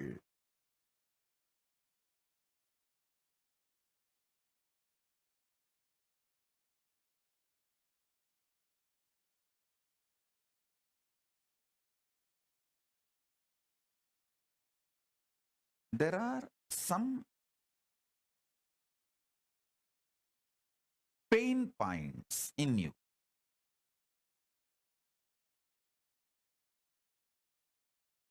Like you feel, yes, I know change is inevitable, so I have to accept change. Okay, as long as this money is there in my life, I will enjoy. This person is there in my life, I will enjoy. When I am not able to handle the pain I have to go through to keep this money or keep this person, when it becomes high maintenance, I will drop. All this kind of a very vague strategies, thought currents. Take all this into consideration in front of you. What you firmly like, what you firmly hate, what firm greed. Come what may, I am not going to leave this person. I am not going to leave this luxury. I am not going to leave this habit. That kind of a firm attachment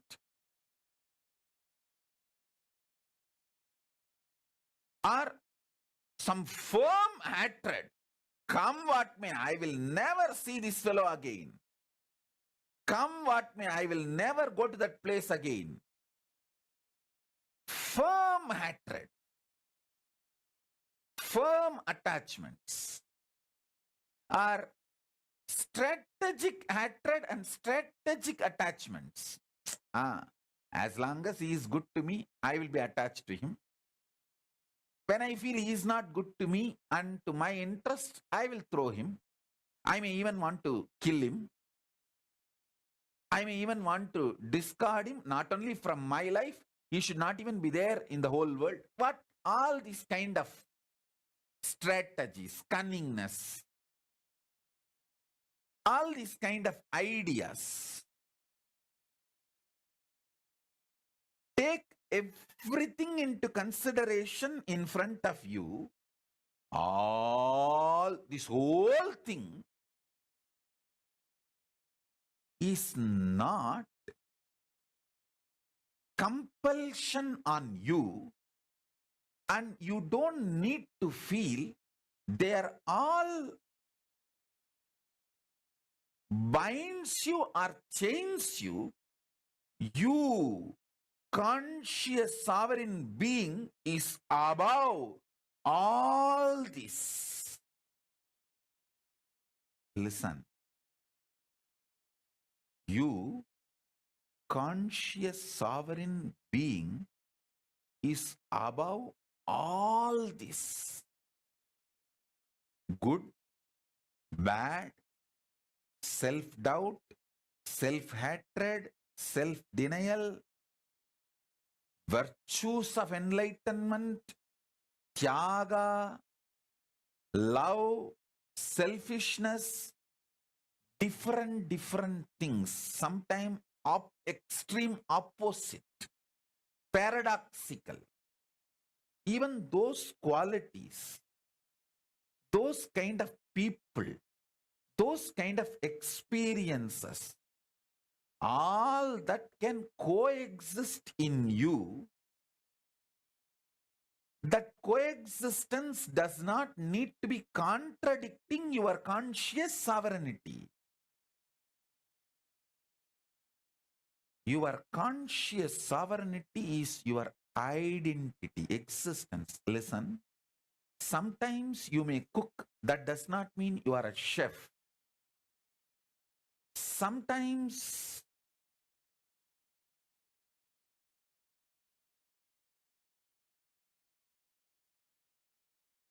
you may speak, that does not mean you are a speaker.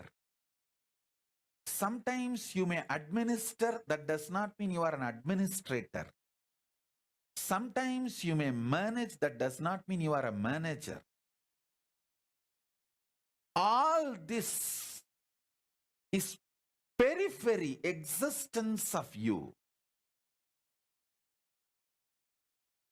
The quantum existence, the actual existence of you is conscious sovereign being who plays with creation, maintenance, destruction, delusion, liberation. It is you who is playing all this. It's like a lotus having 5 petals. The core lotus is unmanifest Paramashiva, and these 5 petals are the manifest Paramashiva. My Guru has given me the Paramashiva mandala. It has that 5-star symbol. The center one linga and 5 stars, 5 lingas are drawn. That's one of the meaning of that mandala is the unmanifest is the center linga, and the panchalinga on 5 side is the 5 face of Paramashiva. If you are in delusion, don't be afraid. It is actually delusion kicks you to the next level of liberation. See, 3 seconds of nightmare not only gets you out of nightmare, it pushes you to the next level of state of consciousness called waking state. From dream, you are just kicked to the waking state. High. From dream, moving to waking state is like an enlightenment in dream state. So, if you had a very sweet dream, normal dream in your dream state, you would have just gone again back to dream state or deep sleep state.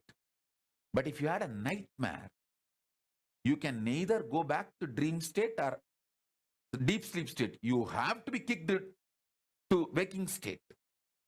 So, delusion in the delusion in the dream state is nightmare. But ultimately that nightmare does a great good thing, that you are enlightened, pushed out of the dream state to the waking state. From waking state, if you are pushed to the Turiya, that is enlightenment. Same way, from dream, if you are pushed to waking, that is enlightenment in this level. Understand? Enlightenment means getting pushed to the next higher state of consciousness. From deep sleep, if you are pushed to the dream state, that's one level enlightenment. From dream state, if you are pushed to the waking state, that is one level of enlightenment. From waking state, if you are pushed to the Turiya, that is next level of enlightenment. From Turiya, if you are pushed to Turiyatita, that's the next level of enlightenment. So understand, the nightmare in your dream state is not as bad as you always think, because just the 3-second nightmare, and you need to know, no nightmare can be longer than 3 seconds. It's a law of life. In the dream, it may look like a long time, but actually, in chronological waking state time, it is only 3 seconds. So,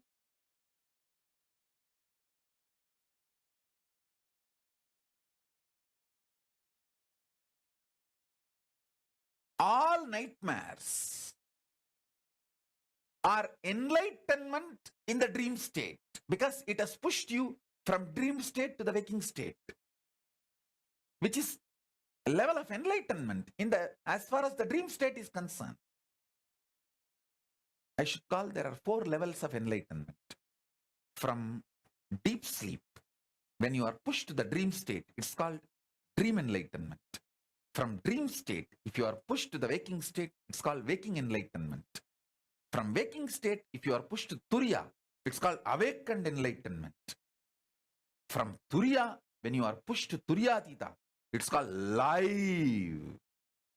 living enlightenment. So, even the nightmare, which is delusion, is not bad as you always think. So, all delusions are not bad, because many times your delusions push you to the next level enlightenment, liberation.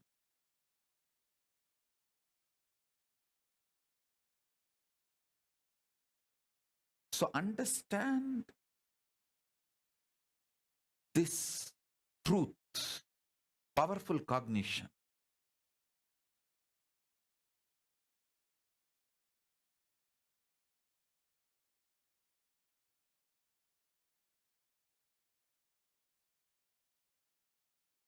No nightmare can be longer than 3 seconds, and no death will be longer than 3 seconds.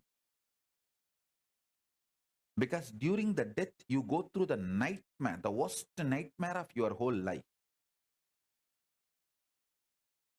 If you lived as a deep devotee connected to Guru, you go through the best wet dream of your life. Wet dream also wakes you up. Nightmare also wakes you up. If you lived throughout your life fear-centric,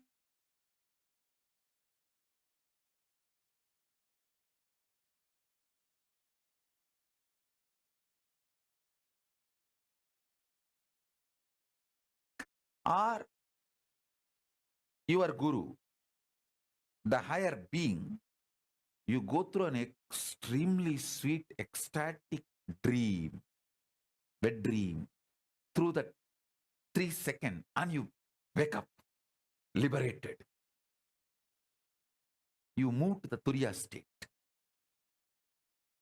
If you neither go through nightmare nor go through wet dream, like a mediocre, then you again fall back into the same next birth and go through this birth and death, this rut. So listen. Now every statement I made, if you just map it to many questions you have, you will fall from this quantity, quality, nagging, irritating frictions into the quantum enlightenment now. You will understand your conscious sovereignty is the most supreme existence identity of you, and in you, with your approval, with your permission, your order, because of your commandment, your creation dimension, your maintenance dimension, your destruction dimension, your delusion dimension, your liberation dimension, all the 5 functions, and your unmanifest is the Lord. You are the Lord. This truth, when it clicks in you, you regain your conscious sovereignty. My life is to give you conscious sovereignty. Not just my life's mission, my very life is to give you conscious sovereignty.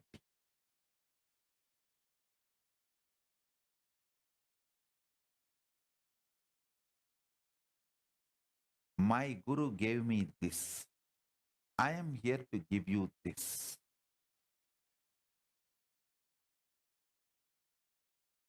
I will repeat the same truth in a different words, from the different angle. Listen. Gauri Bharata, tell Anusha to come and sit for initiation. Get Anusha. Shilpa, get Shaktidhara for initiation. I'm not seeing him. I think the lighting.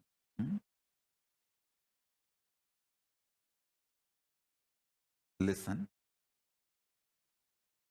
I'm going to repeat the same truth with the different words.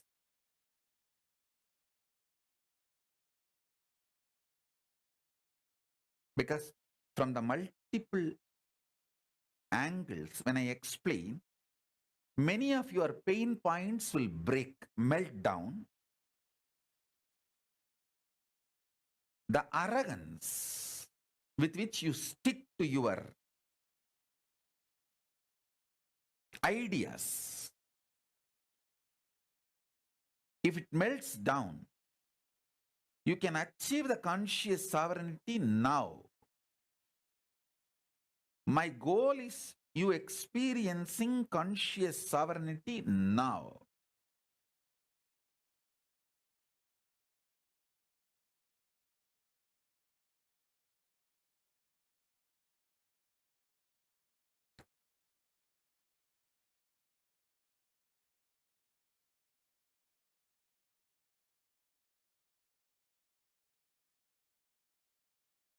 See, the satsang is going to be very long. I'm going to elaborately talk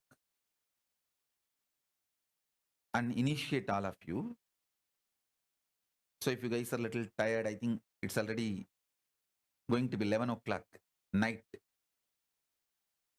So if you guys want to pick up a cup of coffee or a cup of hot chocolate, tea, you can pick up. Come and sit very comfortably.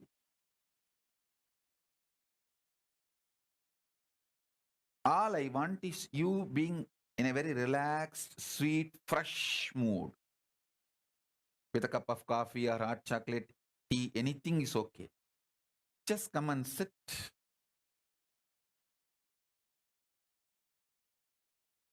Enjoy. You don't need to be tensed actually, because I will take your stress. Where all you have pain points, where all you are locked, where all you are caught, I know it. I will crack them. You don't need to worry. You sip cup of coffee, you sip cup of tea, and keep a cup of coffee for me also. I'll bless that and give it to you as a prasadam. You just enjoy what I am talking and trying to drink my words along with your cup of coffee. Then initiation will happen. That quantum initiation will happen. Nothing serious. You don't need to be very serious. You don't just be awake, but nothing to be serious or worried. Ma Pragnya, tell your brother also to come for initiation. Call him. Tell him to attend the initiation.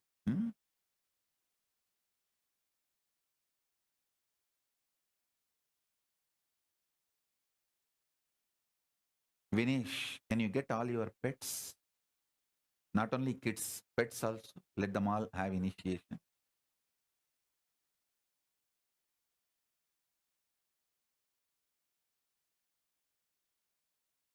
So listen.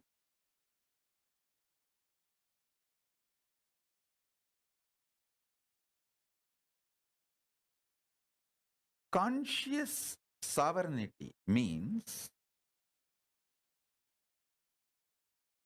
there is no blind spot about you and your existence.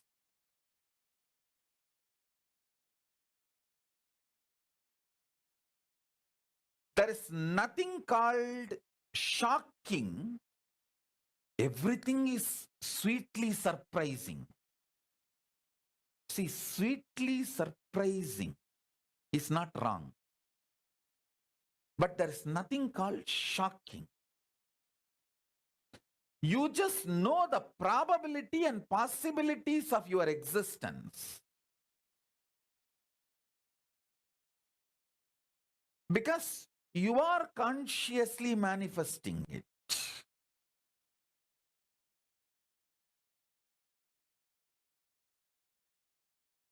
Even your so-called negative patterns, bondages, chains, which binds you, your mind, your self-doubt, self-denial, self-hatred, even all of this is the choices you took, maybe out of delusion, but that does not mean it is bad. When the delusion becomes strong, you will simply wake up to the next level of consciousness.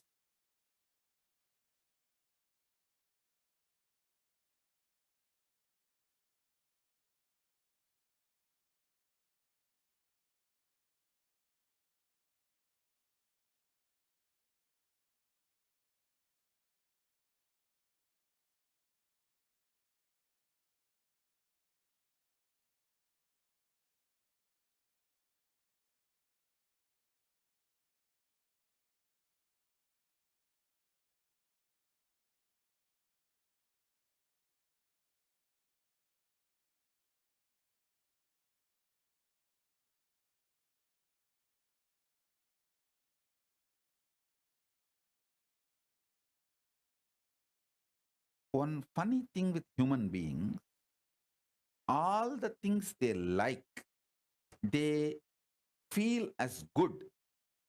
They take the responsibility. Yes, yes, I manifested this. I am the conscious sovereign authority for this, because It is such a good thing. But the most funny thing, things you don't like also you only manifested.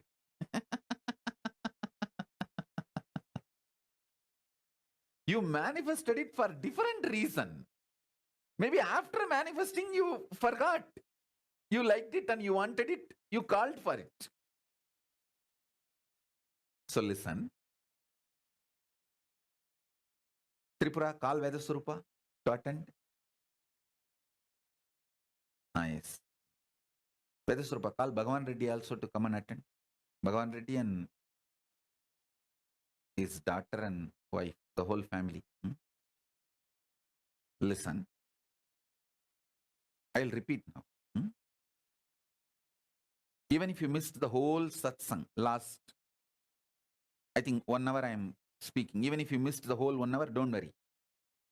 I'm going to be elaborately repeating in various words. Because it's the initiation, the words I am uttering are like a mantra. Initiation. It is not discourse or a teaching. It's a mantra. So it will just go inside you and it will start working inside you and manifesting the conscious sovereignty. It's like a conscious seed, powerful seed going into your system. So listen. You take responsibility for all the good things in your life. That's great. Nothing wrong with it. Understand, even the bad things you think, you only called for it. And if you don't want to take the responsibility for the bad things, that irresponsibility is also okay. Because that irresponsibility is delusion. Irresponsibility, not wanting to take responsibility for the bad things you invited in your life is delusion. That delusion is also going to wake you up and lead you to liberation. So it is not that delusion is something bad.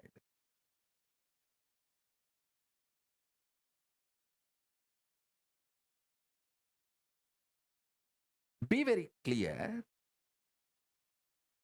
You be the good guy in your life, bad guy in your life, right guy in your life, wrong guy in your life, neutral guy in your life.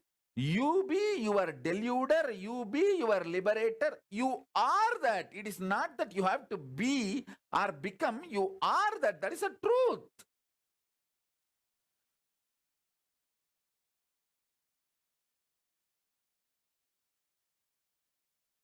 Get comfortable with this. And if you don't want to get comfortable, also is okay. Because you are that.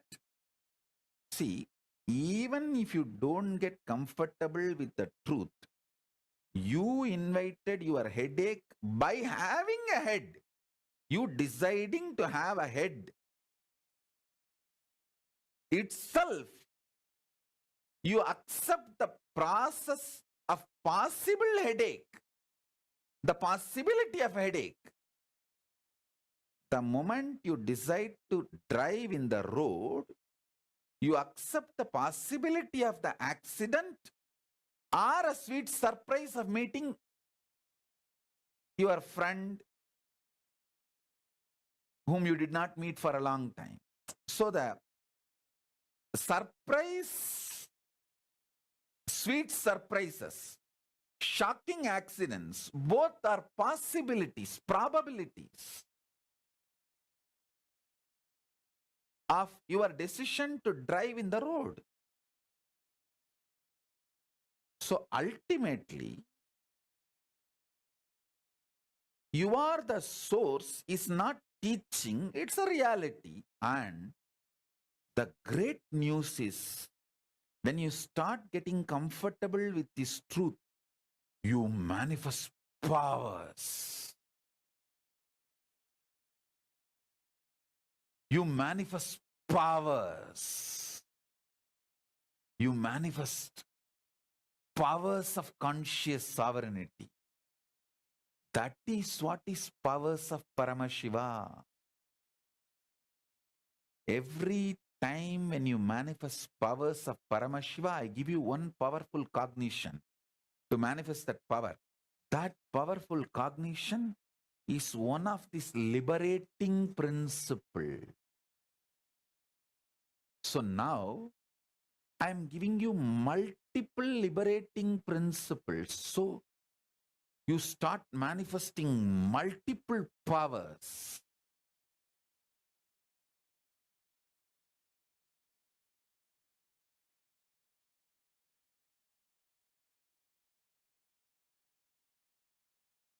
Do not let others play bad guy role in your life.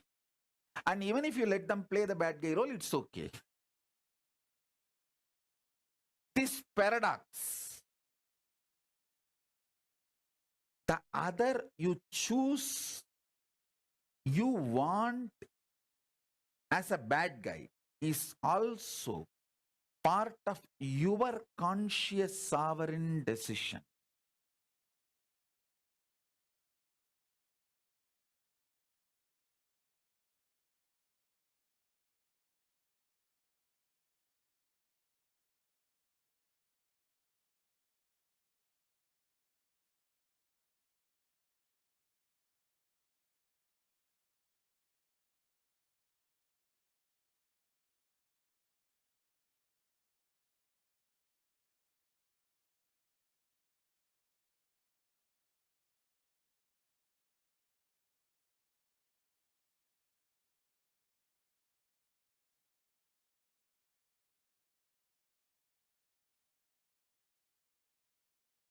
Paramashiva, creation of sustenance, creation of destruction, creation of delusion, creation of liberation,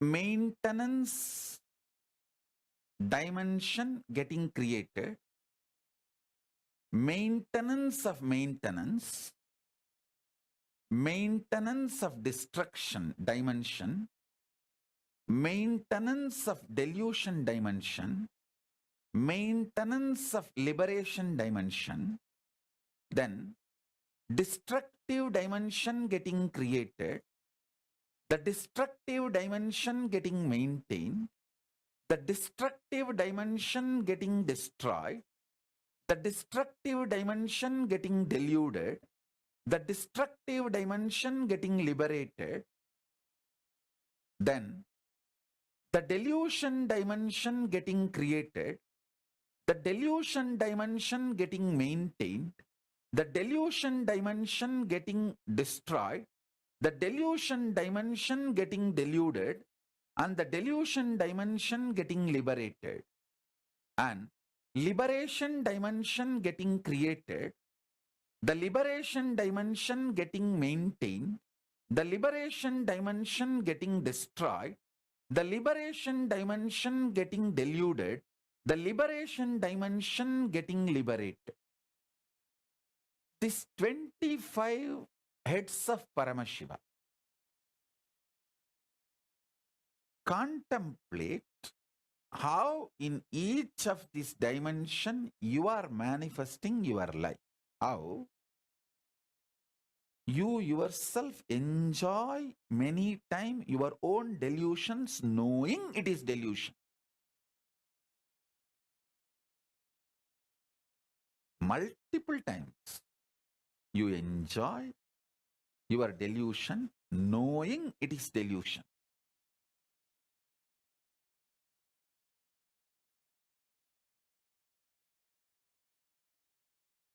I am not saying don't enjoy your delusion. I am not saying enjoy your delusion. I am only saying know it that it is you, so that your conscious sovereignty is not damaged by your actions. Your existence should not be damaged by your actions.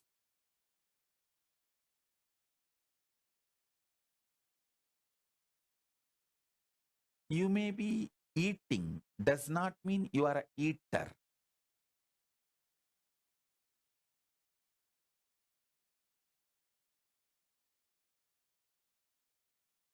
You may not be eating, does not mean you are a nirahari. You may be having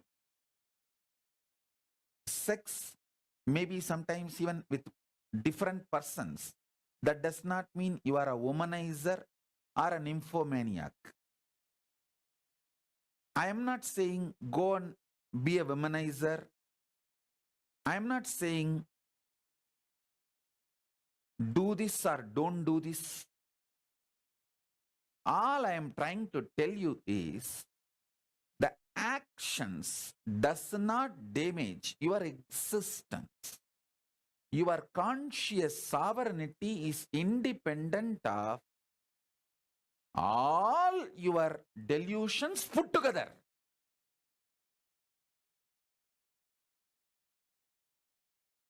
Because your unmanifest is more powerful than all the 5 manifest put together. Your creation, maintenance, delusion, destruction, liberation, all 5 put together is only 25% of you. 75% of you is your unmanifest. I am giving you kind of this percentage for you to understand. In reality, 99.999999% of you is unmanifest.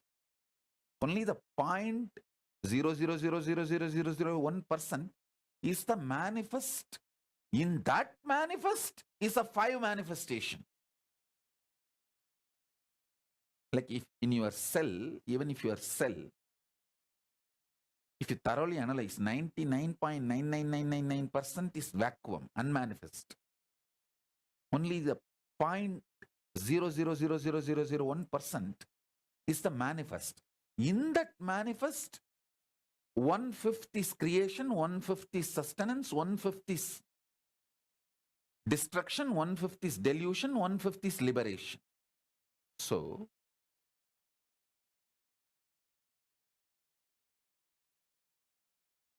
drop from quantity, quality based, irritative, stressful, kind of a drugged thought flow, life current. That's the right word, I'll call it. Drugged life current.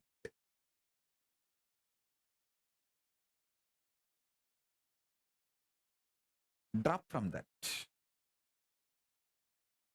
Come to this conscious sovereignty. And you don't need to expect you should experience conscious sovereignty within this 1 hour of satsang. I will make that happen. You don't get stressed. You listen to every word I am uttering and try to cognize. That's enough.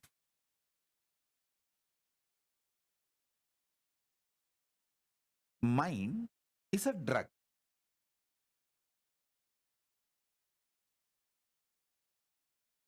It's not chain. The word chain gives kind of a solid experience perception. It is not worthy to be called as chain. It's only alcohol. Tomorrow morning, its effect will not be there on you. That kind of a moodiness of your mood is a drug. Drug's impact on you is moodiness of your mood. So the moodiness of your mood is mind, which is like a drug. See, the fear. Fear is the substance out of which your mind is formed. That substance, fear itself, is moodiness of your mood. It is not even the permanent mood. When the lust comes, the fear just disappears because it is only moodiness of your moods. As I said, delusion is only one dimension of the 5 dimensions. So the fear is just a moodiness of your mood.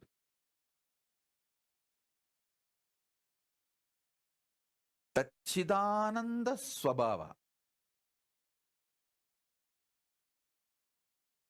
which is like a ecstasy of knowing your conscious sovereignty. Even if a drop of that ecstasy, knowing your conscious sovereignty, starts seeping into your mind, the drug called mind loses power over your brain. See, your brain as on now is drugged with a drug called mind. Even one drop of nectar, dose of Chidananda Swabhava Amrita, if you know your conscious sovereignty even in one dimension, hey, yes. What Swamiji is saying is clicking, yes.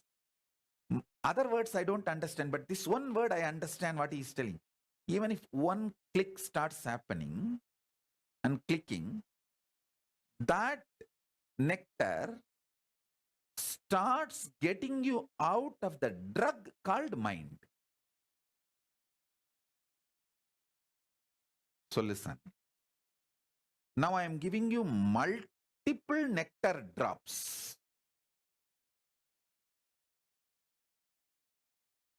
Anyone works on you is enough. You will start cherishing the conscious sovereignty,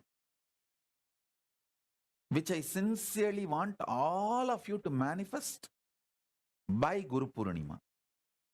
By Guru Purnima, I want all of you to have the conscious sovereignty, because by this whole Chaturmasya, I want all of you to enjoy this conscious sovereignty and manifest powers.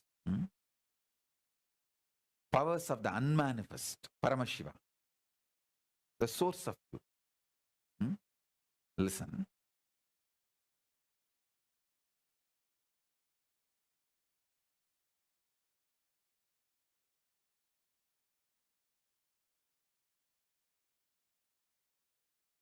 Many of the truths now I am revealing, I uttered in last 27 years of my public life, documented multiple times in multiple places, in multiple words. I am just now putting all of it together with this focus and presenting it to you. See, whatever I am sharing is basically from the revelations Paramashiva revealed in Vedas and Agamas. Last 27 years of my public life, whatever I was sharing, from what I inherited from my gurus, now I am compiling with the focus of you experiencing conscious sovereignty. I want you to catch the glimpse of conscious sovereignty. Vishoka, tell your mom to attend the session. Vishoka, get your mom to attend the session.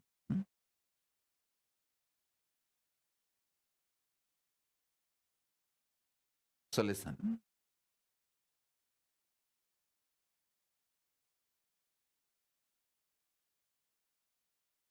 First, stop hating. Stop getting powerless about anything in your life. Do not get powerless. Do not hate. There were so many assassination attempts on me. Even those things, I neither care nor hate nor enjoy. I don't enjoy the assassination attempts on me, and I don't hate the assassination attempts on me. I don't care about it. So first thing, stop forming rigid attitudes. Stop appreciating rigid attitudes as your wisdom. That is not wisdom.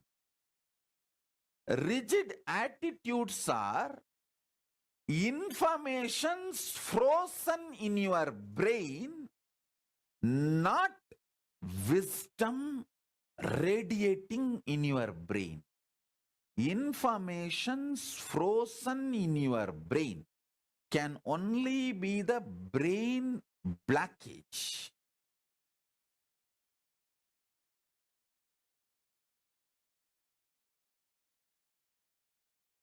You call that blood clot, like that brain clot. It's only the brain clot.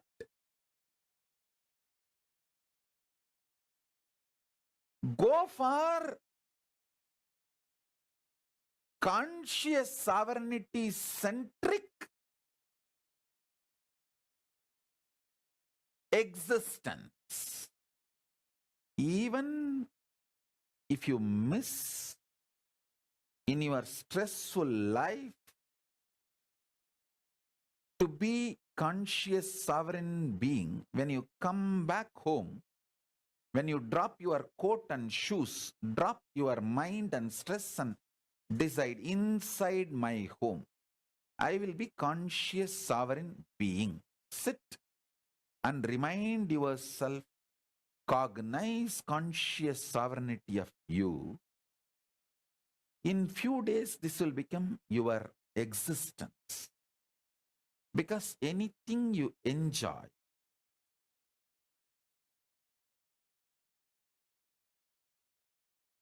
anything you entertain, you become that becomes you. See, throughout your life, if you enjoy being a clerk, you will retire as a clerk. If you enjoy being a manager, you will retire as a manager. If you enjoy being a king, you will retire as a king. What you enjoy, you will manifest. Do not tell me, oh, I enjoy being a king, but I am not getting opportunity. No, life is too big. And even if you are struggling, no, I really want to be a king, but I am not getting opportunity, then okay, entertain with that. You are engaging with that. Engage with that delusion. It's okay. But know it, you are engaging with that delusion. Listen.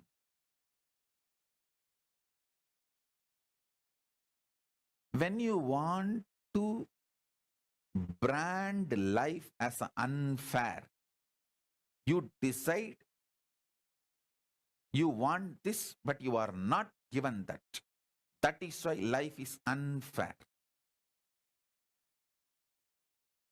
The conclusions you want to come due to your non-involvement with the life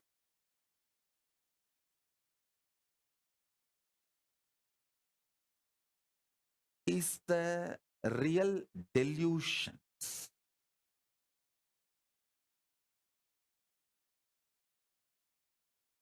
But as I said, it's not that delusions are wrong, because when the delusion becomes thick, it becomes nightmare and you wake up. You are pushed to the next level of enlightenment automatically.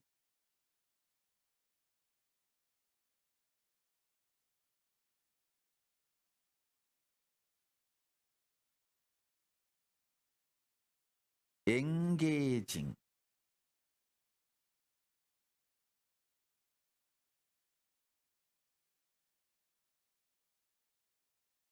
With the quality, quantity centric thinking, always leads to destruction and delusion. Decide truth about the life is the goal of your life. I tell you, first be genius. What is the meaning of genius? Search for the truth. Is the center of life. From that, make a six-pack body. From that, make billions of dollars. From that, make all the relationships you want. From that, manifest all the powers you want. Create what you want. Enjoy what you want.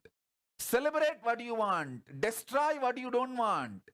Be deluded when you want. Be liberated when you want. But centered on your conscious sovereignty. Listen.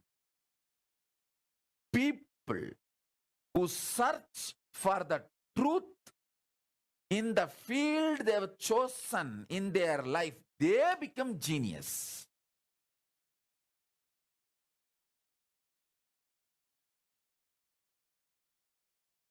In my life, I have met many genius people.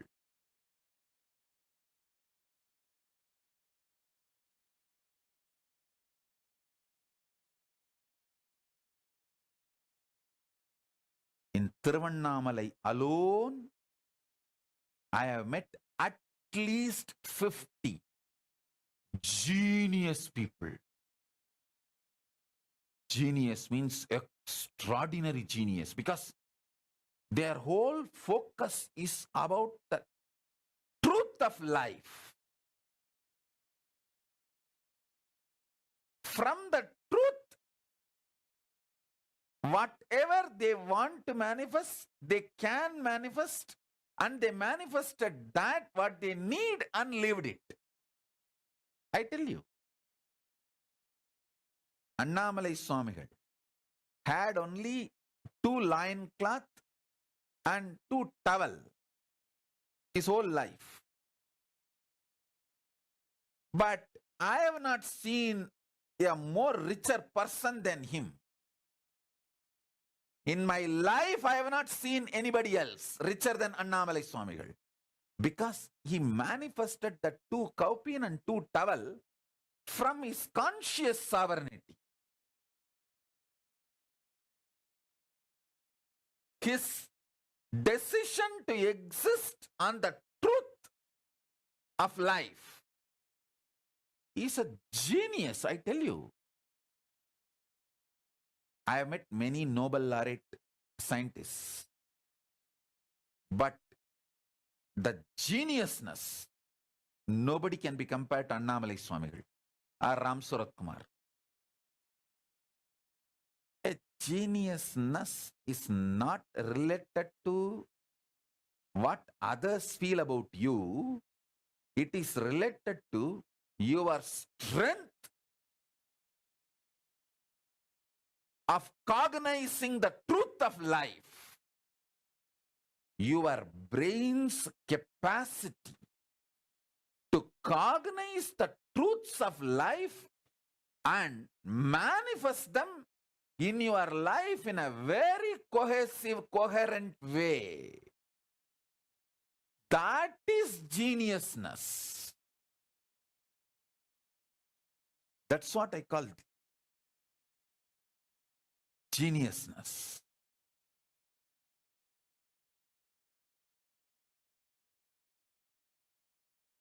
Neither Annamalai Swami will want 3rd kaupin, nor he would have accepted even if people forced it on him.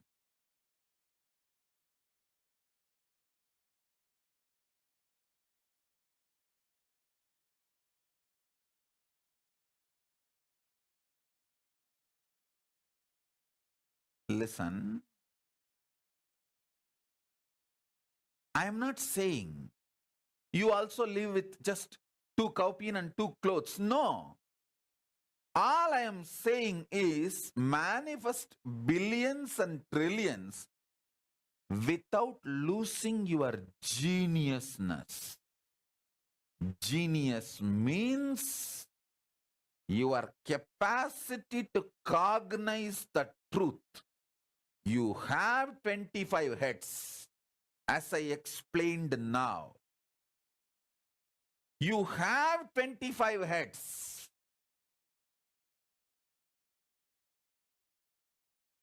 If you want, I'll repeat. I'll repeat for the sake of people who joined now. Creating creation. Maintaining creation. Destroying creation. Deluding creation. Liberating creation. Maintenance being created. Maintenance being maintained. Maintenance getting destroyed. Maintenance being deluded. Maintenance getting liberated. Destruction getting created. Destruction getting maintained. Destruction getting destroyed. Destruction getting deluded. Destruction getting liberated. Delusion getting created. Delusion getting maintained. Delusion getting destroyed. Delusion getting deluded. Delusion getting liberated. Liberation getting created. Liberation getting maintained. Liberation getting destroyed. Liberation getting deluded. Liberation getting liberated. This 25 phase, FACE and PHASE, phase of Paramashiva, you have it. Recognizing this gives you conscious sovereignty. In your life, you are doing all these 25. When you understand this, you become Ishvara of your life. You become Paramashiva of your life. Then naturally you become Paramashiva of existence, cosmos. If you become Paramashiva of your macrocosm, you become Paramashiva of the microcosm. Because both are one and the same.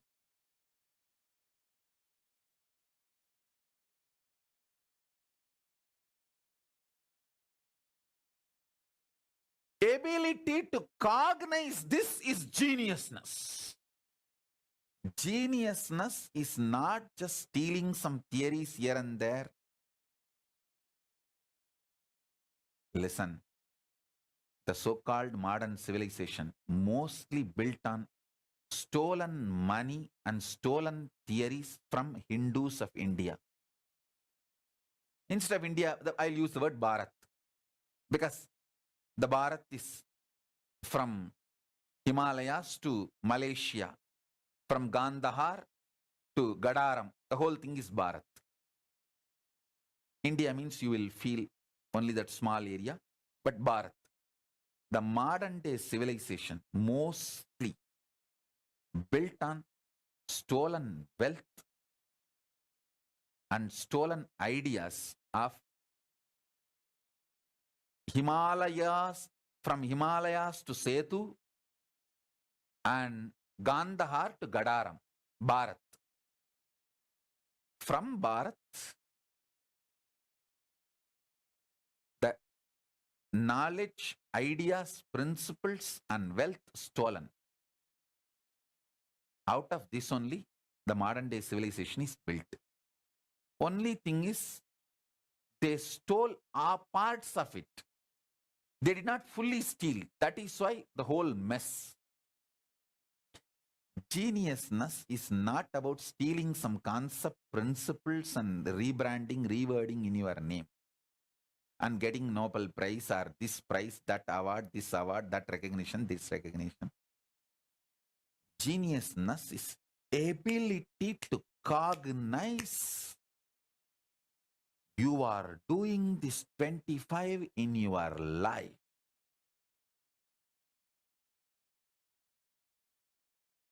And reclaiming your conscious sovereignty. That is geniusness. This is what I call sarvanyatva. So many universities have so many departments. Some of the universities have 200 departments. They are all able to produce only genius of that field in that chair. But now what I am saying, if you cognize, you will become sarvanya. You will be the genius of conscious sovereignty.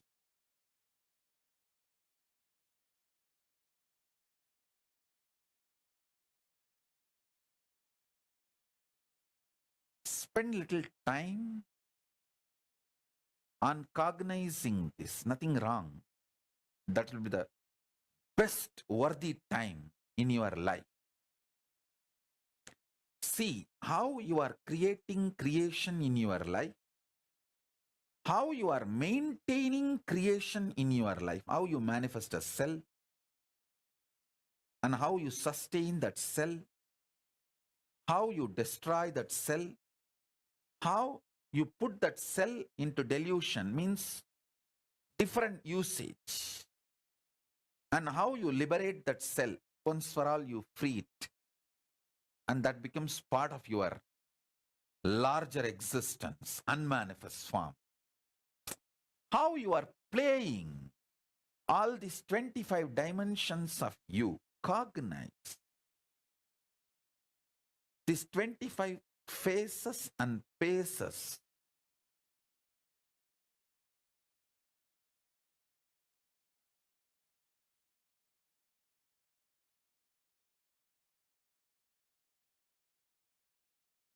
You will simply taste the nectar of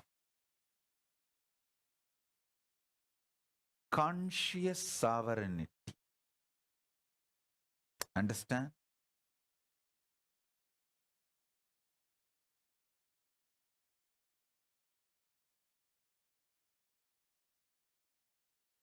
This quantum initiation to happen between Paramashiva, me, you, all three of us.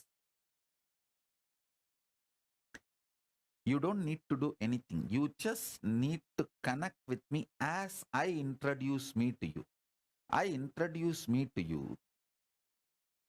I am Paramashiva, fully manifesting conscious sovereignty of Paramashiva with all its dimensions. Unmanifest and manifest and more.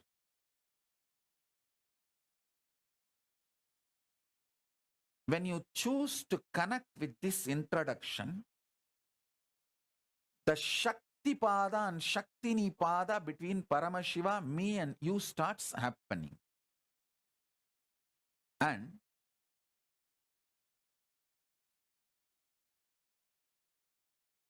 with this mood, relaxed, sit with a cup of coffee, hot chocolate or tea. Listen to these revelations.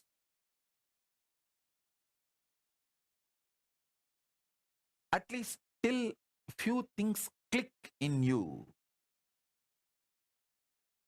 Ma Maheshwara, Bhagavan Reddy is sleeping. Wake him up. His head is already hung.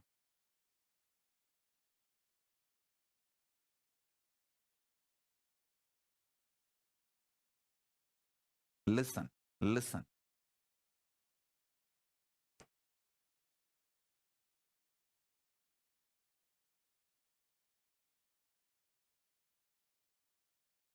I am giving you the essence of everything Paramashiva revealed, the best of everything Paramashiva revealed to all the rishis and to Devi Parashakti, and from her to Vishnu, to all the rishis, that Guru Parampara, the whole thing we inherited from whatever was grown from Himalayas to Setu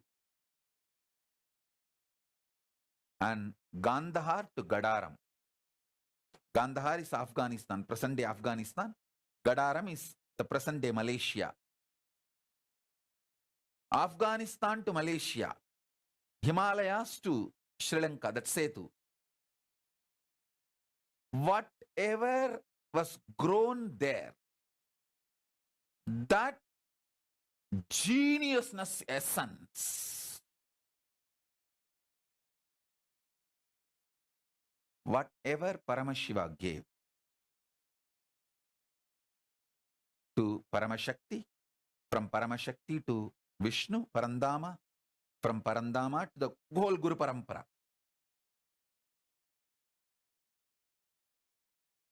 Best of the whole thing I am sharing with you all. Listen to this.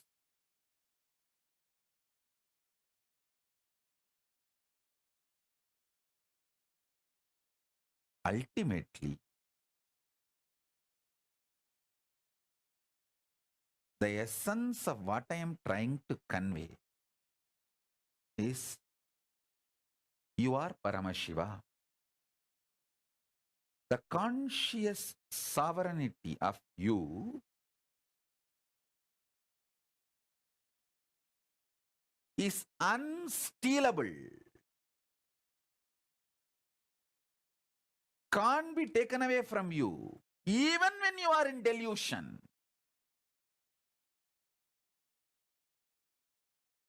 Sit and start cognizing, recognizing,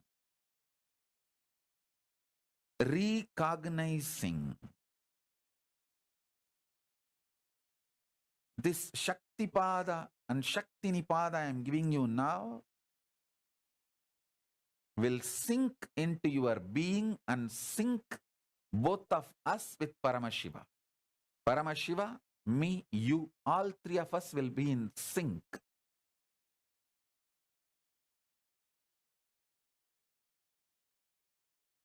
When these truths sink inside you,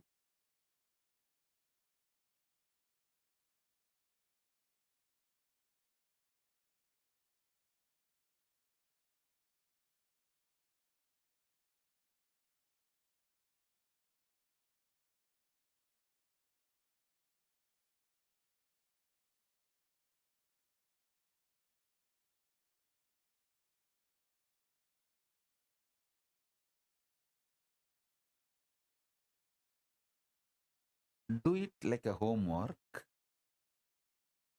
till you understand each dimension of this 25 dimension. Sit and start penning down how your conscious sovereignty is working in that dimension, how you delude your own delusion. Only when you delude your delusion, you can get out of delusion. Only when you terrorize your nightmare, you will wake up from the nightmare. See, the nightmare happens in a ground. For example, you are having a nightmare, you are running to escape from tiger and snake, and you are running in the wild forest. This is the nightmare. But you send a earthquake to your nightmare and shake your very nightmare itself. Then you realize, oh God, you never went to that forest and the whole thing is a delusion. You wake up. So you delude even your delusion. It means you have a capacity to delude your delusion. You can give an earthquake to the forest in which you are running to save your life. You are running in a forest to escape from tiger and elephant and lion or snakes, but you have a capacity to give earthquake to the whole forest and shake the forest and wake up from that. I'm giving you one example. But you can see in multiple levels how you are capable of deluding your delusion itself and liberating yourself from your delusions. Look into small examples of your life and start working on it. Listen, when Arjuna desired to connect with Krishna, as Krishna introduces himself, Krishna says, I am everything.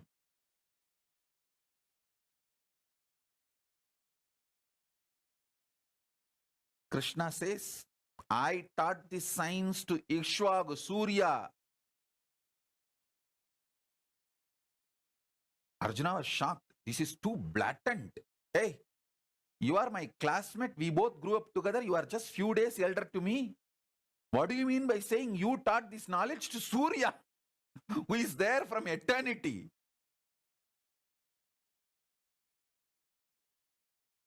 Arjuna even asks openly. Then Krishna explains, but Arjuna had a doubt, but not violence in the doubt. He only wanted clarification. So the moment Krishna clarified, Arjuna decided to connect as Krishna introduces himself, not as the Krishna abusers introduced Krishna, or as he himself has perceived Krishna. See, Krishna and Arjuna grew up together. They were classmates, all mates. They enjoyed life together. It was such a sweet relationship. Arjuna decides not to trust even his own opinion, idea about Krishna, but to connect with what Krishna introduces about himself. Then Arjuna gets the Divya Chakshu and sees the Vishwarupa of Krishna.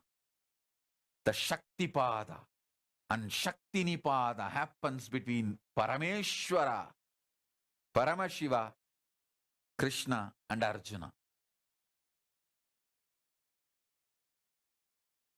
So understand,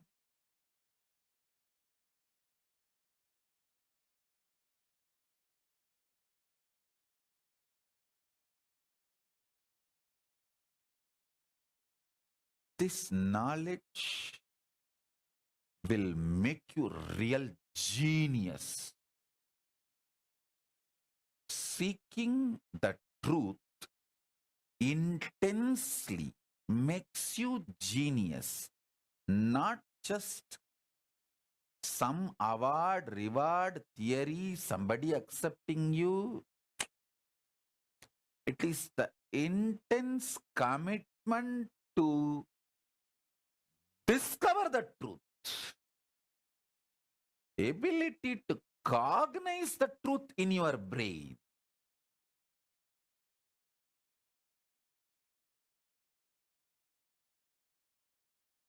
Everything other than this geniusness, others can do for you. Money, others can earn for you. Clothes, others can get for you. Food, others can get for you. Everything others can get for you. But the seeking of the truth, only you have to do for yourself. Becoming genius, only you have to do for yourself. Nobody else can do it for you. I can give you Shaktipada and Shaktinipada. Make this Shaktipada and Shaktinipada happen between Paramashiva, me and you. I can do that. But deciding to cognize that conscious sovereignty, only you can do it for you. Decide to be genius.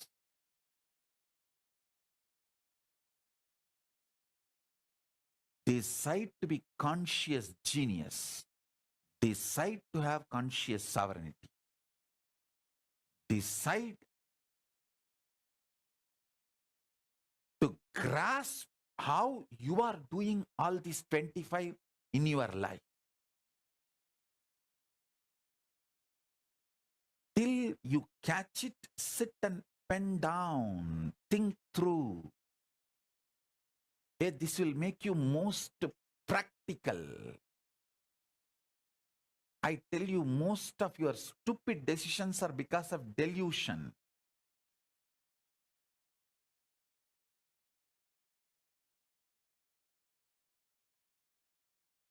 When people ask me about divorce, I tell them, hey, marriage itself is a stupid thing which you already did. Why do you want to do one more stupid thing called divorce?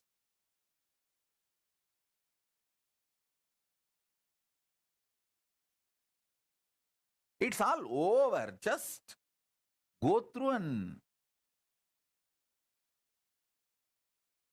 work on your conscious sovereignty. So you can make not only your marriage, your whole life work. Doing the marriage out of stupidity is the crime, and doing the divorce without getting out of the stupidity is a bigger crime. If you have done the marriage out of stupidity, get out of stupidity, not getting out of the marriage. Getting out of the marriage is not solution. Get out of the stupidity.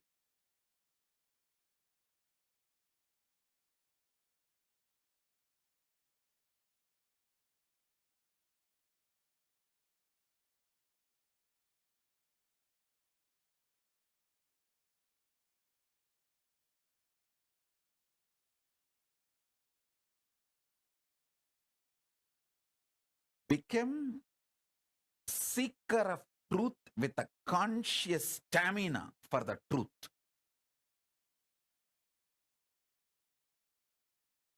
Seeker for the conscious sovereignty with a stamina.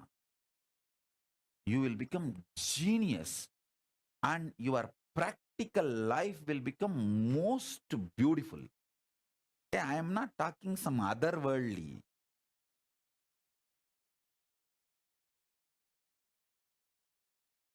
I am talking of other worldly, in this world, in every world.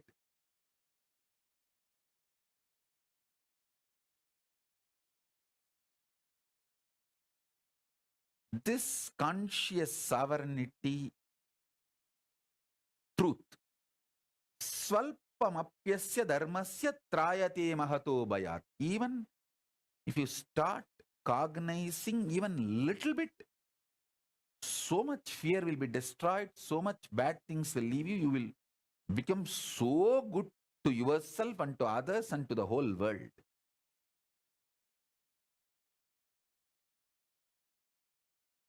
All your suffocation is due to your stupidity, not because of the reality.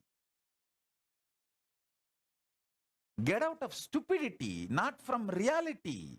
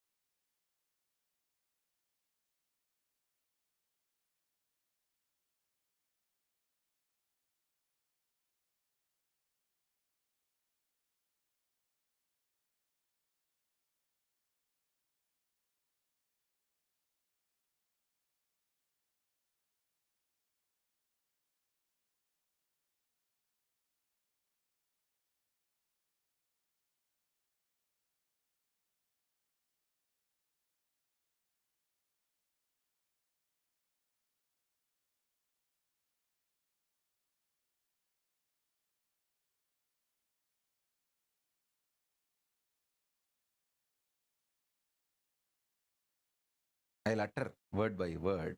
I'm just trying to reveal layer by layer.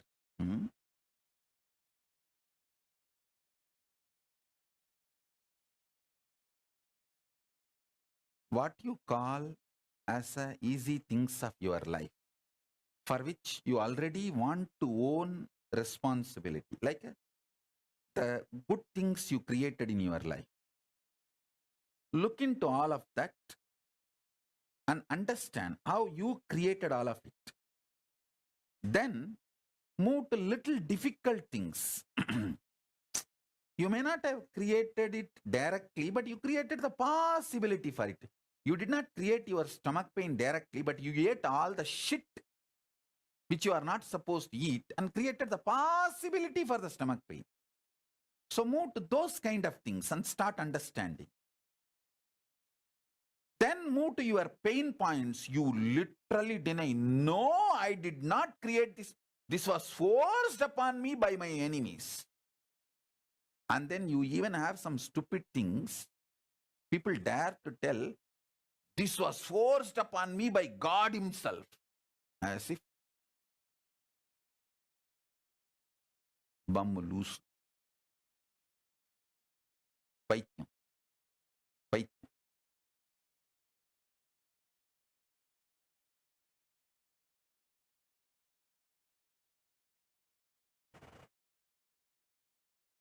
பத்தனா கொடுத்து பன்னிப்பியை வாங்கி தின்னுட்டு நீ படுத்திருந்தா அதுக்கு பரமசிவன் மேலேயாடா பாதகம் சொல்லுவ?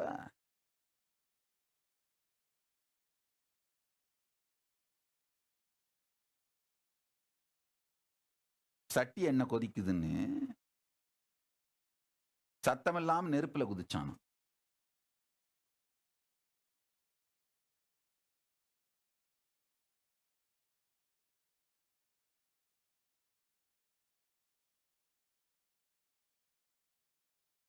This all village slang, it's a little difficult to translate. I'll make them translate and put it in the place, that gist, you get it from there.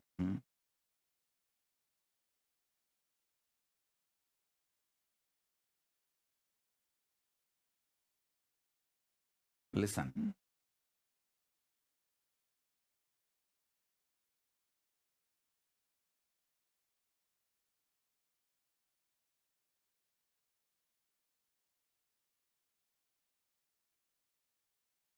What you can easily accept, you manifested, list them. What you easily don't accept, you manifest them. You manifested it, list them. What you feel very difficult to accept that you manifested, what you don't want to accept at all, you manifested, just see. And how your delusion, destruction, all this is involved in every step.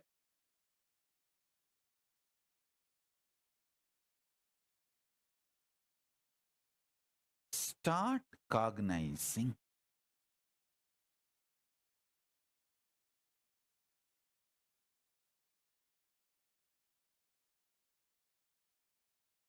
I think I am not yet done. I am going to continue. I know it's already 2 hours satsang, more than 2 hours, but I am going to continue. If it is late night, I think it is 12 o'clock now for you to share. Let me continue and do the initiation. So better you guys get one more cup of coffee, tea, hot chocolate, anything you want, and keep yourself awake and listen. Get the initiation, because now the initiation is happening.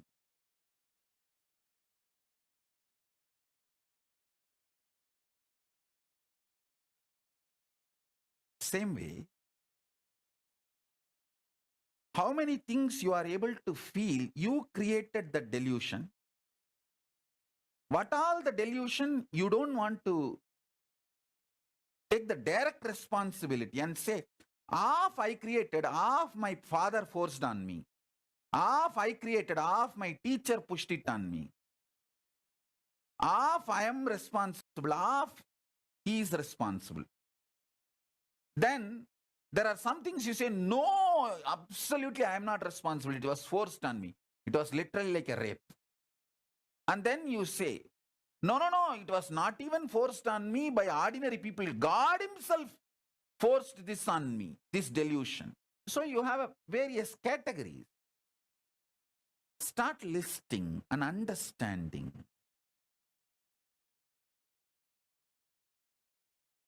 Start listing, understanding.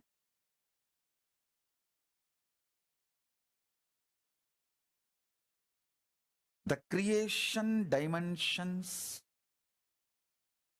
sustenance dimensions, destruction dimensions,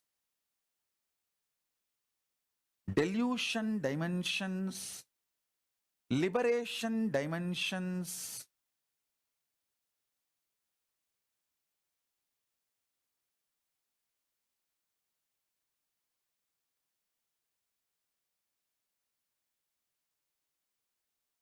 each of these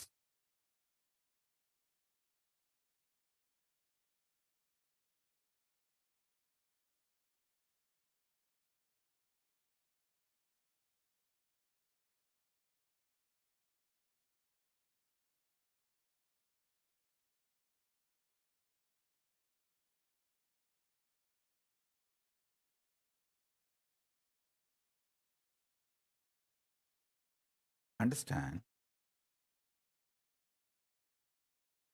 every aspect of you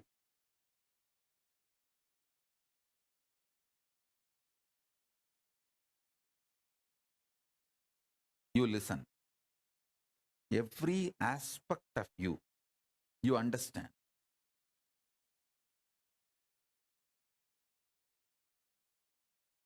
Your capacity to manifest your conscious sovereignty in that field will start like hitting the roof. Peak performance will start happening. I'll give you the example of food. The field of food, if you understand how you generate food patterns, you sustain food patterns, you destroy food patterns, and you struggle with the food patterns out of delusion, and how you liberate yourself from the food patterns. If you understand, in that field you will become genius. Ma Maheshwara, where is Bhagavan Reddy? Missing again? Get him. I'll wait till he comes. He's gone to sleep? No, pour coffee on him and get him. Not on his head, pour in his mouth. Give him coffee and get him. Ma Supraja, get Bhagavan Reddy. Bhagavan Reddy has come back. So let me start. Listen. Hey Supraja, give him coffee. I tell you,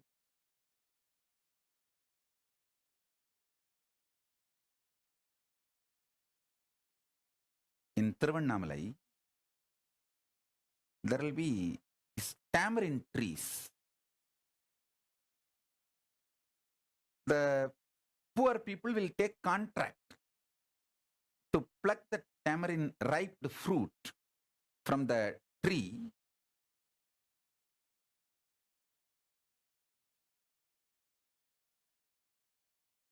One day, one person who took that contract came to my guru, Raghupati Yogi, and complained that he has to get so much of labor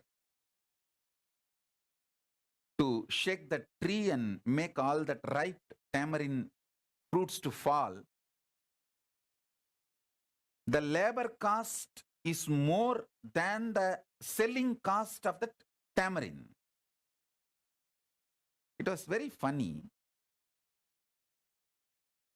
Solution my guru gave. My guru said, don't worry, just make small bits of ginger. He said, take ginger and make it into small piece. Put jaggery. Keep it next to the tamarind trees. I could not understand. How can this be a solution for his problem? But one good thing I had is surrender to my gurus. I'll simply keep quiet. Even if I don't understand, I will keep quiet till, see, in Tiruvannamalai, there will be this tamarind trees. Poor people take the leaves of those trees, collect all the ripe fruits and make puli, tamarind out of that fruits and sell. One day, one poor man who took the contract for some of the tamarind trees came to my guru, Raghupati Yogi, and he was telling his problem. Swamiji, that I have to spend so much money for the labor to shake the tree and make that tamarind fruits fall, and then collect and make the tamarind and sell. The labor cost which I have to pay for all the workers is more than the money I gain from that selling the tamarind. So the business is going in loss. He was really crying. Very sad situation. My guru, Raghupati Yogi, he gave the solution. See, in India, especially Indian villages, gurus are like a yellow page. Any problem, people will come to gurus only. And they will have to solve everything. And my guru just gave one solution. Hey, get ginger, fully ripe, dry ginger. Make small pieces. Mix jaggery. Keep it near the tamarind tree garden on a stone. I could not understand. How can this be a solution? But I had one good thing in my life. Utter obedience to my gurus. Whether I understand or not, I'll just keep quiet and wait till I understand. And this fellow did it exactly as my guru told. Within 48 hours, he came back and said, with eyes full of bliss tears, he thanked my guru. And he said, Swamiji, I kept this ginger and jaggery. All the local monkeys came and ate. Once the monkeys eat the ginger, what will happen? That's all. Very pudichi. They jumped on all the trees and ulkified all the trees. Inchi tinna korangu enna agum? He said, Swamiji, not only all the ripe tamarind fruits fell from the tree, these monkeys jumped on all the mango trees and shook even all the mangoes I collected. Almost 90% of the tamarind, 90% of the mango, I collected it. Only the remaining 10%, I have to get workers. Kinjitinna korangu very pudichi. Puliya maratta ulki, ma maratta ulki, attanayum clear banirchi. The tamarind tree and mango tree, everything is cleared. He was so happy. I had a doubt. I asked, okay, monkeys came. In Tiruvannamalai village, they come like a 300, 400. Like a real Sena, they come. They came and they ate and they shook the trees and tamarind fell and mango fell, all this is okay. Did they not eat all this and damage it and make a loss for you?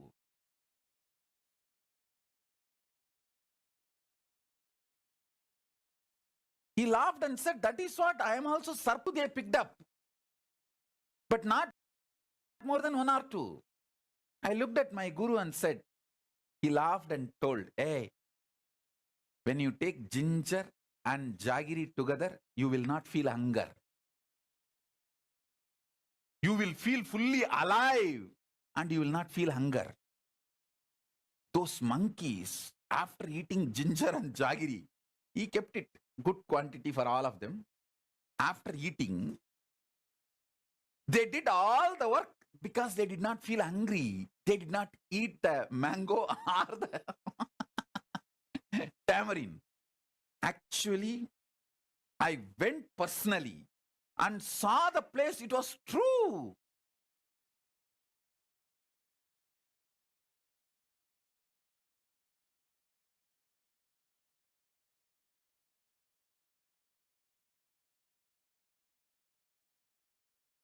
I gave this example to tell Supraja, feed Bhagavan Reddy with coffee or hot chocolate so that he will sit. Even ginger tea is good.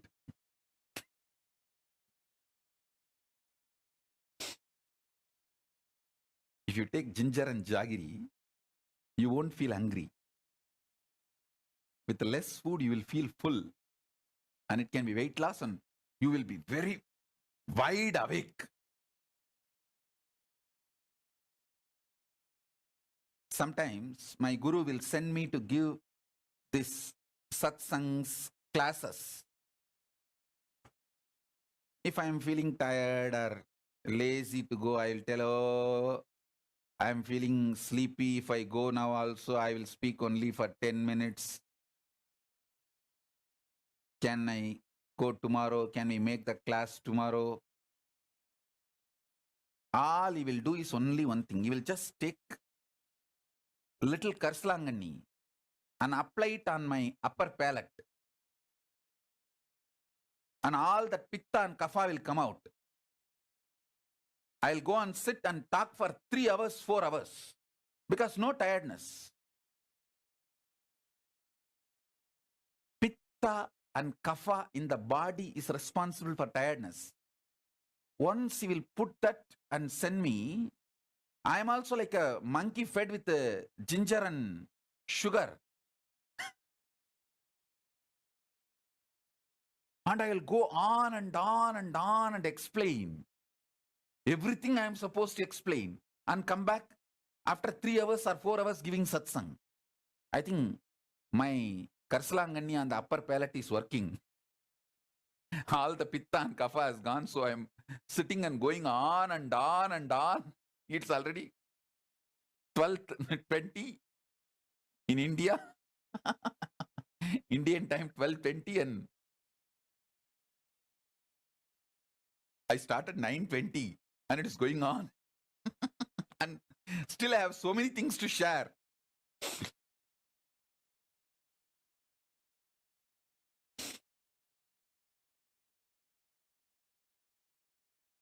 Come on. Let me start now.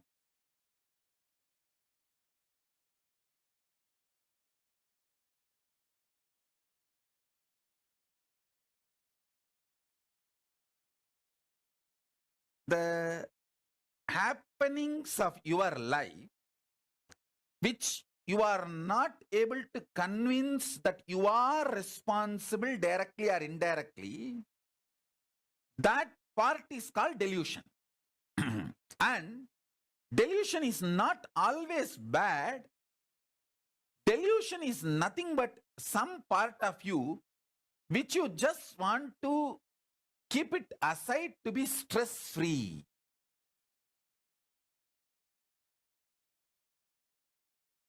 If you understand, you are responsible even for your delusion, you will not feel bad to take responsibility for your delusion. Listen. This is what I call layers of problems. See, when you don't want to take responsibility for your delusion, you start calling them bad, or when you start thinking they are bad, you don't want to take responsibility for them. Either you stop calling them bad or take responsibility. Anyone will start solving this puzzle called delusion. If you take responsibility, you won't call them bad anymore. If you stop calling them bad, you will start taking responsibility. Anyone is okay, and you will start breaking that deadlock, catch-20 situation. You will start liberating yourself from your delusions.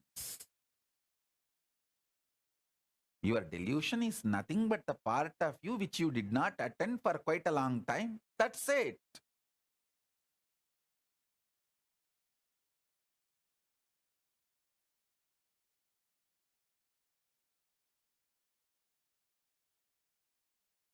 Sometimes it is also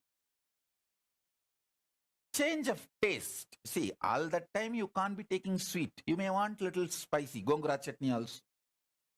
You may want little chili, that spicy things also. That's all is the life. And nothing wrong to go for spicy. The layers and layers. If you start peeling, you will simply realize and reclaim your conscious sovereignty. You will understand how the Guru graces you with the Shakti Pada and Shakti Nipada, and how this virtuous circle of you, me, Paramashiva, all three, vibrating in the same frequency and oneness. The more and more pain points in you melts down, more and more you, me, Paramashiva, all three start vibrating in the same frequency of oneness. I can call it Paramadvaita, Shuddhadvaita.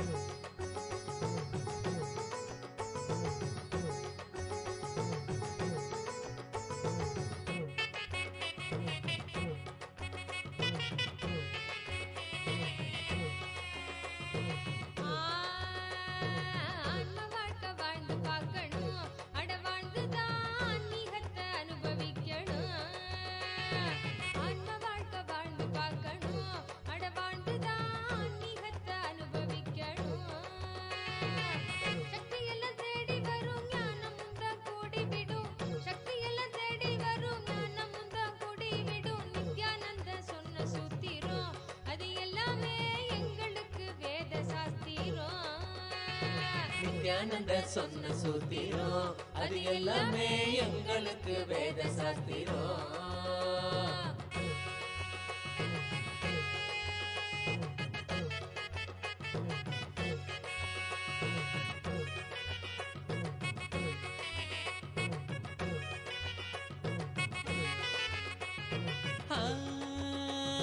பக்தியுடன் பாடிடும் பிரார்த்தனையும் சோஸ்திரம் நித்யனவன் காலடி நம்ம சேர்த்திடும் பக்தியுடன் பாடிடும் பிரார்த்தனையும் ஸ்தோத்திரம் நித்திய நவ காலடியில் கொண்டு நம்ம சேர்த்திடும் செய்யும் அந்த தியானம் அது சித்தம் தெளிவாக்கிடும் சித்தம் தெளிவாக அது தெய்வீகத்தை கூட்டிடும் செய்யும் அந்த தியானம் அது சித்தம் தெளிவாக்கிடும் சித்தம் தெளிவாக அது தெய்வீகத்தை கூட்டிடும் சக்தி எல்லாம் தேடி வரும் ஞானமும் தான் கூடிவிடும் சக்தி எல்லாம் தேடி வரும் ஞானமும் தான் கூடிவிடும் நித்யானந்தன் சொன்ன சூத்திரம் அது எல்லாமே எங்களுக்கு வேத சாஸ்திரம் நித்யானந்த சொன்ன சூத்திரம் அது எல்லாமே எங்களுக்கு வேத சாஸ்திரம்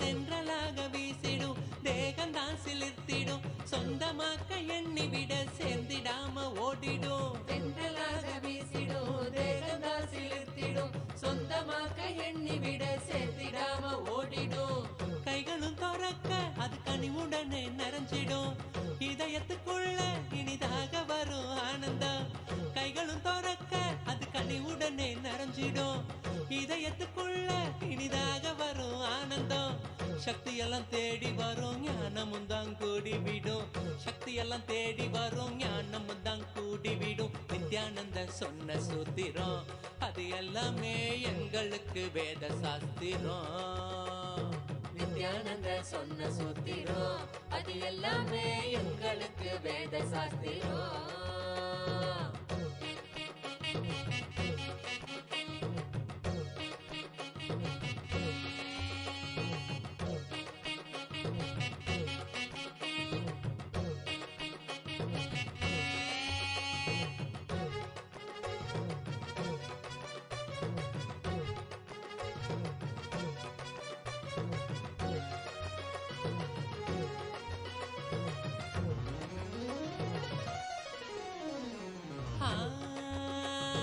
சொர்க்கலோகம் என்பதும் நரகலோகம் என்பதும் வெளியில் தானே உள்ளதுன்னு வீணாகத்தான் தேடினோம் சொர்க்கலோகம் என்பதும் நரகலோகம் என்பதும் வெளியில் தானே உள்ளதுன்னு வீணாகத்தான் தேடினோம் கொண்ட எண்ணம் தானே அந்த நிலைய நமக்கு காட்டிடும் எண்ணம் தெளிவாக மன சொர்க்க வாழ்வை கண்டிடும் கொண்ட எண்ணம் தானே அந்த நிலைய நமக்கு காட்டிடும் எண்ணம் தெளிவாக மன சொர்க்க வாழ்வை கண்டிடும் சக்தி எல்லாம் தேடி வரும் ஞானமும் தான் கூடிவிடும் சக்தி எல்லாம் தேடி வரும் ஞானமும் தான் கூடிவிடும் நித்யானந்தன் சொன்ன சூத்திரம் அது எல்லாமே எங்களுக்கு வேத சாஸ்திரம் நித்யானந்த சொன்ன சூத்திரம் அது எல்லாமே எங்களுக்கு வேத சாஸ்திரம்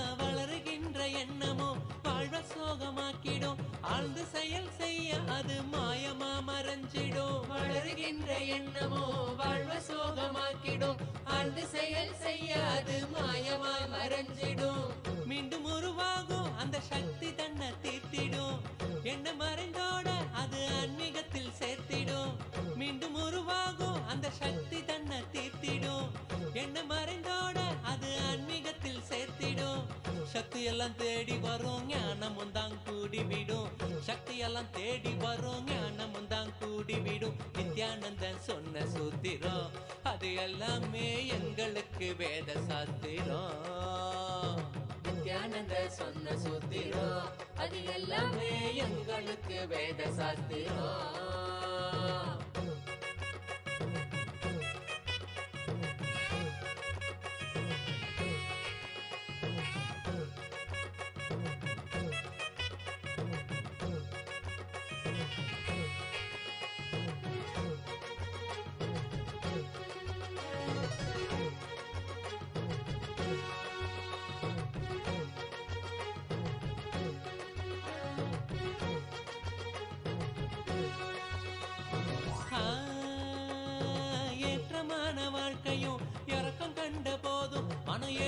ஏற்றுக்கொள்ளும் பக்குவத்தை பாங்குடனே கொள்ளணும். ஏற்றமான வாழ்க்கையோ இறக்கு கண்ட போதும் மனம் ஏற்றுக்கொள்ளும் பக்குவத்தை பாங்குடனே கொள்ளணும். மாற்றங்களை தாங்க மனம் பெருந்தவிப்பு தவிச்சிடும். உள்ள மத ஏற்க அங்கு பரவசமும் நிறைஞ்சிடும். மாற்றங்களை தாங்க மனம் பெருந்தவிப்பு தவிச்சிடும். உள்ள மத ஏற்க அங்கு பரவசமும் நிறைஞ்சிடும். சக்தி எல்லாம் தேடி வரும் ஞானமும் தான் கூடி விடும். சக்தி எல்லாம் தேடி வரும் ஞானமும் தான் கூடி விடும். நித்யானந்தன் சொன்ன சூத்திரம் அது எல்லாமே எங்களுக்கு வேத சாஸ்திரம். நித்யானந்த சொன்ன சூத்திரம் அது எல்லாமே எங்களுக்கு வேத சாஸ்திரம்.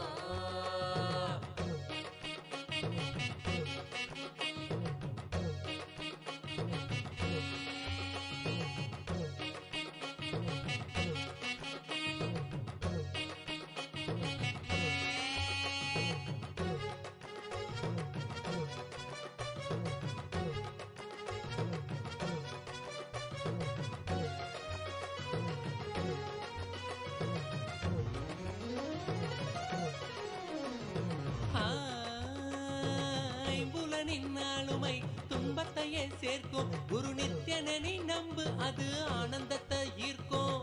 ஐம்புலனின் ஆளுமை துன்பத்தையே சேர்க்கும். குரு நித்யனி நம்பு அது ஆனந்தத்தை ஈர்க்கும். அன்பு வழி மலரும் அகங்காரம் அது நீங்கிடும். சத்குருவின் பாதம் சரணாகதியா சேர்ந்திடும். அன்பு வழி மலரும் அகங்காரம் அது நீங்கிடும். சத்குருவின் பாதம் சரணாகதியா சேர்ந்திடும். சக்தி எல்லாம் தேடி வரும் ஞானமும் தான் கூடி விடும். சக்தி எல்லாம் தேடி வரும் ஞானமும் தான் கூடி விடும். நித்யானந்தன் சொன்ன சூத்திரம் அது எல்லாமே எங்களுக்கு வேத சாஸ்திரம். நித்யானந்த சொன்ன சூத்திரம் அது எல்லாமே எங்களுக்கு வேத சாஸ்திரம். ஆன்ம வாழ்க்கை வாழ்ந்து பார்க்கணும். அட வாழ்ந்துதான் ஆன்மீகத்தை அனுபவிக்கணும். ஆன்ம வாழ்க்கை வாழ்ந்து பார்க்கணும். அட வாழ்ந்துதான் ஆன்மீகத்தை அனுபவிக்கணும்.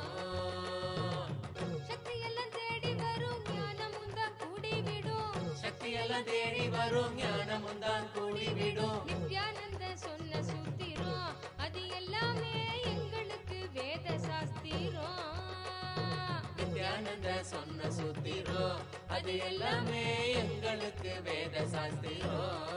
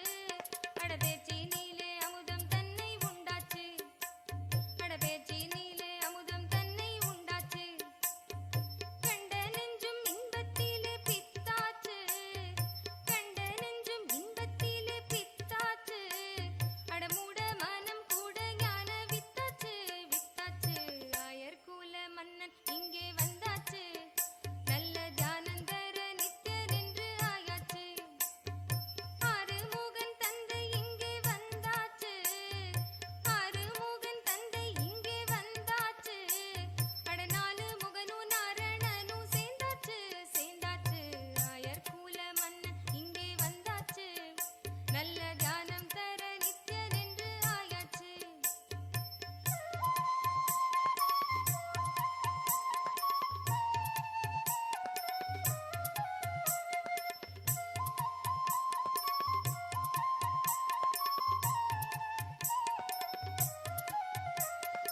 ஏகமின்று மாயையாலே ரெண்டாச்சு. அடஞானத்திலே மாயை எல்லாம் வென்றாச்சு. ஏகமின்று மாயையாலே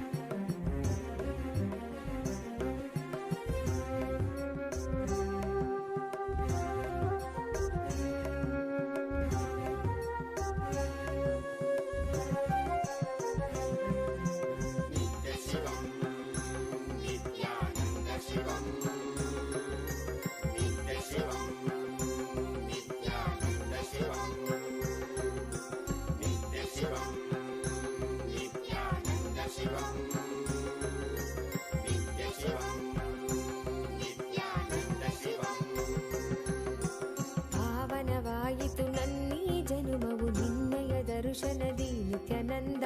ಪಾವನವಾಯಿತು ನನ್ನೀ ಜನುಮವು ನಿನ್ನಯ ದರ್ಶನದಿ ನಿತ್ಯಾನಂದ. ಶಿವನಾಗಿ ಗುರುವಾಗಿ ಸದ್ಗತಿಯನು ಜಗಕ್ಕೆಲ್ಲ ಕೊಡುತ್ತಿರುವೆ ನಿತ್ಯಾನಂದನೆ ನೀ. ಶಿವನಾಗಿ ಗುರುವಾಗಿ ಸದ್ಗತಿಯನು ಜಗಕ್ಕೆಲ್ಲ ಕೊಡುತ್ತಿರುವೆ ನಿತ್ಯಾನಂದನೆ ನೀ.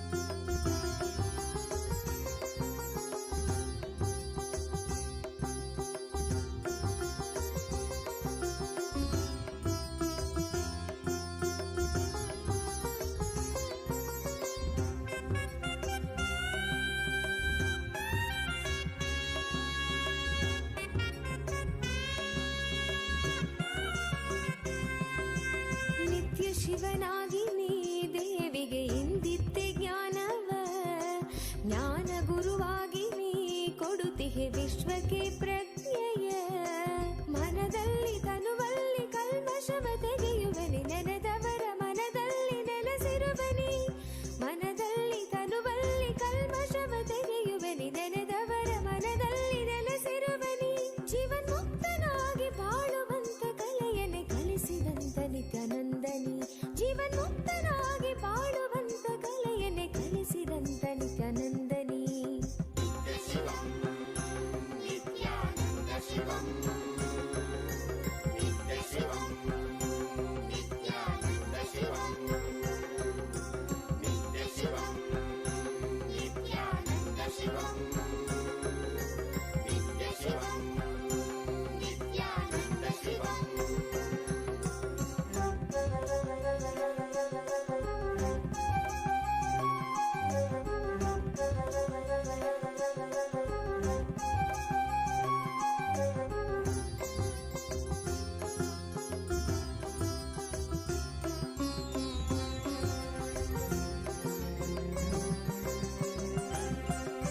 ಶಿವರಾತ್ರಿ ಕಾಲವೇ ನಿತ್ಯ ಜಪವನ್ನು ಮಾಡಲು ವರವನ್ನು ನೀಡಿ ನೀನು ಅನುಗ್ರಹ ಸುರಿವೆ ನಿತ್ಯನೇ ನೀ. ಭವರೋಗವ ತಡೆದು ಭಾವದ ಚಿಂತೆಯೆಲ್ಲ ತೊಳೆದು ಕರ್ಮ ಸಂಸ್ಕಾರಗಳೆಲ್ಲ ಅಳಿಸಿ ಹೊಸ ಜೀವನ ಕೊಡುವೆ. ಪಾವನವೇ ನಾಡಿದು ನಿನ್ನ ಪಾದಗಳ ಸ್ಪರ್ಶದಿ. ಪಾವನವೇ ಬೀಡಿದು ನಿನ್ನ ಕಲ್ಪತರು ದರ್ಶನದಿ. ಶರಣಂಬನು ನಿತ್ಯೇಶನೇ ನಿನ್ನ ಶರಣಂಬನು ಆನಂದನೇ.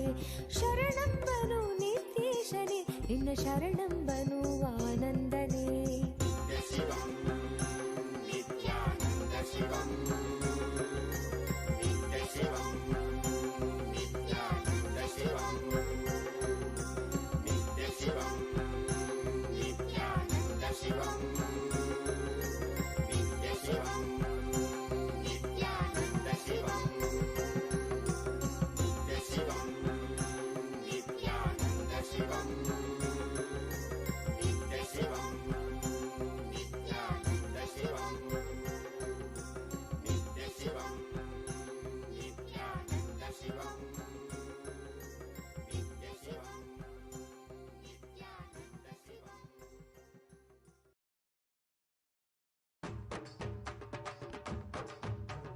நித்யானந்தன் நாம சொல்லுங்க, உங்க நெஞ்சில் உள்ள சோகம் வெல்லுங்க. நித்திய நண்பு கொண்டு நம்மையே ஞான மாற்றம் தன்னிலே செல்ல சொல்லியே கரு தள்ளி தந்ததே. சக்திக்கெல்லாம் சக்தி தானுங்க, அது பாங்குடனே பாட்டில் கேளுங்க. சக்திக்கெல்லாம் சக்தி தானுங்க, அத பாங்குடனே பாட்டில் கேளுங்க. நித்யானந்தன் நாம சொல்லுங்க, உங்க நெஞ்சில் உள்ள சோகம் வெல்லுங்க. நித்திய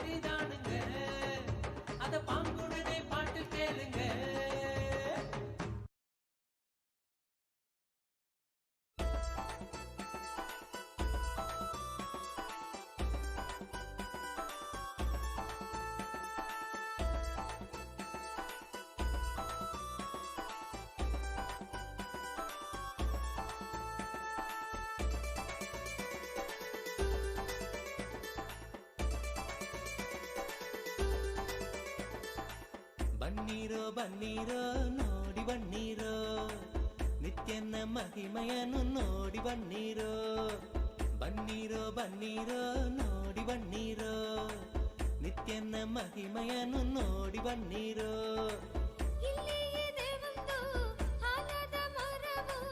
ಬೆಡ್ದಿಯ ಬಳಿ ನಿತ್ಯ ಪುರಿಯು ಬೆಡ್ದಿಯ ಬಳಿ ನಿತ್ಯ ಪುರಿಯು ಬನ್ನೀರೋ ಬನ್ನೀರೋ ನೋಡಿ ಬನ್ನೀರೋ ನಿತ್ಯನ ಮಹಿಮೆಯನ್ನು ನೋಡಿ ಬನ್ನೀರೋ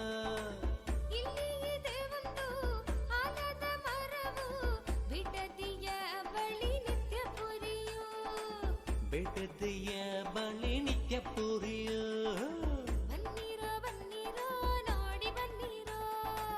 ನಿತ್ಯನ ಮಹಿಮೆಯನ್ನು ನೋಡಿ ಬನ್ನೀರೋ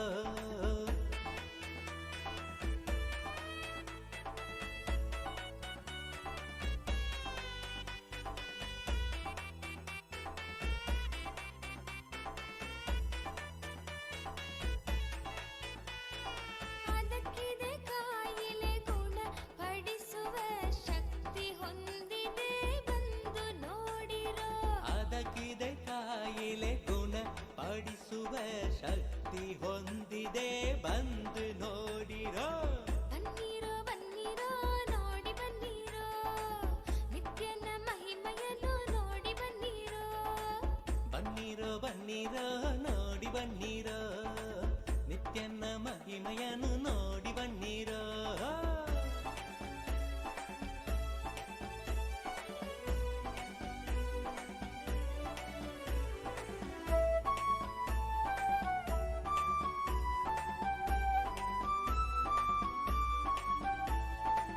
ಮುಂದೆ ಇದೆ ಒಂದು ಆನಂದೇಶ್ವರನ ಮುಂದೆ ಇದೆ ಒಂದು ಆನಂದೇಶ್ವರನ ಆನಂದೇಶ್ವರಿಯ ದೇವಾಲಯವು ಆನಂದೇಶ್ವರಿಯ ದೇವಾಲಯವು ಬನ್ನೀರೋ ಬನ್ನೀರೋ ನೋಡಿ ಬನ್ನೀರೋ ನಿತ್ಯನ ಮಹಿಮೆಯನ್ನು ನೋಡಿ ಬನ್ನೀರೋ ಇಲ್ಲಿ ಇದೆ ಒಂದು ಆಲದ ಮರವು ಬಿಡದಿಯ ಬಳಿ ನಿತ್ಯ ಪುರಿಯು ಬಿಡದಿಯ ಬಳಿ ನಿತ್ಯ ಪುರಿಯು ಬನ್ನೀರೋ ಬನ್ನೀರೋ ನೋಡಿ ಬನ್ನೀರೋ ನಿತ್ಯನ ಮಹಿಮೆಯನ್ನು ನೋಡಿ ಬನ್ನೀರೋ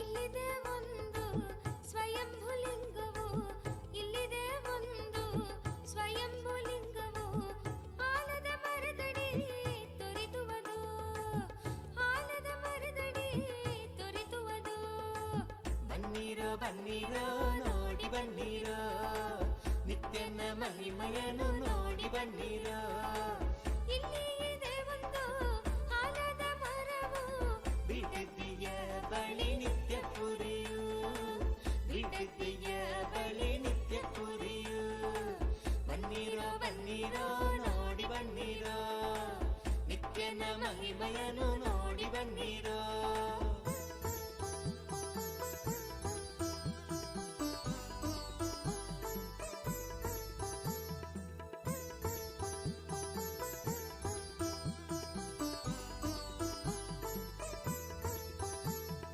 ಹಿಂದೆ ವರವ ಪಡೆಯಿರಿ ಬಂದು ಭಾಗ್ಯವಂತರಾಗಿ ಬಾಳಿ ಜೀವನದಿ ಹಿಂದೆ ವರವ ಪಡೆಯಿರಿ ಬಂದು ಭಾಗ್ಯವಂತರಾಗಿ ಬಾಳಿ ಜೀವನದಿ ಬನ್ನೀರೋ ಬನ್ನೀರೋ ನೋಡಿ ಬನ್ನೀರೋ ನಿತ್ಯನ ಮಹಿಮೆಯನ್ನು ನೋಡಿ ಬನ್ನೀರೋ ಇಲ್ಲಿ ಇದೆ ಒಂದು ಆಲದ ಮರವು ಬಿಡದಿಯ ಬಳಿ ನಿತ್ಯ ಪುರಿಯು ಬಿಡದಿಯ ಬಳಿ ನಿತ್ಯ ಪುರಿಯು ಬನ್ನೀರೋ ಬನ್ನೀರೋ ನೋಡಿ ಬನ್ನೀರೋ ನಿತ್ಯನ ಮಹಿಮೆಯನ್ನು ನೋಡಿ ಬನ್ನೀರೋ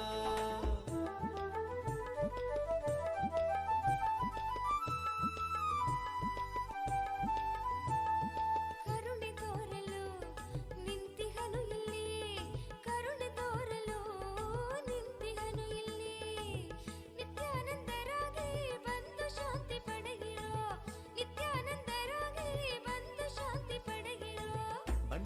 ಬನ್ನಿರೋ ನೋಡಿ ಬನ್ನಿರೋ ನಿತ್ಯನ ಮಹಿಮೆಯನ್ನು ನೋಡಿ ಬನ್ನಿರೋ ಬನ್ನಿರೋ ಬನ್ನಿರೋ ನೋಡಿ ಬನ್ನಿರೋ ನಿತ್ಯನ ಮಹಿಮೆಯನ್ನು ನೋಡಿ ಬನ್ನಿರೋ ಇಲ್ಲಿ ಇದೆ ಒಂದು ಆಲದ ಮರವು ಬಿಡದಿಯ ಬಳಿ ನಿತ್ಯ ಪುರಿಯೋ ಬಿಡದಿಯ ಬಳಿ ನಿತ್ಯ ಪುರಿಯೋ ಬನ್ನಿರೋ ಬನ್ನಿರೋ ನೋಡಿ ಬನ್ನಿರೋ ನಿತ್ಯನ ಮಹಿಮೆಯನ್ನು ನೋಡಿ ಬನ್ನಿರೋ ಬನ್ನಿರೋ ಬನ್ನಿರೋ ನೋಡಿ ಬನ್ನಿರೋ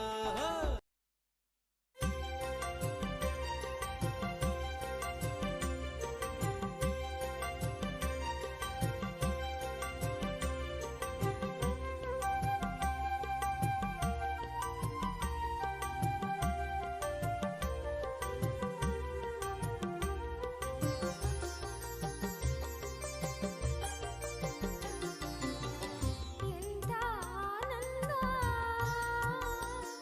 ಇದು ಎಂಥ ಆನಂದ ಎಂಥ ಆನಂದ ಎಂಥ ಆನಂದ ಎಂಥ ಆನಂದ ಎಂಥ ಆನಂದ ನುಡಿಸುವೆನು ಪ್ರೀತಿಪಾತ್ರನ ದಯಾ ಸಾಗರನೇ ಹತ್ತಿರ ಬಂದೆಯ ಹತ್ತಿರ ಬಂದೆಯ ನುಡಿಸುವೆನು ಪ್ರೀತಿಪಾತ್ರನ ದಯಾ ಸಾಗರನೇ ಹತ್ತಿರ ಬಂದೆಯ ಹತ್ತಿರ ಬಂದೆಯ ಎಂಥ ಆನಂದ ಎಂಥ ಆನಂದ ಎಂಥ ಆನಂದ ಎಂಥ ಆನಂದ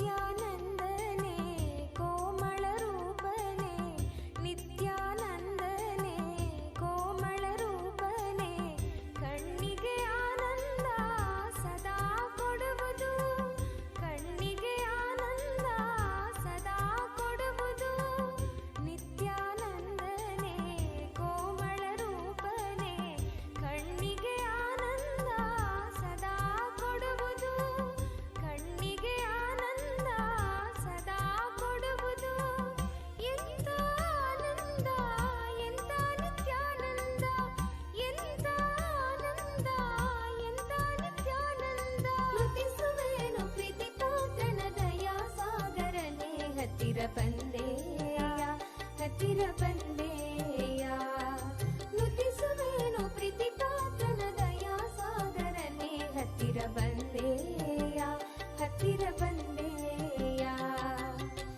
ಎಂಥ ಆನಂದ ಎಂಥ ನಿತ್ಯಾನಂದ ಎಂಥ ಆನಂದ ಎಂಥ Nithyananda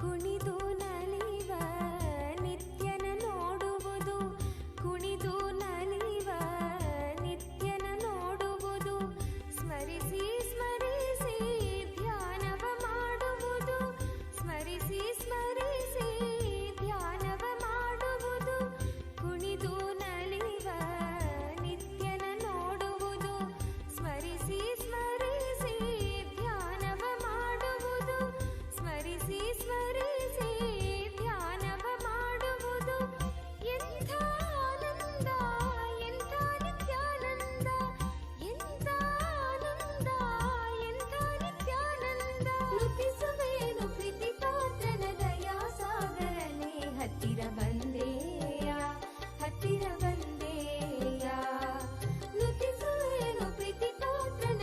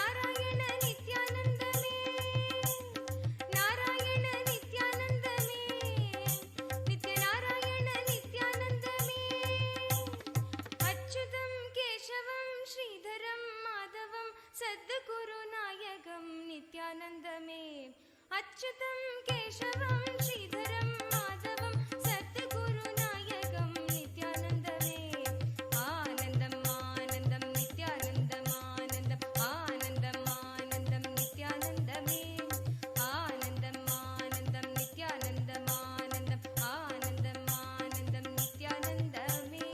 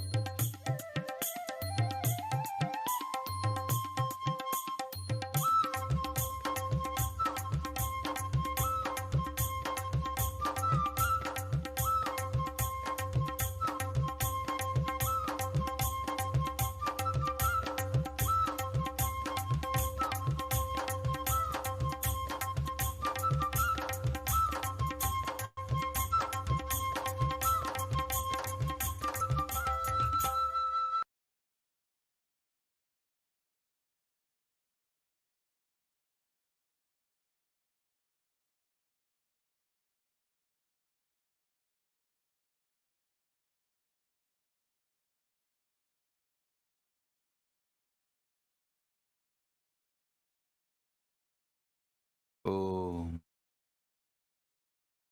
I bless you all. Let's all radiate with integrity, collective integrity, authenticity, responsibility, enriching, causing, living Paramattvaitam, Shuddhadvaita Saivam, conscious sovereignty, the state,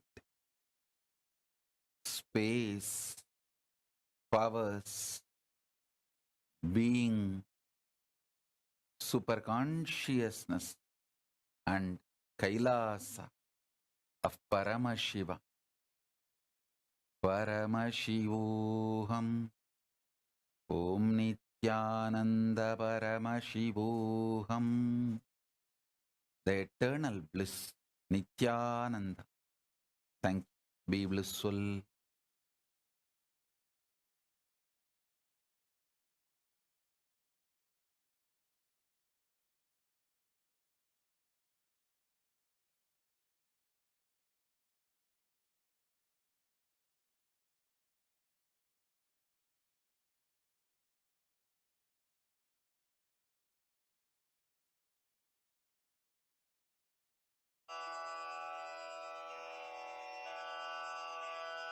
श्रीकैलासोन्नतद्वादशान्तश्यामलापीठारूढा श्रीमीनाक्षिसुन्दरेश्वरा भिन्नस्वरूपा परशिवपुत्ररत्न Kumar गुरुमण्यतुल्यावतार Shri Parvati स्तन्यपान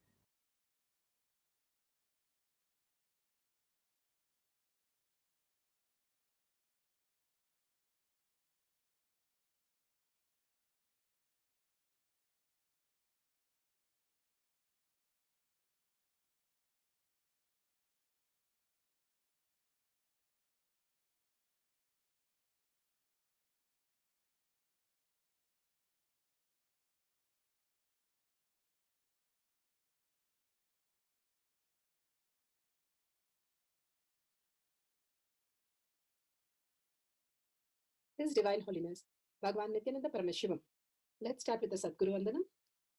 Nityanandam Paramasukhanam Kevalam Jnanamurtim Dvandvatitam Gaganasadushnam Tattamasyadilakshya Ekam Nityam Vimalamachalam Sarvadi Sakshibhutam Bhavatitam Trigunarahitam Sadgurum Tam Namami.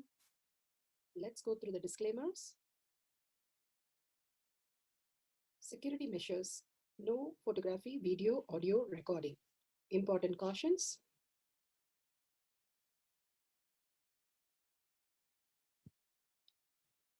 Please be aware of the important cautions.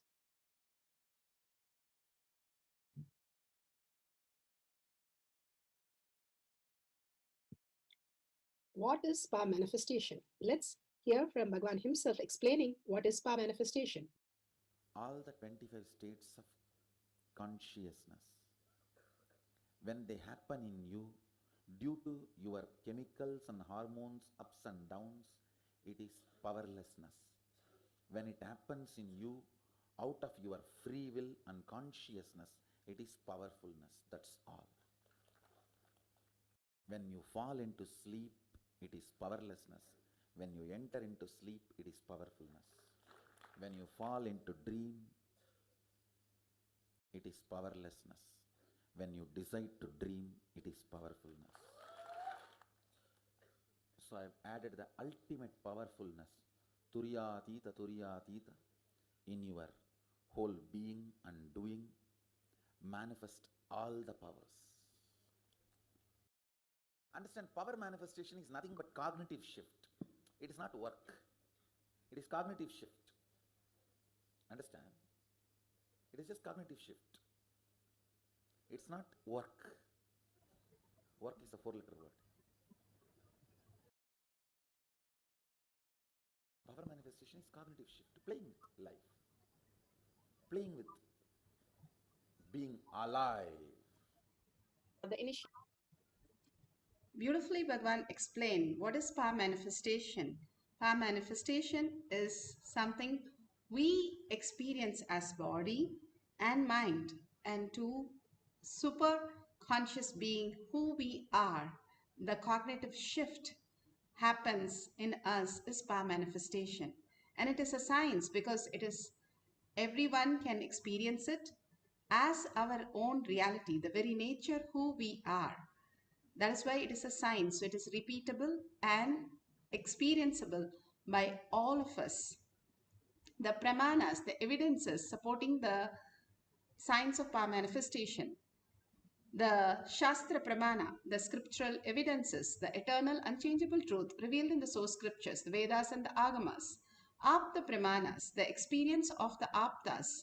Aptas are the Rishis, Munis, Ganas, Nainamas, Alvars, Siddhas, all the millions of them who have experienced the conscious sovereignty as their reality, the seeking of the truth as their reality.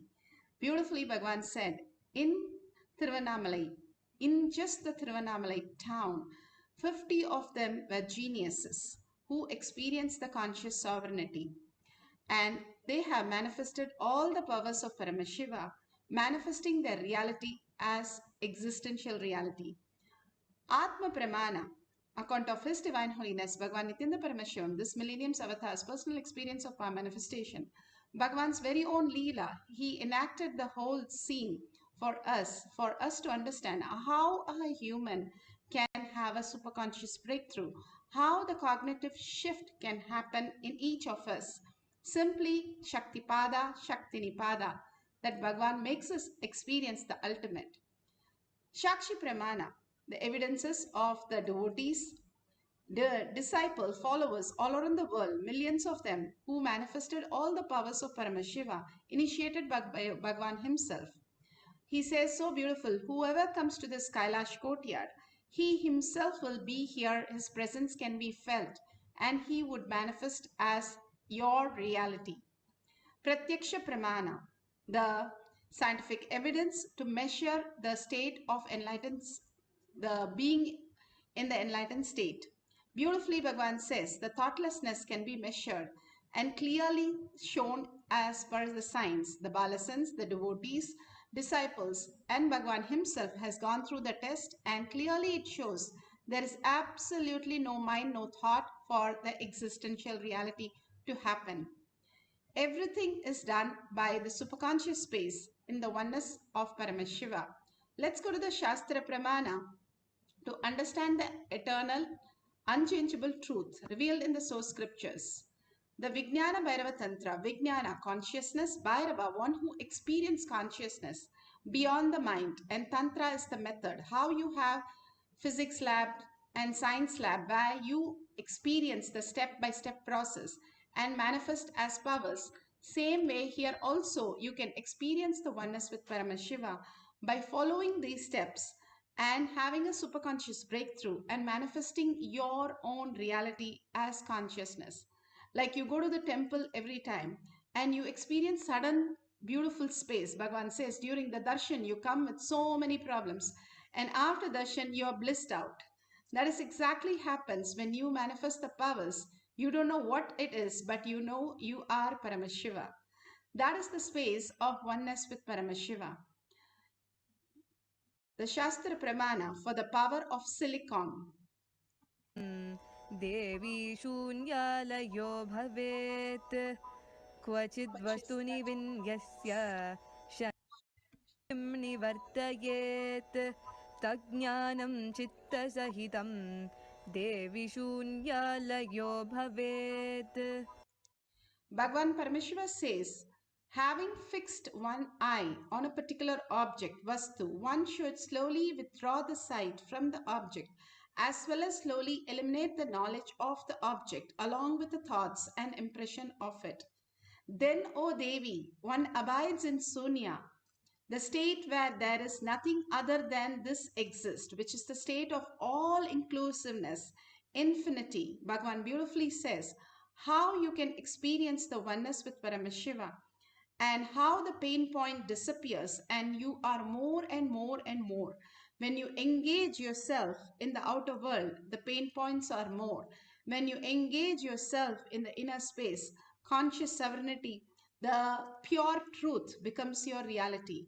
And Bhagavan beautifully says how you withdraw. If you have an object, a rose, you withdraw from the knowledge of the object that you learned, that it is a rose, and the impression of it, whatever the smell, the attribute, the quality of the rose and the quantity of the rose, everything, drop that. And then what else is there? The thoughts about rose. When you saw the rose first, when you gave the rose first, everything. We don't see any pramanas to give a rose to anyone, but we ask pramanas for all these great signs. But here Bhagavan gives us the beautiful space that all that is gone. Then what is the rose? If there is no knowledge, if there is no impression, there is nothing about it, then what is that which is a rose? Bhagavan beautifully says the rose disappears and the consciousness appears. How the jeweler will only look at the gold, not at the jewelry, like us when we go and buy. How the carpenter would look only at the wood and not at the furniture. Same way, when you look at your consciousness as reality, Bhagavan says, you start experiencing oneness. When you watch a movie, you watch what is happening on the screen. The screen is getting burnt, the screen is getting into flood, but you don't feel the screen is disappearing. You know the screen is always there, irrespective of what is happening on the screen. That is what Bhagavan says. Whatever your pain point, whatever is going through in your life is nothing to do with you. You as conscious sovereignty, searching for that, the very truth, who you are, simply opens up to your reality. And taking the responsibility to understand this great responsibility will open a new dimension. And how you wake up from the deep sleep to dream to the waking state, and you will wake to the awakened state, which is 1,000 times more possibility than what we are experiencing today, as the higher and higher reality. And simply we manifest the greatest oneness with Paramashiva. Apta Pramana. Apta Pramanas are the Rishis, Munis, Ganas, Nayanamas, Alvars who have experienced the great truth. Adi Shankara, who himself was Shiva, himself has come down as Adi Shankara, and he was with his mom in her deathbed, and he had no help. Nobody came near to put her into that and the last rites. But he wanted to do, what he did was just sprinkle little water and chanted, and simply the fire started on the banana leaf, the banana stem and the banana leaves that was kept on her, simply started burning without hurting her, and she was liberated. Adi Shankara did this so beautiful, increasing the temperature of a banana stem, which no one can even think of burning. And it is beautifully given in the Digvijayam Shankara book in Canto 14 and page 154.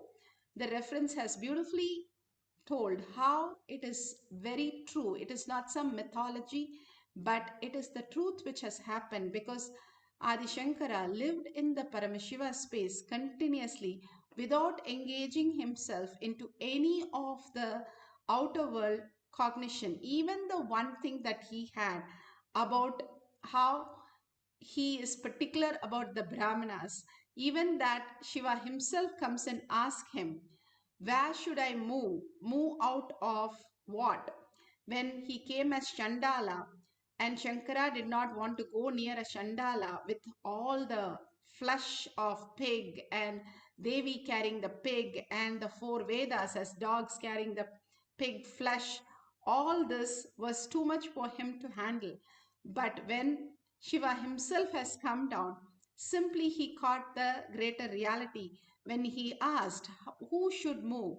If it is matter, matter cannot move. If it is consciousness, how can a consciousness move? Because everything is in oneness. The quantum entanglement, everything is connected, and you are quantum. How can you move that? So when he understood that higher reality that Shiva himself, who came as Chandala, gave him, simply he surrendered and fell at his feet and surrendered that very pattern also. When he left that pain point, he became oneness with Paramashiva. Beautifully, Bhagavan explains in each of these great truths how the manifestation happens. Now we are going to experience that oneness with the silicon.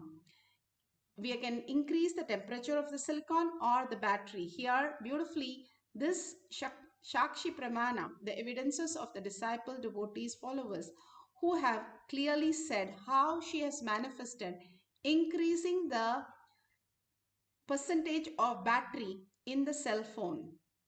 All these great truths that everybody can experience in beautiful space of oneness. Bhagavan here initiates and speaks about it in the courtyard, how he has designed and initiates us into the silicon power.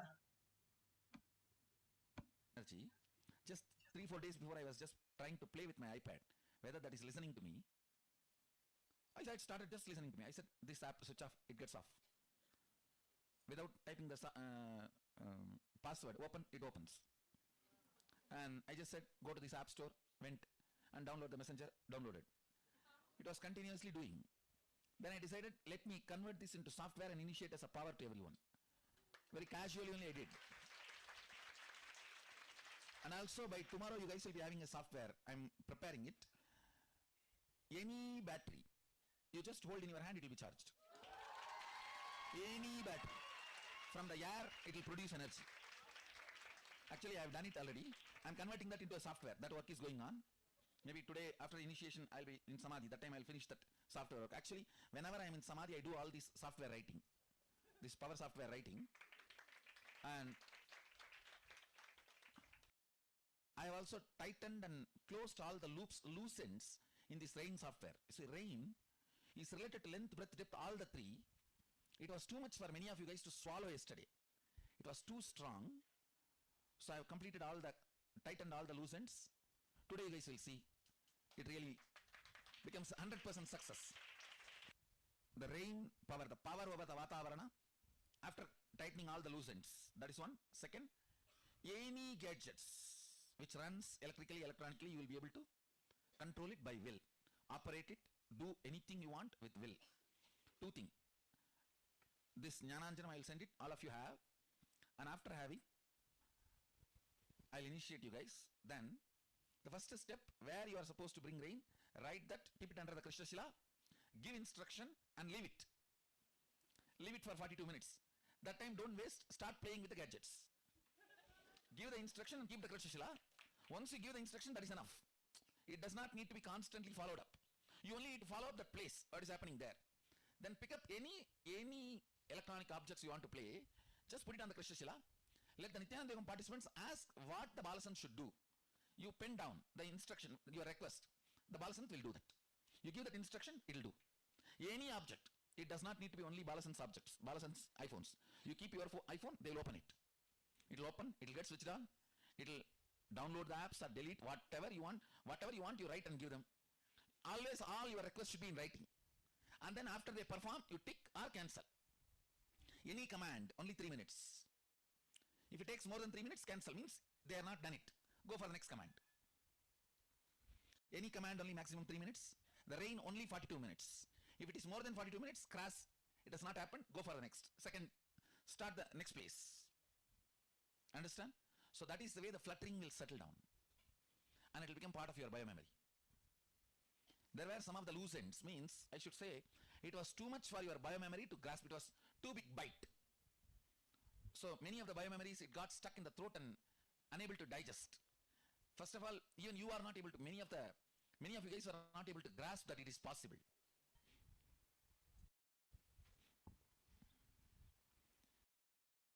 If you are integrated to that core, that's enough. You will manifest powers.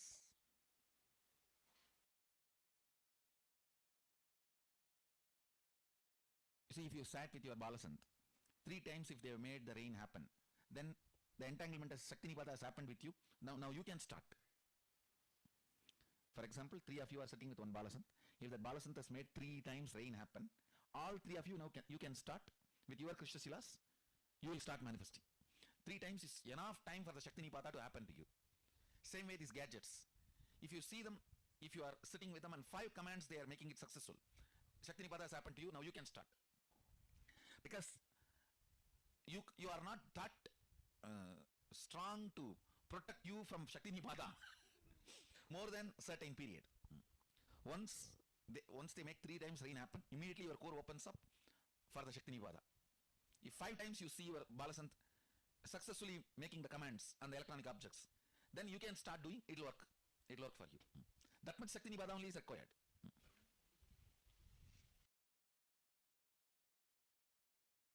This is almost like a second Garbha Mandir.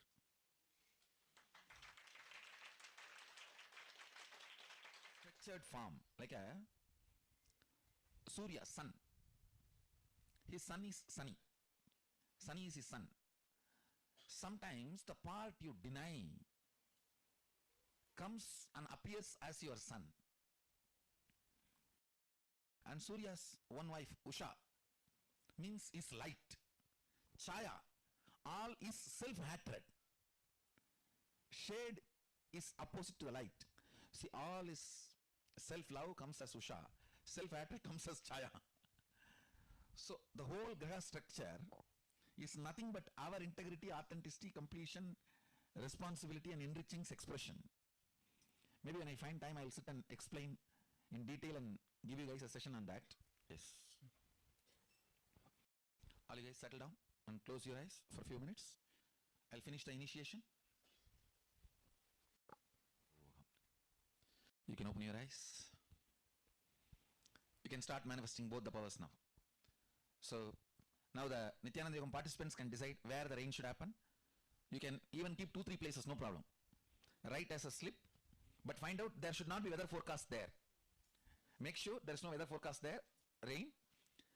You see, under one Krishna Shila, one Balasan can keep even 2-3 places. That's not a problem. But the Balasan should visualize all the 2-3 places and give instruction. So Sadashiva says in one place, even drinking alcohol, the karma will not be carried once the liver is destroyed. Means it will not come to you in the next Janmandal. And each of the vows you take, whether during the marriage or during the other kind of initiations, the vows are taken on Jadaragni, means the Agni fire in the stomach. Once that settles, over. That sins related to that does not come with you. The breaking of those vows does not come with you. It is left here. For example, if I have to give example, you take a vow on the Jadaragni that I will not steal others' things. But you steal. The karma will not come to you in the next Janma. It will come only as long as the Jadaragni is alive. Once the Jadaragni goes away, means once you are dead, during the death, Jadaragni is taken away. So after that, the karma doesn't come. For example, on Jadaragni only you take the marriage vows. All the Saptapadi is taken on Jadaragni in Agama. So if you break the marriage vows, karma does not come to you in the next Janmandal. Once the Jadaragni goes away, it goes away. That's all. It doesn't come after that. But if you miss the integrity with the Guru, that goes into biomemory and gets carried to Janmas. Gets carried to Janmas. Understand? Because the relationship with Guru is biomemory level. Deepest level. It's a level of relationship and level of commitment only based on that, how much of what karma comes with you and what karma does not come with you. Nothing else.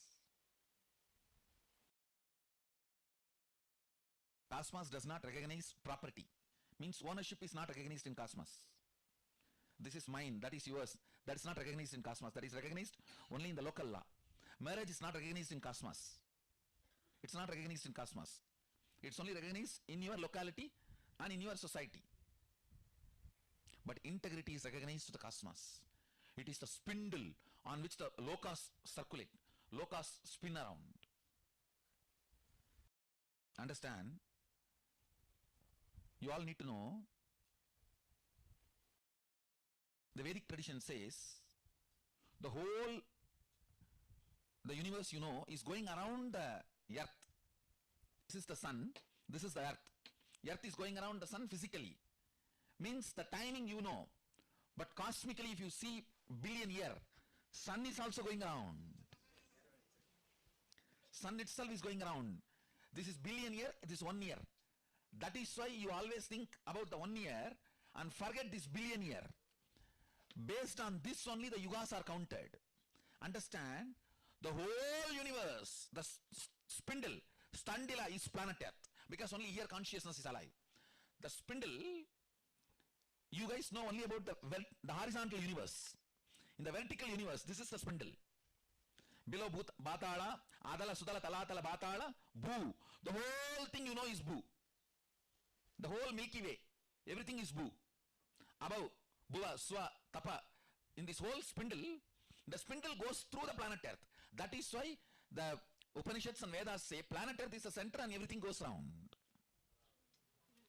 So the whole thing you know, end of the day, in billion year, goes round the planet Earth.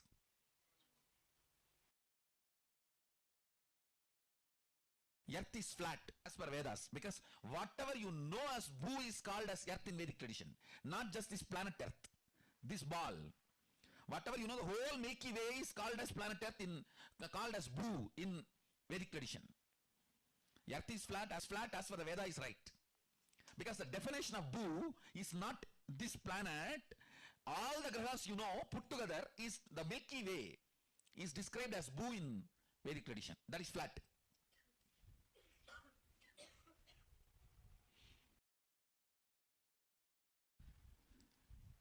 Actually, I'm writing the software. The kids will start writing all the planet transitions, results, and the impacts. They will start writing the Rasi Balan. I'm going to download that software into them. That is why the whole graha is going inside me. Grahas are running around inside me. Maybe next 4 or 5 days. That's what. All the transits she gave, the pala, she will start writing. Not only she, the whole group will start writing the pala for each Rashi. Now I am preparing this whole software that they will be able to give a precise predictions for each Rashi and Nakshatra, for about each transition. Based on the Shastra Pramana I am preparing. And they will also write the original verse, why they are coming to this conclusion. The whole thing I am putting it in one software. So now please start. The team start.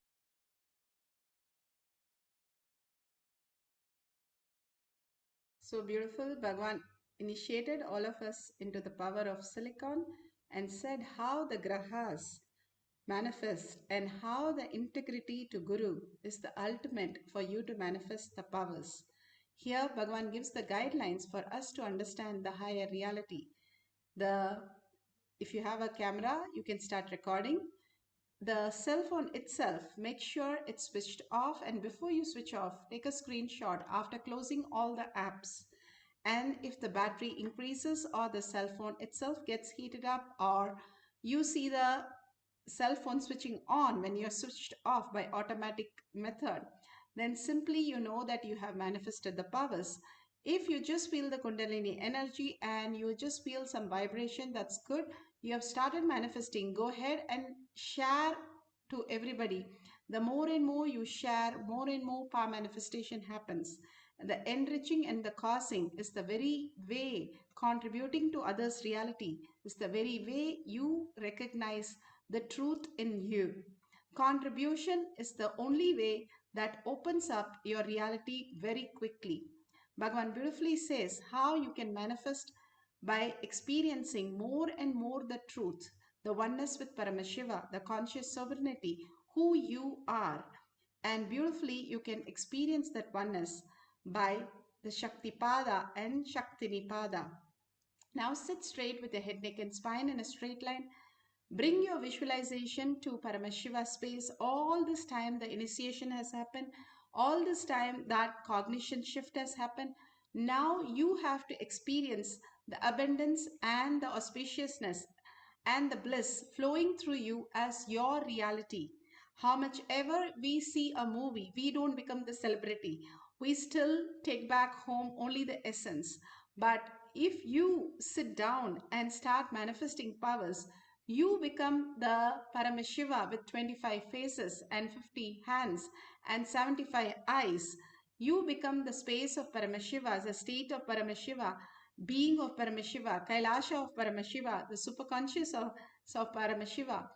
Beautifully, you experience the oneness with Paramashiva, absolute unclutch from any of the pain points, any of the sufferings, any of the 5 states that Bhagavan said beautifully that we think we are going through. Irrespective of all that you're going through, understand it is only a delusion. How you just shrug your shoulder and just wake up and say, oh, it's a dream. Same way, just leave your mind for some time outside and start looking in the Paramashiva who you are. When you start looking in, after a few days, Bhagavan says, you will start recognizing it.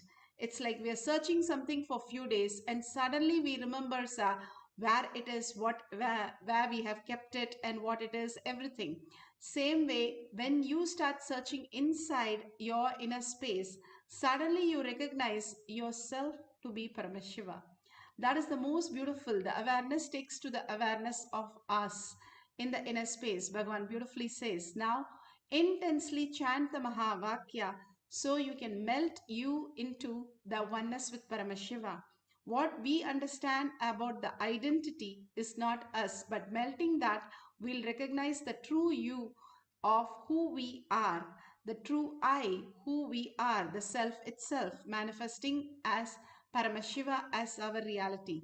Now let's entangle with Bhagavan in the quantum space and start chanting the Mahavakya intensely to experience the oneness. All the initiation will become just the reality in each of us.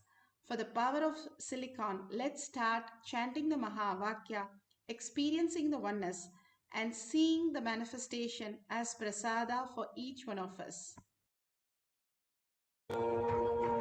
Nityananda Paramashivam. Om Nityananda Paramashivam. Om Nityananda Paramashivam. Om Nityananda Paramashivam. Om Nityananda Paramashivam.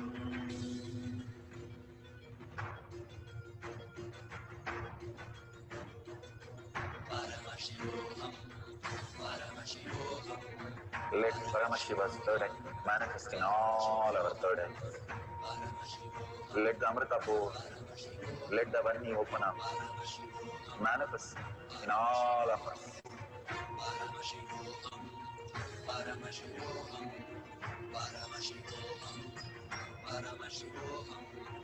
Let Paramashiva overflow, manifest the powers in all our third eyes.